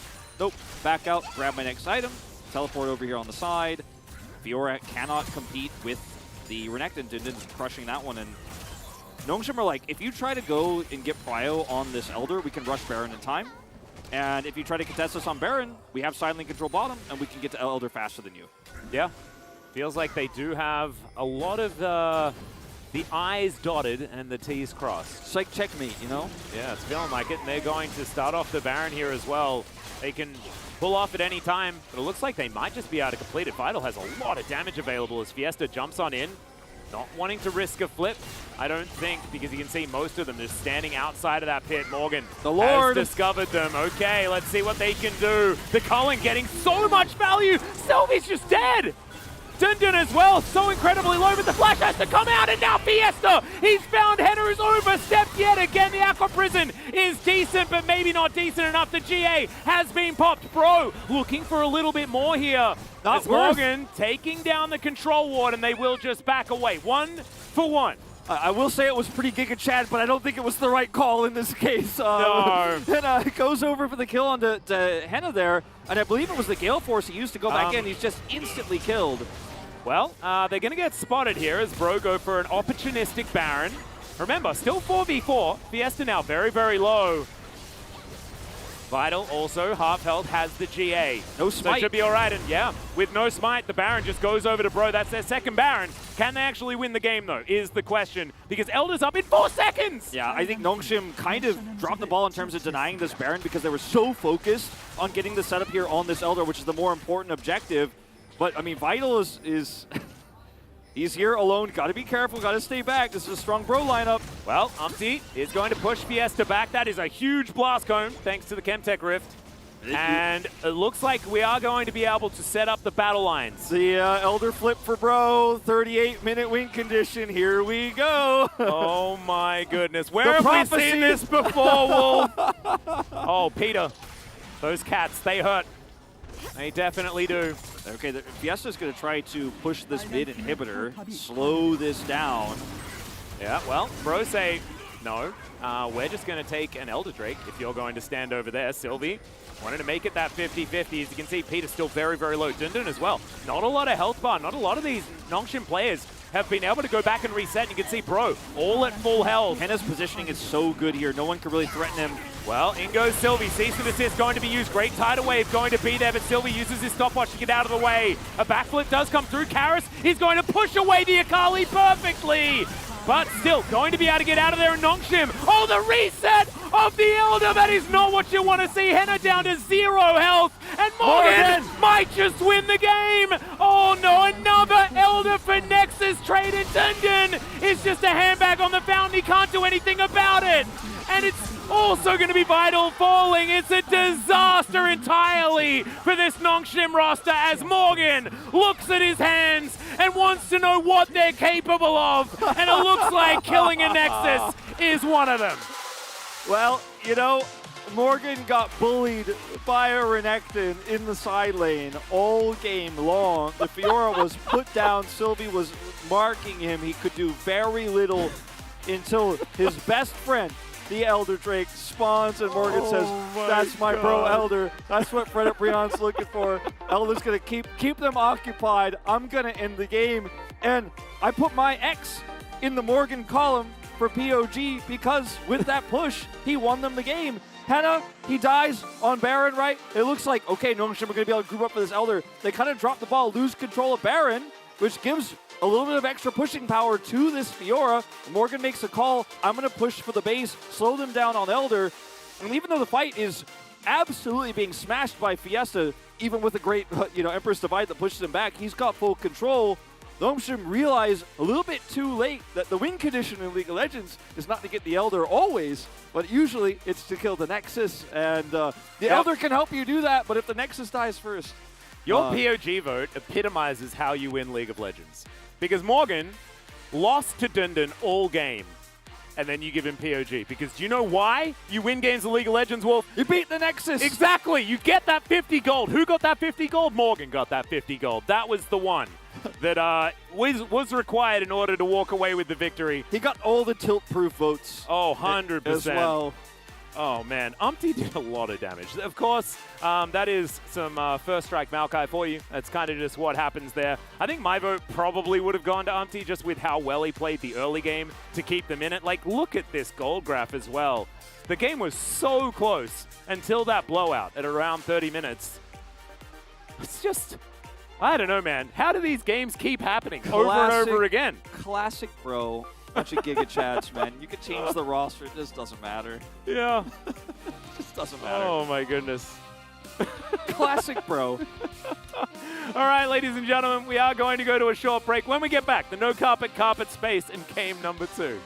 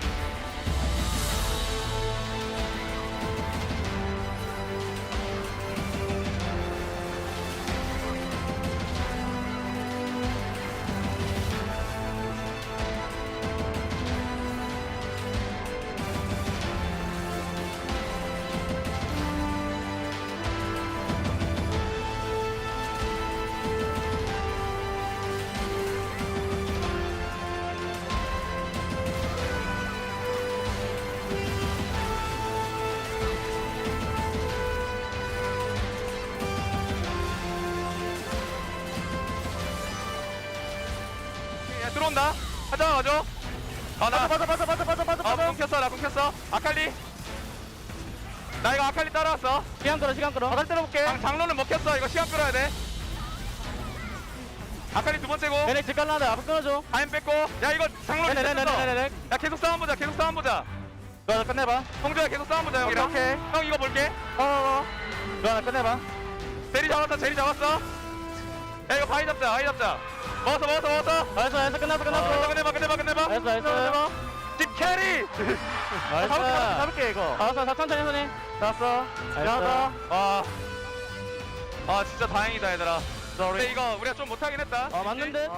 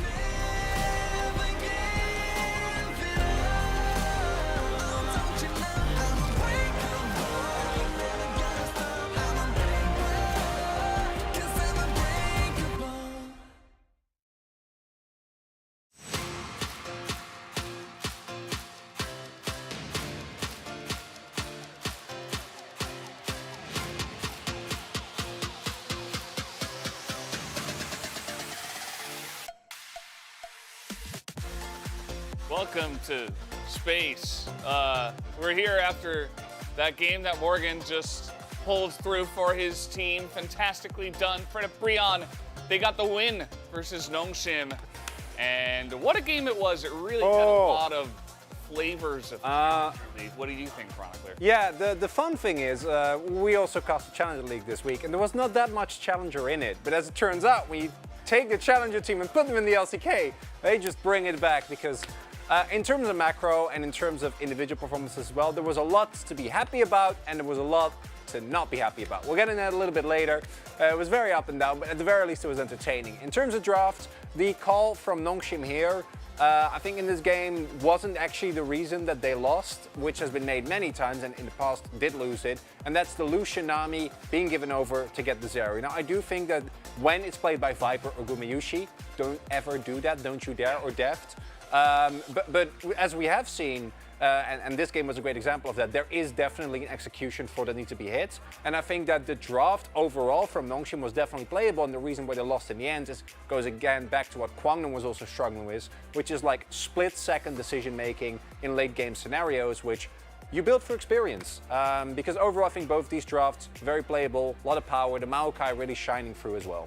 There were definitely a lot of ways to win with either side, and it really just came down to who's going to make less mistakes. Yeah. Well, let's take a look at highlight number 1 and see what we have on our plate for the first time. So, Bro, give up a Drake here. Completely fine. I think Chemtech still sucks, so who cares? You give that up. No problem at all. Then they get this turret, and I want to really break down what happens afterwards. So they're gonna take the turret, and we're gonna pause and we're gonna look at how great everything is. They have a nature's grasp, right? Like, no one can touch them. They can take the turret, they can go home. They know where Akali is, no problem. Easy, you get 2 turrets, they get a useless Drake, who cares? But what happens instead, as we roll it, is they catch Renekton, he gets exhausted as well, flashes out, has wild growth as well, doesn't particularly care, and then through the magic of double blast cones, I love it, Veldus doesn't. Get me off this one. This should not be in the game. They give up so much here, right? Like immense amount of gold for Fiesta, who to me is was one of the least impressive parts of this Challenger roster. So seeing him do this well, I think really, really cool in this LCK game, in the debut of this team as a whole. But also, bro, why? You won the trade. You were good, and I think that is kind of what you were hinting towards earlier. Yeah, it's who makes the least mistakes. Who makes the least mistakes? So Bro was looking a little bit iffy at that moment. But we skip forward very far to the final fight of the game, and Fiora's already pushing bot. They know this is a thing, and Nongshim are like, okay, we're gonna fight here for this Elder Drake and flip it. And I really want to highlight that it's, to me, Maokai that actually wins this game. And obviously, Morgan makes a great call. They really commit. But Dundun, together with Fiesta, are trying to look for a flanker because they can't play straight up front to back because they have a lot of damage, but it's a very squishy Renekton. So can't really do that, especially in the CC that Maokai has. And as a result, the saplings combined with the Azir buff already do so much work, slow it down so much, which is what buys so much time. By the time the actual fight comes through, everyone on Bros knows, guys, all we need to do is stall. And then if this reset of the Drake doesn't happen, they might still win. Yeah. Because you'll have the damage, you can win the fight, the backs don't get delayed, but instead the Drake resets, the pressure is too much, Morgan is just merrily split pushing on his own, and they win the game with that. Yeah, I think that fight also highlighted a little bit of why I was a little bit in favor of. By the way, I'll wait just 1 second. We have a message from Vasco. He says, I wanted to see the Cristiano Ronaldo of League of Legends. You can interpret that whatever way you want. I'm not sure. But yeah, Fred Brion, they got it done in the end. Who was the one player that did the most for the team? Who was the POG of this one? It was Morgan. Look at that. 400 DPM, 18% kill. No, the joke, we joke. The reason is, Fiora, you have one job. This is the way you should win the game as Fiora, right? Like, this is how you do it. It's that simple. There is always an animal in you that says teleport to the team fight. But if you are Fiora, you have one job. And your job is to ignore that voice and keep on trucking. Keep going in that lane, get that Nexus. Morgan did that. We had a tiebreaker. Yeah. we did have 1 vote for mid and 1 vote for bot, but it was actually split between Umti and... Very deserved. Yeah, Umti did so much. The reason why he ended up at the end of the damage charge is because he was always where he needed to be. Yeah, not sure about the Henna vote. That one was kind of interesting for me, but, you know, Lucian is Lucian. Did a lot of damage, I was not going to talk about that one. Either way, you know, it was there. I had to say something. Either way, guys, we are done with the first section of Space. We will throw it back to the casters for game number 2. Thank you very much, Space Gentlemen. What an incredible breakdown of an absolutely extraordinary game. Wolf, Morgan picking up the POG epitomizes this entire game that we just witnessed. Yeah, Nongshim will choose red side, but and I think it also epitomizes how I vote for POG.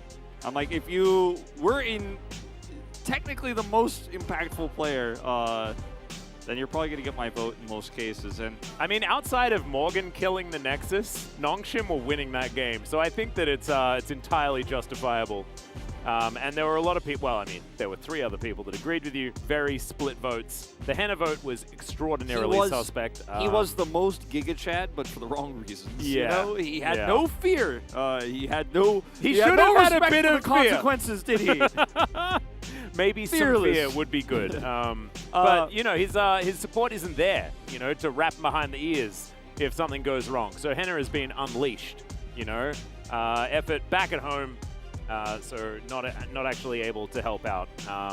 Thankfully, Effort well enough to actually play. Of course, contracted COVID, so not able to be here at LoL Park right now, alongside the majority of the coaching staff as well. So making do with what they can, and so far, Breon up by 1 game in this best of 3 series. The General feeling pretty proud of his boys after that grueling first game. That was all the staff of Breon there as well, holding up those signs.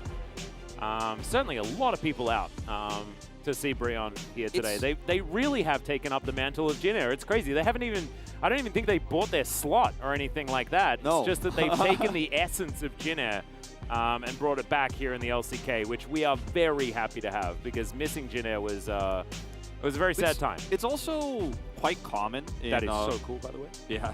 It's quite common in Korean franchise leagues, or just in franchise esports leagues, for one of the more bottom and newer teams to really struggle to actually get their fandom going for like half a decade, you know? And yeah. Bro has just kind of come in and instantly just become everyone's favorite underdog. They don't even need to win. That's the best part. You just love Bro for what they stand for. Like, really, really cool stuff. Anyway, Vi going to be the first ban away here. Bro do not want to see that again, despite what Umti did in the early game. And Nongshim swapping sides here, and you know, there's a lot of different ways you can approach this, but as the bans largely remain the same here for the Caitlyn side of things anyways, see how much of that changes. Yuumi goes away too.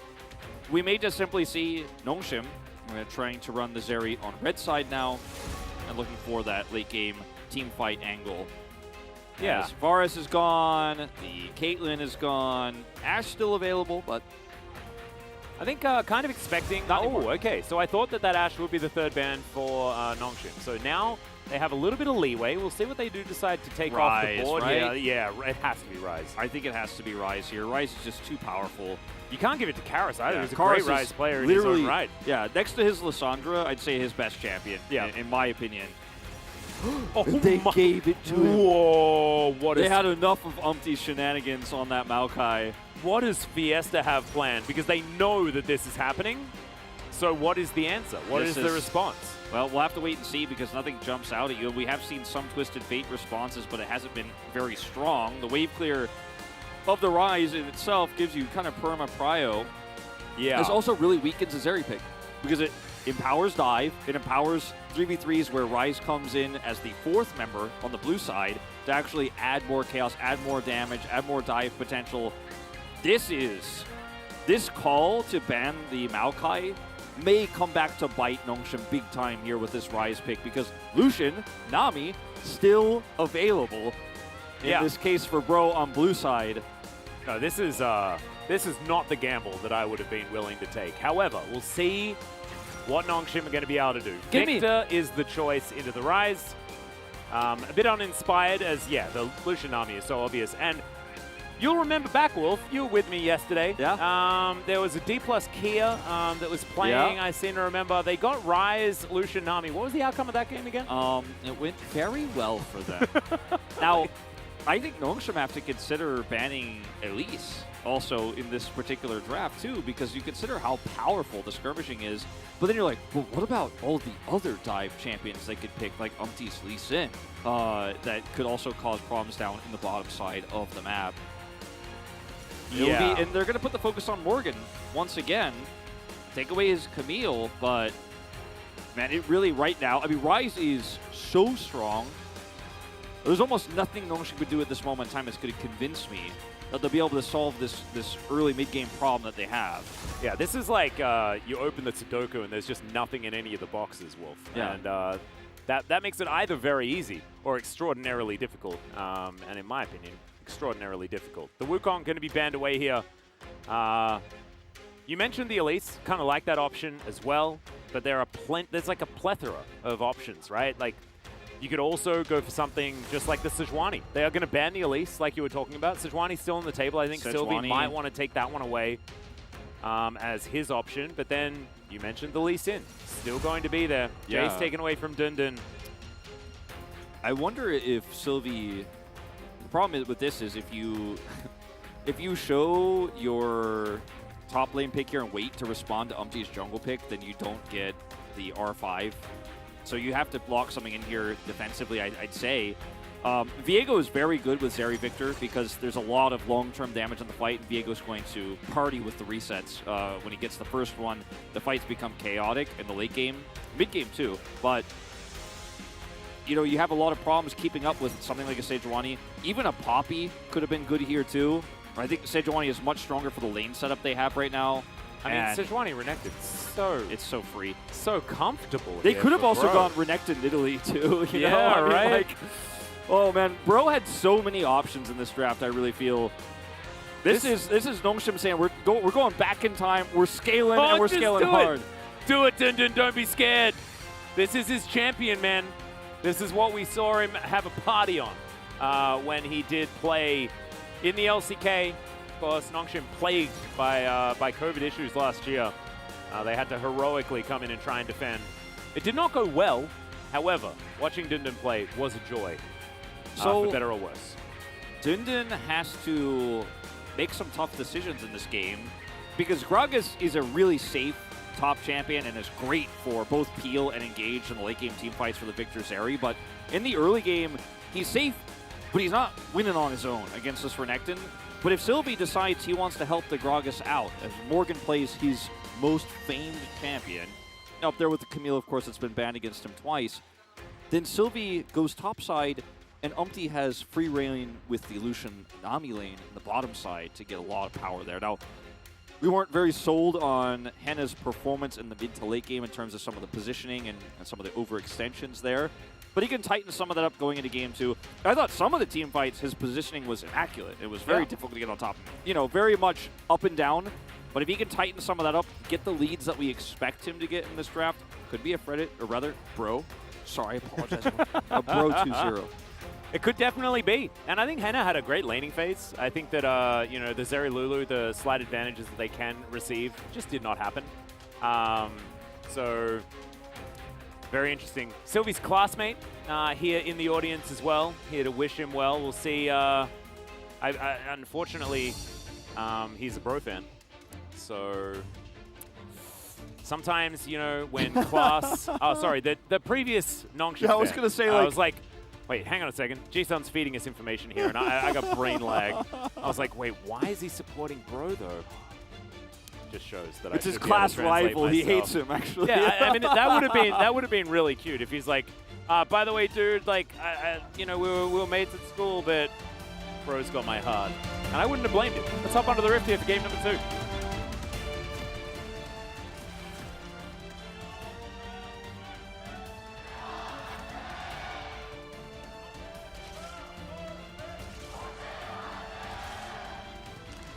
All right, here we go, Wolf. What kind of shenanigans are we to expect for this game? Because honestly, I think like the most Bro thing to happen here would be for them to lose with this Exodia of a draft that they've put together.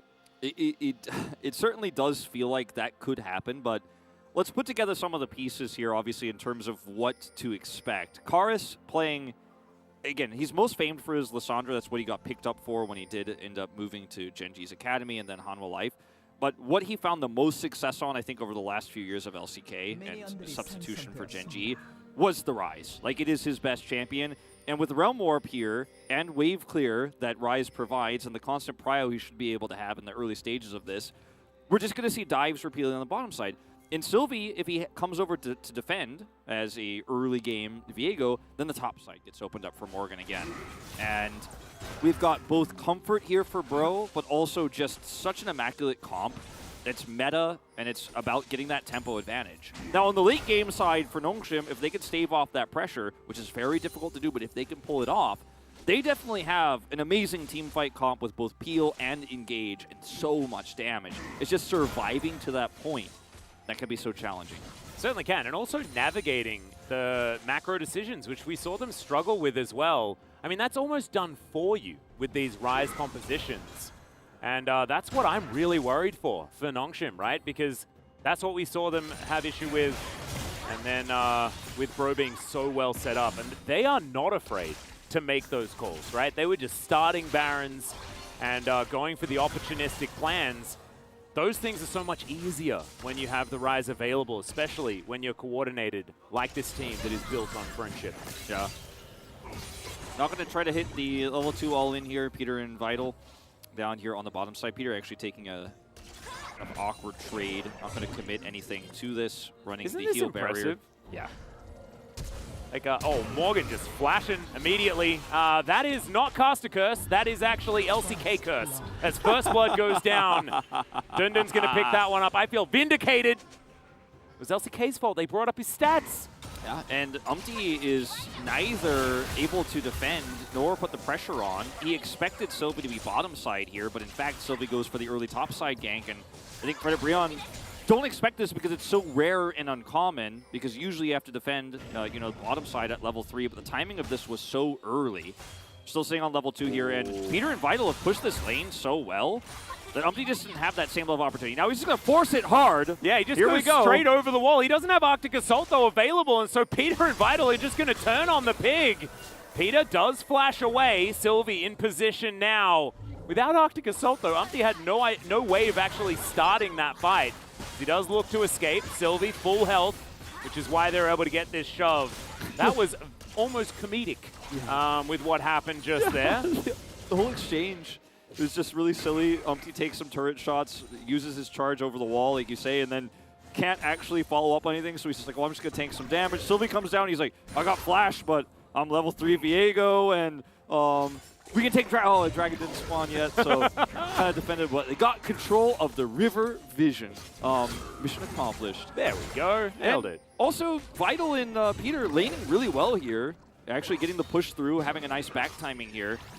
Yeah, not going to get ruined. We've had a few lanes ruined so far, especially on the Luluzeri side. So certainly looking fine, all equalized. And having that extra vision in the river means that you can, you know, challenge a little bit more in the lane. And Dundun, he just skated that teleport across. He's going to be going for, looks like a Rod of Ages build here on the Gragas. It's our first time seeing the Gragas top in Korea. And very rare pick right now, but I think given the composition, feels very strong, right? Feels very Dundun as well. And if you change the Zeri to like an Aphelios, I'm like, wow, we're like 2021 summer here. Just very boring and easy, right? And it's a safe comp, scales well. Yeah, hard to dive. He has a 1-kill lead, so picks up the extra sustain from this Catalyst Crystal early. He's feeling great right now. Yeah, and he was a player that said, I'm not going to be known for just my tanks. I can show you the play on more damage-based champions, and looks like he's going for Rod of Ages. So that means that it's going to be damage, Gragas. So sticking to his word. I like that a lot. Body Slam comes in. And Morgan going to have to be a little bit careful here. As I believe there was a Viego slinking around. There he is. And Morgan just going to have to try and escape this one. Oh, he's going to look to see whether he can, deny the assist from Sylvie. I like that. Make the best of a bad situation. Very well played from Morgan.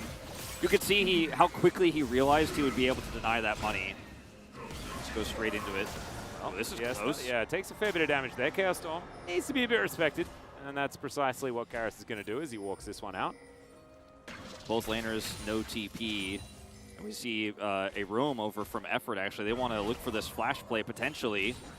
Oh, not able to get so any close flux there. Out of range a little bit. This does just mean it's sort of like a lane gank, right? Like, or a minion gank. Yeah. Make sure that you can get the lane into the position that you want. Umpty was also doing the dragon.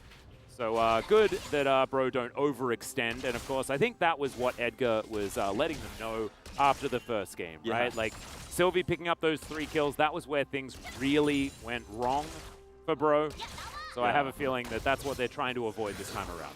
Sylvie, in this case, you know, punishes Morgan a second time here. Now, Morgan can avoid the assist, which was really well played in this scenario. That's why he kills himself before Sylvie can touch him. So frustrating.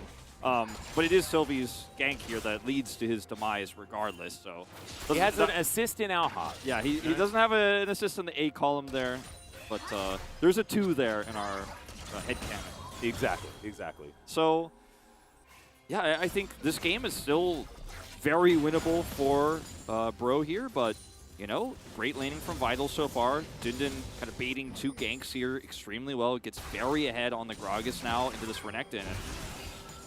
All right, Sylvie looking for an opportunity, just pushes Henna and Effort away.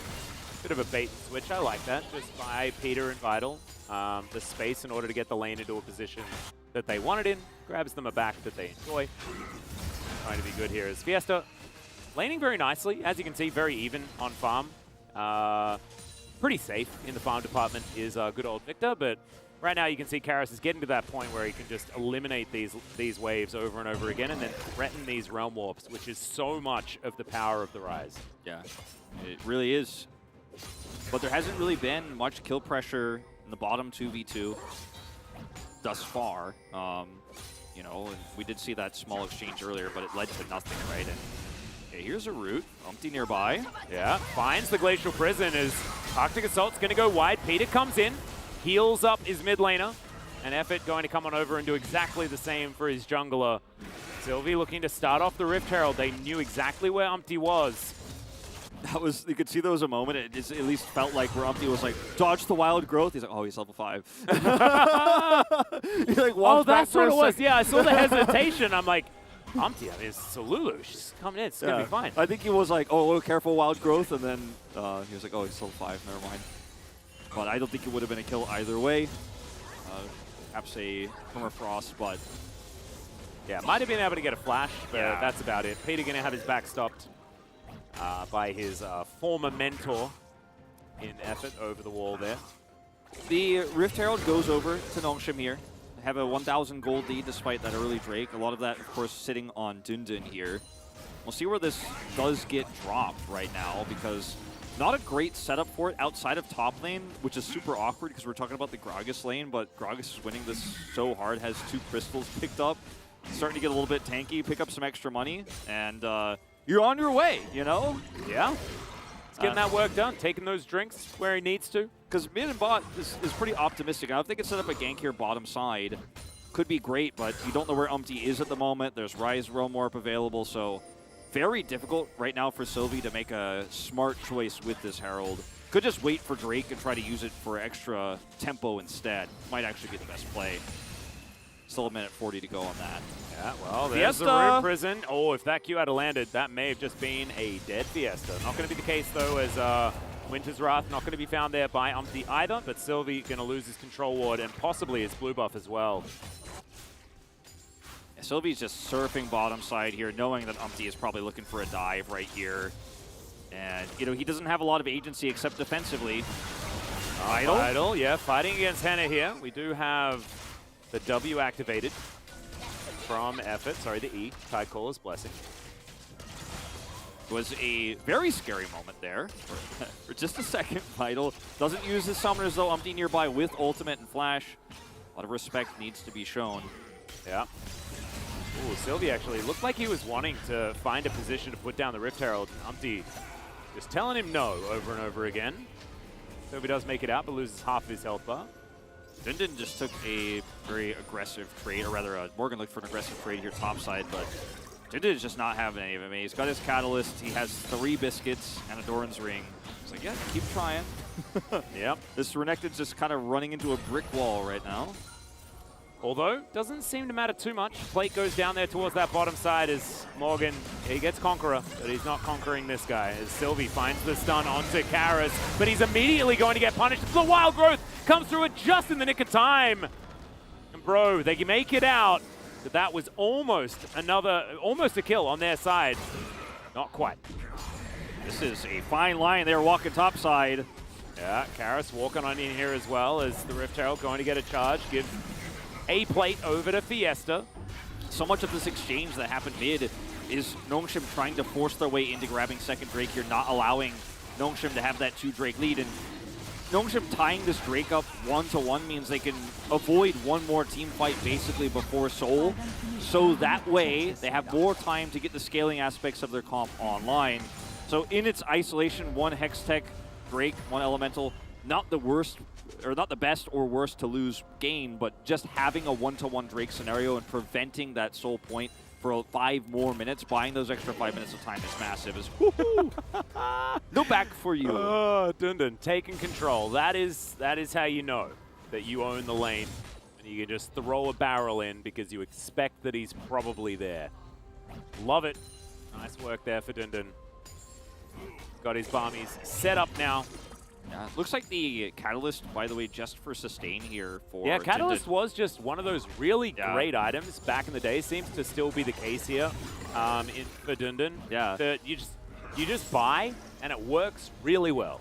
He's got 3 items like that, right? It's like Bombies is good for this, you know, Bramble's good for this, and the Catalyst is good for this. All 3 items that don't necessarily have to be fully built to get a lot of value with the extra gold that he has with these 2 kills. It feels like tempo item choice. Yeah. You know? He's like, I just won't lose. I will not lose this lane. Doesn't matter. I have the extra money, and you can't beat me now. Yeah, I won't win either, but I won't lose. And you can build them into stuff that is actually going to help you pretty well as the game goes on. Of course, Henna and Morgan are going to be largely what he's going to be soaking in the later stages of the game. And so, you know, things like a Thornmail certainly going to work out well for him. See how it goes anyway. As Dundon still taking a little bit of damage here from Morgan, who doesn't seem too worried about the situation. Looks like he's going for a slightly different build to what Dundon put together last time around. Less aggressive. No Prowler's Claw to be seen just yet. Fairly early, you know, well-timed Rod here for Karis, and it's going to be nice for him. Speaking of Karis. Yeah, we always cut away from Morgan as stuff's about to happen, but Karis may just be dead here. He has to flash, and there's the ult from Sylvie. Breaks his heart, and that is 3-0 in favor of Nongshim. And I feel like every time we're trying to say, oh, so one player is in a good spot, something bad happens to them too. We've been cursing a lot today. Yeah, there's a lot of curses all over the place, man. No one can stop. Nongshim with a 3rd kill here. Umpty. Can he actually find him here? Vital knew what was happening here. Could always just skate himself out of the way and does so quite nice. Everybody's favorite ability. Yep. On an 80 carry. Well, that 3rd kill here, that goes over to Nongshim. Going to be set up by Fiesta.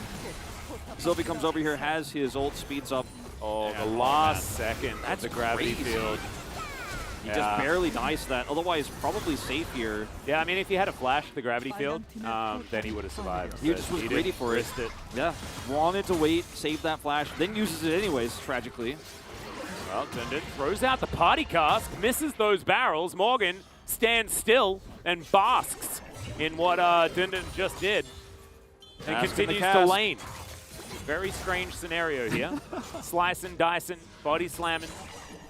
They're in their own little world. Yeah, Morgan still has ult here, so Dundon, while body slamming a little bit here, does have to be respectful. Yeah. It's just, I don't know. Morgan has like one hand off his keyboard.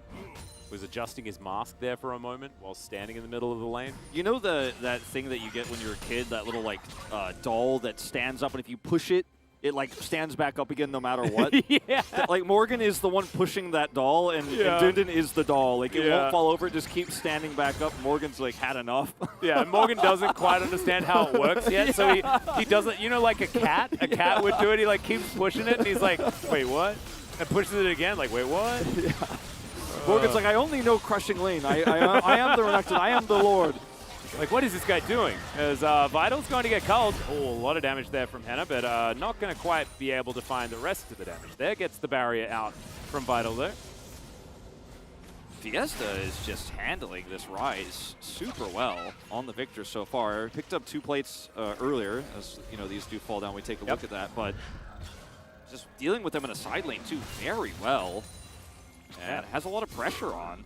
Bit of extra money picked up here on the side of Bro as well, as they were able to take that first turret, which is why, even though it was 2 plates, sorry, hang on, they weren't able to pick up a turret. That was weird. Why was it so much extra gold? Maybe the number was a little bit wrong. Yeah, it could be wrong. wrong. Right back underneath the turret. 2 turret shots taken here by Morgan. Not going to take the last one, though, as the Dominus trying to be used, but I think Dundun, he may have just done it. Kolomik does come through. Do we have the Fury available? Nope. Dundun's going to take him down. A solo kill for the Gragas. This time when the doll stood back up, it hit Morgan a little bit hard and he fell down. Oh, and he tried to body slam under turret, still gets the kill. Oh, no. Glacial Prison going to come through here as Peter flashes, keeps himself alive with the wild growth. And Bro just can't get a kill this game. No, they're just so close, but yet so far. Peter flashes and wild growth, so still pretty successful here on the side of Bro. Don't have to expend any of their critical summoners for this one, but Peter survives, and Nongshim do have fast track on this Drake. Peter just instantly backs and is rushing as fast as Lulu's legs will take her back to this objective. It'll be Nongshim taking the second Drake of the game, a Drake advantage now for the scaling comp. Well, Sylvie puts down a control ward. Let's see what... Oh, he just steals it! Oh, that was really cute. Look at Umpty, a little bit of a fist bump there as well. He's feeling himself. They're unable to get some kills. However, they can get the smites on the Drakes. Some extra tenacity. Not exactly going to be super valuable. I guess if you get caught in a gravity field or Sylvie comes and stuns you or something like that, you're going to be feeling a little bit better about it. Can't kill the champions, but certainly kill the objectives. Precisely. 2 Sometimes Drakes, that's what you need. Yeah. How did they win, Wolf? How did they win? Yeah, they kill the Nexus. They kill the Nexus. Precisely.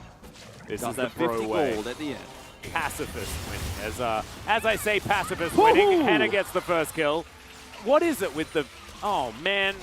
Cursing in the opposite direction. He knows Peter doesn't have flash, and when he realizes he's got the cull angle, he's like, I will just Gale Force for this. Yeah. Got no flash. I don't have to flash forward or anything like that. Lucian's got 2 dashes. He's going to use them. And that should be mid-turret going down here for Fred and Brion. Lots of objectives going in their favor. Their first kill of the game. Yeah. And now Shirley going to be able to aid them in taking down this outer turret. So I said first turret blood by mistake earlier on because we had a heck of a lot of plate gold that really didn't make sense for 2 plates. But now it has actually come to fruition as the first turret does go down. So I was just a little bit delayed. That's 2 turrets in total now for Bro. And let's take a look at this replay one more time of Umpty using Valdez's favorite tool. Look at this. Mid-air. What's up? You can't see me. I'm so far away. I'm a flying Sejuani. Yeah. Peter, no flash. Bye-bye. And I'm going to pick up the money here. And it's still winnable here for Bro. Absolutely. I mean, it's a small gold lead they have. Renekton is 0-3, but could still be a formidable side laner. Could do a lot in terms of team fights if he can get on top of Vital. Didn't go for the Prowling Claw this time around. Prowler's Claw, rather. So isn't going to easily be able to lock Vital down. But, I mean, there's a way for Bro to do this. And also, like, Morgan's going to be the team fighting one, right? As Flash comes forward from Dundun, finds himself a cask, but I don't think it worked out the way that he envisioned in his brain prior to that fight going off. Umpty, let's see whether this one works out. Oh, the culling was beautifully done from Hannah. Gets a double tap onto Dundun, but he's capable of soaking about a bajillion damage before going down. No one is going to die just yet. Now, all the weapons in this game are just made of rubber. Yeah, I know. We're having a Super Soaker fight or something like that. Laser tag. Dundun's like, oh, I guess I'll lie down on the ground for 4 seconds. I just watched. Dundun's engage was almost so awesome, but that it just didn't work out the way he wanted to either. And he used his flash and kind of goes in there. Doesn't actually grab the kill he's looking for either. I feel like I'm in a fun house right now. Like, nobody can really get hurt. I mean, when do they put away the wooden swords and get the real ones out, you know? Anyway, Sylvie is just tidying up vision here. No Baron's going to be attempted just yet, as we're only 45 seconds after the spawn. The item of choice here for Fiesta, which we didn't have for a long time, we did decide to go for Ludens, is going for Void Staff second here, which is really important given that Morgan actually built into MR, as he's very nervous about the amount of damage that Fiesta could do to him in the front line. Yeah, you sort of have to as well when you've got kind of double AP. I guess Dundun not necessarily AP as he is going full tank in the end. I told a lie at the beginning of the game, seeing that Catalyst. Well, I like, thought, you know, I'm like, well, I'm open to anything. Rod Mage is really good, I guess. Yeah, just late. Seems like the wrong idea for Rod Mage. And that Sunfire is not a Mythic anymore, so... Yeah. He's Mythicless, but it's okay. 3 kills, he is not going to lose, okay? Yeah, exactly Push that doll down, he's going to pop right back up. He solo killed Morgan, man. And he's 3-0-0. So, I mean, technically, it's his second solo kill against Morgan this game. Yeah, that's right, because there's no assist on that Sylvie play. Precisely. So there you go. Back coming through here from Karis, going back home. Doesn't have teleport available. You can see everyone from Nongshim up towards this top side. For those who are newly LCK viewers, or those who are new Bro fans, you heard the stories, you heard the tales.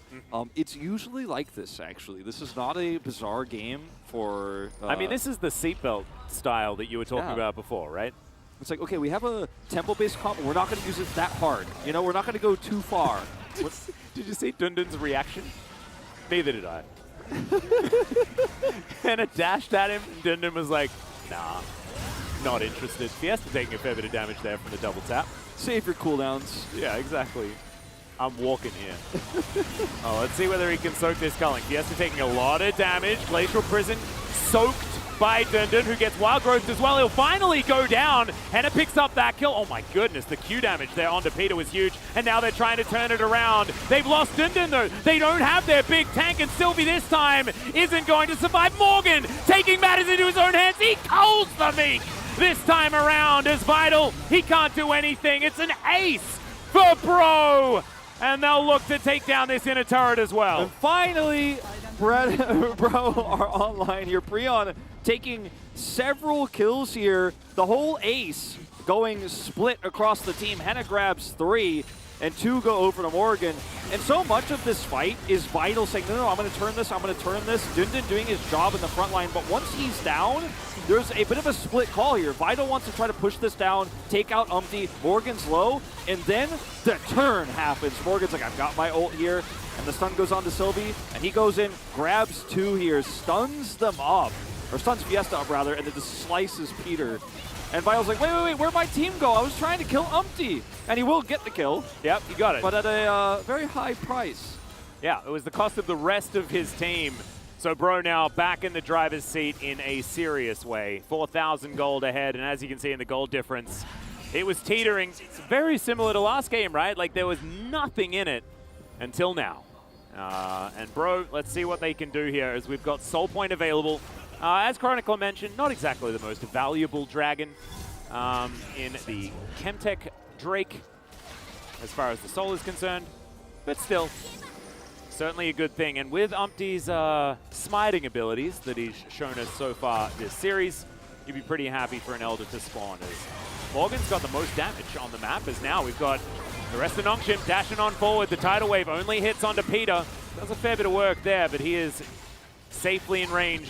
More of a defensive tidal wave there, you could say. It's crazy that Morgan's actually out DPSing Henna here with how many attempts Henna has had at getting these picks. He did end up, of course, grabbing 3 kills total, but he's been really trying to get many of them. Has gotten a lot of summoners, but it's just the Renekton hitting a Gragas in the lane that starts to really stack up here. It's more of a statement of how much not damage has happened elsewhere. Yes. But hey, I mean, Bro in full control over this game right now, pushing 2 lanes here, going to finally grab that top side turret. And some CS being denied mid here. Nongshim not really answering the mid push, nor are they able to stop top here, just completely zoned away. Dundun at least is going to try to get some bounty gold down here bottom side with this big push, and I think he'll be successful. So I guess you can call this a cross map. Just headbutting that turret.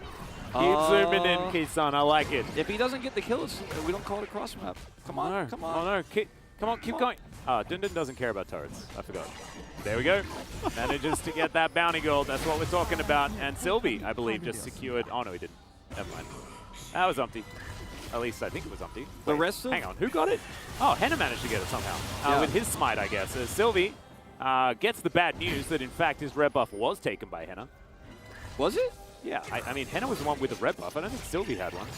And I think that was what our observers were also really confused about, is gets the thumbs up auto over the wall like it. That was really bizarre.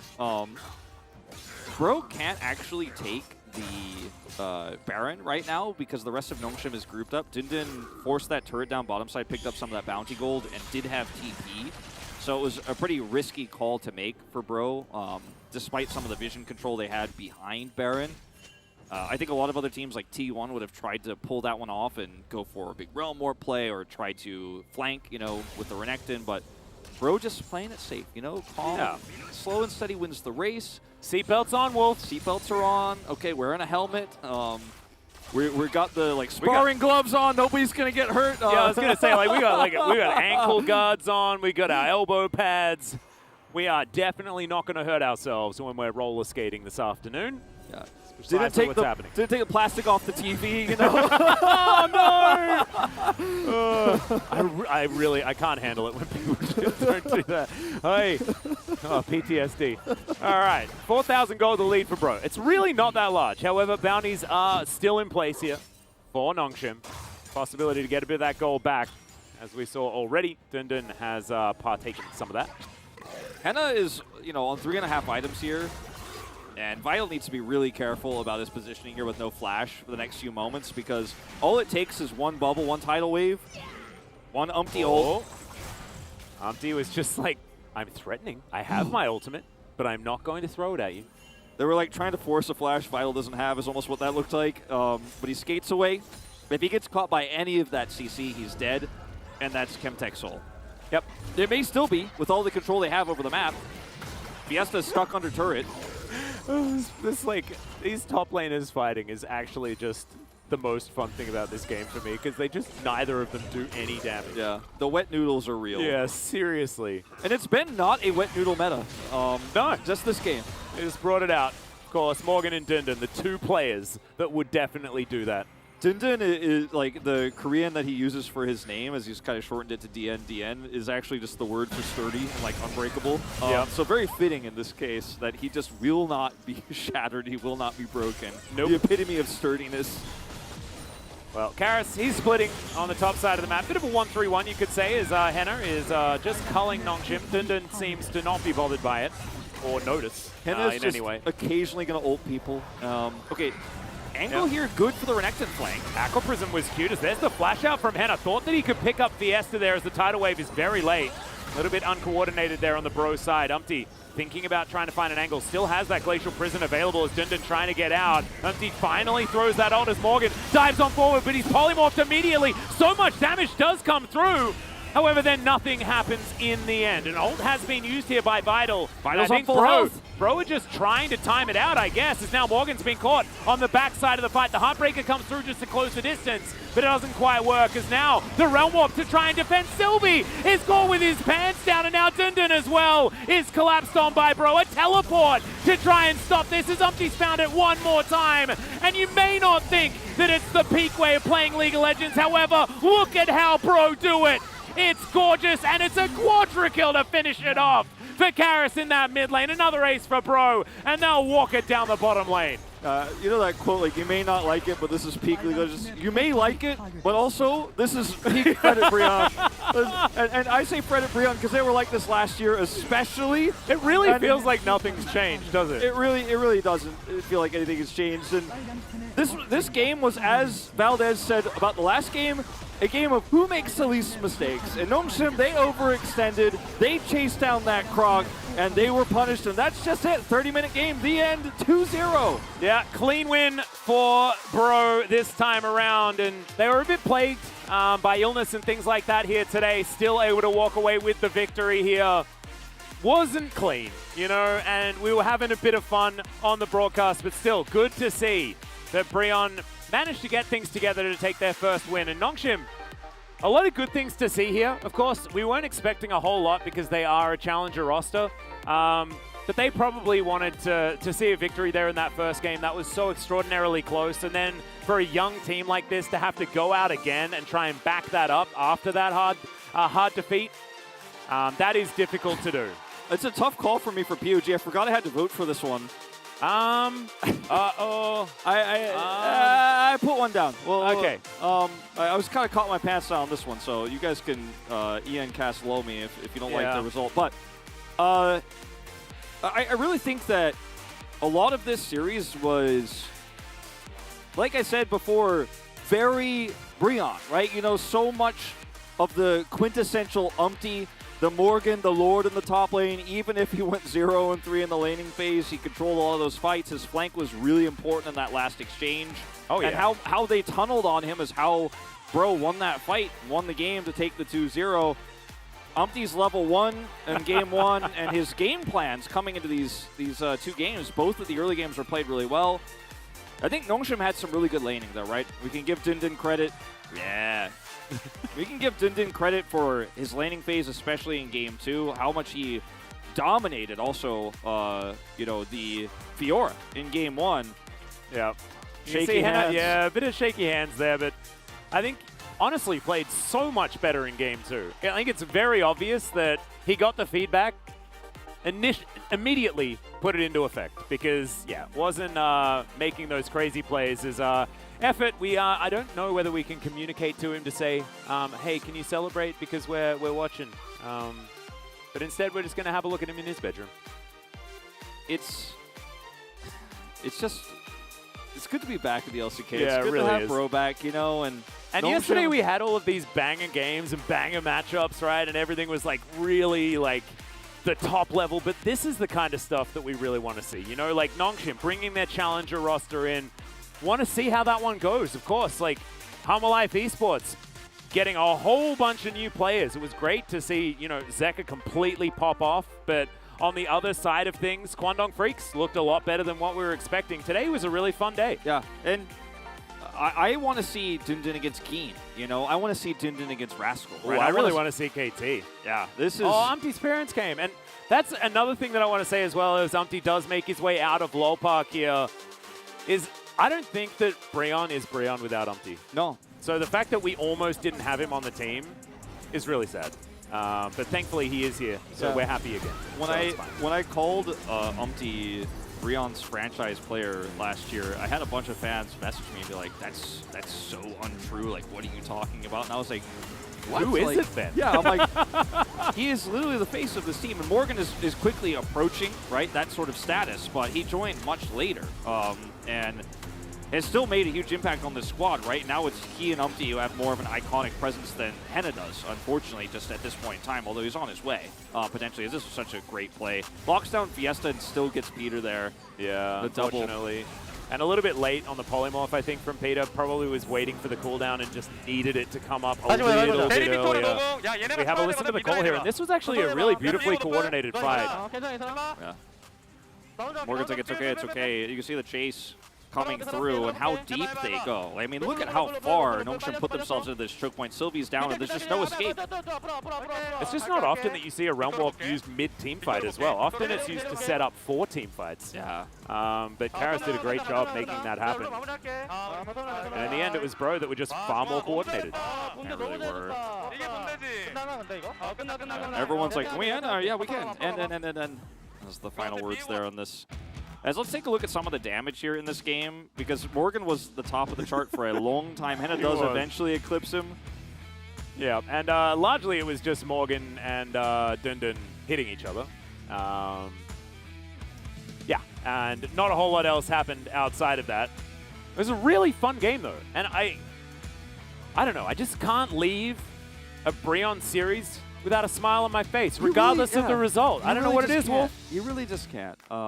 And Chroniclers Challenger boys, you know, the champions came up here. They do get 0-2'd today, or they're 2-0 rather. They go 0-2, but I think there's a lot of promise here. I think there was a lot of potential for sure. I absolutely agree, and I think that if that last game had have been a different flip away, then we could have been celebrating a Nongshim win here. So certainly a lot to take in from this first match for both of these teams. So let's send it over to the space with the gentleman to break down that series. Thank you, casters, for your wonderful work today. We are back at the space, me, Valdez, with Chronicler. And yeah, Nongshim, they did show a lot of promise, but at the end of the day, it was all up to the Giga Chads in the green. Breon putting it together with a 2-0. What do you think led them to this relatively clean victory? We'll talk about the draft a little bit, because I do think that at this point, even after game number 1, where I feel like it wasn't as big of a problem, we'll give it a few more days, but Zeri to me right now seems to be highly over-prioritized, but then you look back at the matchups and you're like, does it really matter? Because it's like Dokdom, Pace, Vidal playing it against Deft, Gumayushi, and then in this case I think it's more of a team diff than specifically the picks. But that Zeri priority I expect to see change. Overall, Breon to me had an incredible draft, had basically all the power picks that you could look for, strong priority in mid, a lot of side lane power with the Rise and the Renekton up until a certain point at least, even as you saw with Dunun picking up a couple of kills, and then the Sejuani to tie it all together. So I think that comp was great. For Nongshim, I actually think the comp was fine. I also think they got through the early game really, really well. But as we'll see in the highlights as well, the really big difference between being a good team in the LCK and being a team of challengers is the speed and decisiveness with which things happen. And that is, of course, where you really see, and we keep going back to this, the experience of a lot of the established LCK rosters, even if they struggled at times compared to challenger players. Yeah, you know, maybe Umti leading the charge, you know, making sure that everybody's on the right pace there for Bro. It kind of seemed like they were all playing together as a whole, whereas Nongshim a little bit behind the 8 ball. Let's take a look at replay number 1. This was a fight in the mid lane that ended up being an ace at 22 minutes. Because this is really the type of stuff I'm talking about, right? It's a little disjointed. You see some hesitation on the side of Nongshim. Dundun body slamming out, not sure if they actually want to go for that. And then also the attempted re-engage here by Sylvie, which if you actually have the damage and you kill Parasite, then maybe you can do something, but instead it's these type of, I think, split-second decisions that you see Nongshim, like the unit's gone. They split up, right? And if you do that against Morgan's Renekton, it immediately smells weakness. And to me, even though Umti dies here, his engages and his sense of team fighting and what has always made Bro really strong is also a really good match against a team that clearly, when it comes to executing plays on a higher pace, just can't really match. And Breon says this, a slow game with team fighting? Yeah. Love it. It was perfect. They looked really comfortable. It was a really slow, early-ish to mid-game. Love that. They were like, okay, we're ready to go. Let's take a look at the second highlight here, which is a fight over the Drake and the eventual win for Fred at Breon. You know, you could see Nongshim were trying to be a little bit more proactive. They were trying to get presence in the mid lane priority, but it ended up not going their way. And the initial half of this team fight, I don't think, is a disaster. Yes, Fiesta gets chunked, but there's also a lot of cooldowns that get used on the other end. Unfortunately, they funnel into the choke point here, and then due to a lot of AoE damage coming in, get taken fairly low. But they're able to sustain, and this is where you still might think this is playable. And you see exactly the same mistake made twice, where Morgan is out of this fight now. But instead of backing off and looking for a position, they overcommit into a realm warp, and that's another one of those moments where, in the heat of the moment, someone needs to go, guys, we need to back off. If we go into this choke point and get split up, just the way like happened previously, we're going to get exposed. And that will keep happening, I think, for Breon, exactly these type of situations where they're allowed to actually front-to-back team fights. They're always going to win against Nongshim. Nongshim needs like substantial leads, and even though I think their laning phases have been okay, not nearly enough to then outfight a team that has as much experience in these slower-paced game than Breon. Yeah, absolutely. I think, you know, Nongshim, give them maybe 4 or 5 weeks. They can win some team fights like that, you know, if they're really building upon these blocks, maybe a good learning lesson for them today. It's again, and there were a couple of really nice moments that we didn't get to highlight because the game really came down to those late game team fights where Sylvie and Dundun actually played like early waves really nicely, and the setup was there from Dundun after he got an early gank, and then Sylvie was able to capitalize on that again, and those type of things are nice, but just like with Kwangdong, like then what? And the then what, I think the challenger teams are going to need a little bit more time to actually answer, because that is where it gets really difficult. The later stages of the game, the macro sense, you know, what do we do as a team, the teamwork, What all are our can be win built upon. conditions? It's They so need tough. some time. We'll see it maybe in the future. But guys, we do have the player of the game ready to go. Let's see who it is. It will be Henna who does pick it up on the Lucian.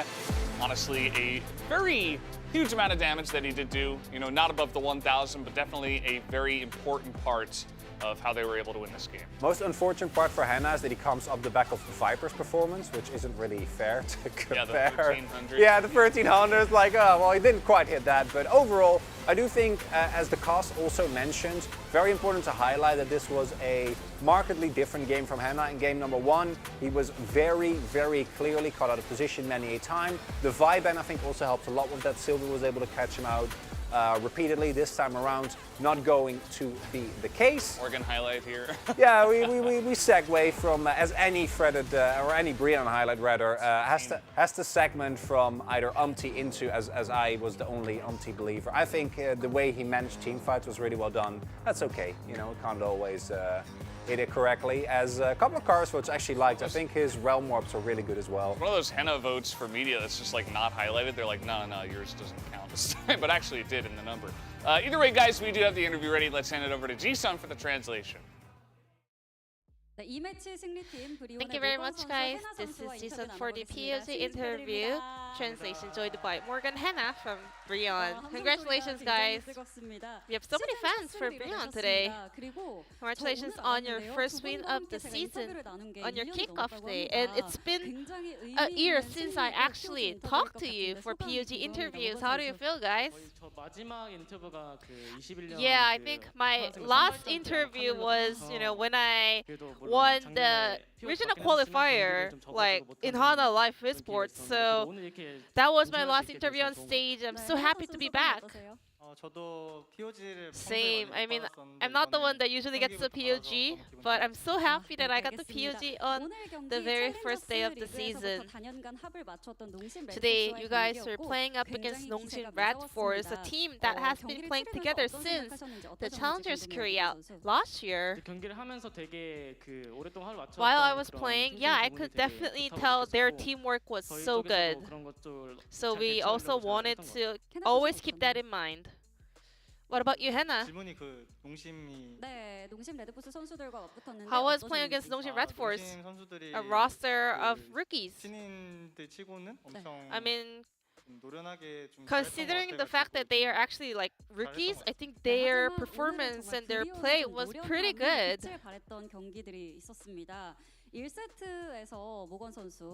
In game number 1, Morgan, you actually self-countered yourself after seeing what Dindin logged in. I mean, everyone knows that, you know, Renekton can win lanes, but heading into the later game, actually Fiora can win the side lane, so I didn't really care too much about the champion matchup. And that late game was the key to Bro's win because you were the one going all in for the backdoor.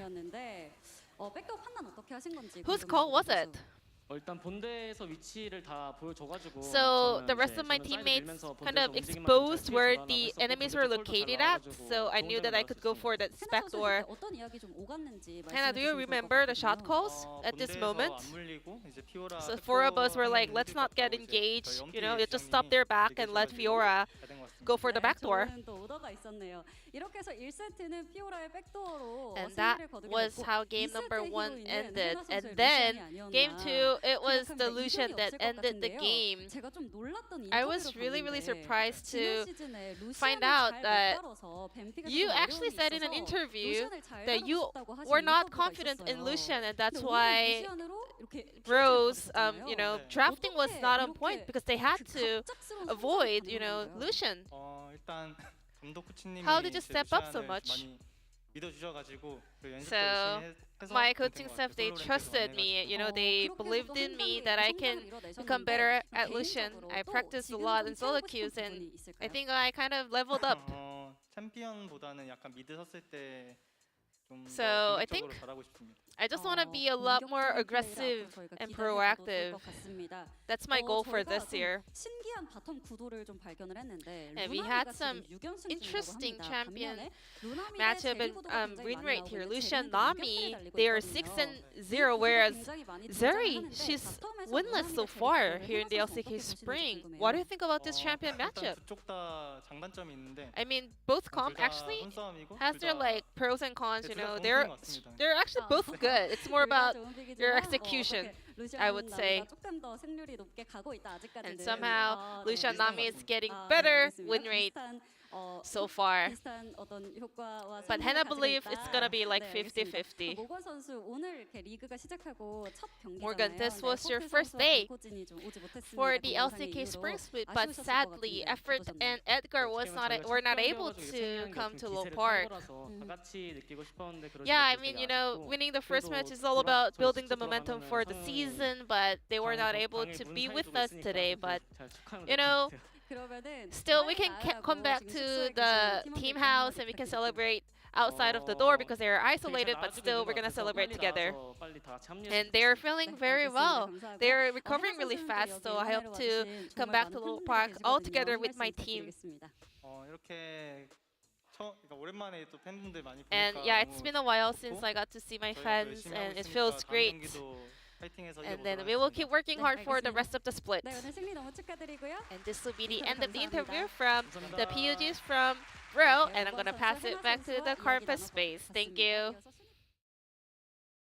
Thank you, Ji-sun. We're here at the space. That was an awesome interview. Very fantastic translation. We're going to take a look at the matches that we do have for tomorrow, of course. This is going to get pretty interesting. First, we do have the standings, though, so let's take a quick look at that.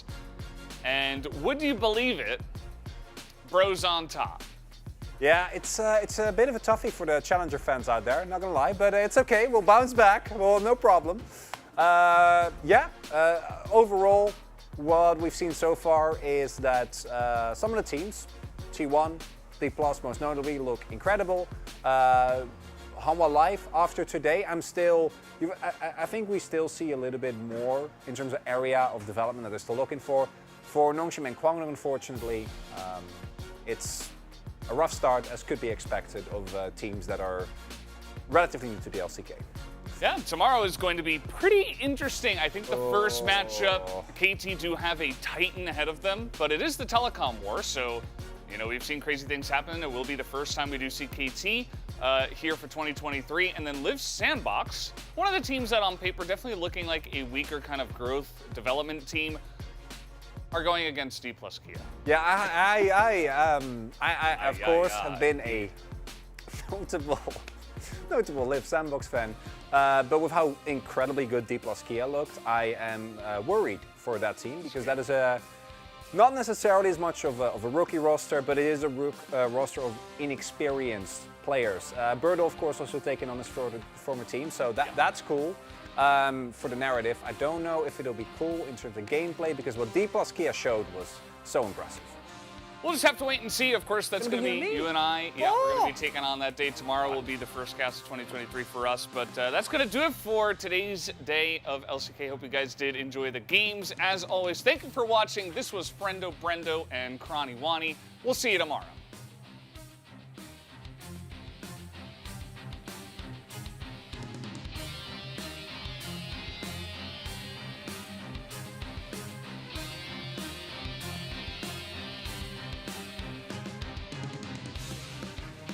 Bye.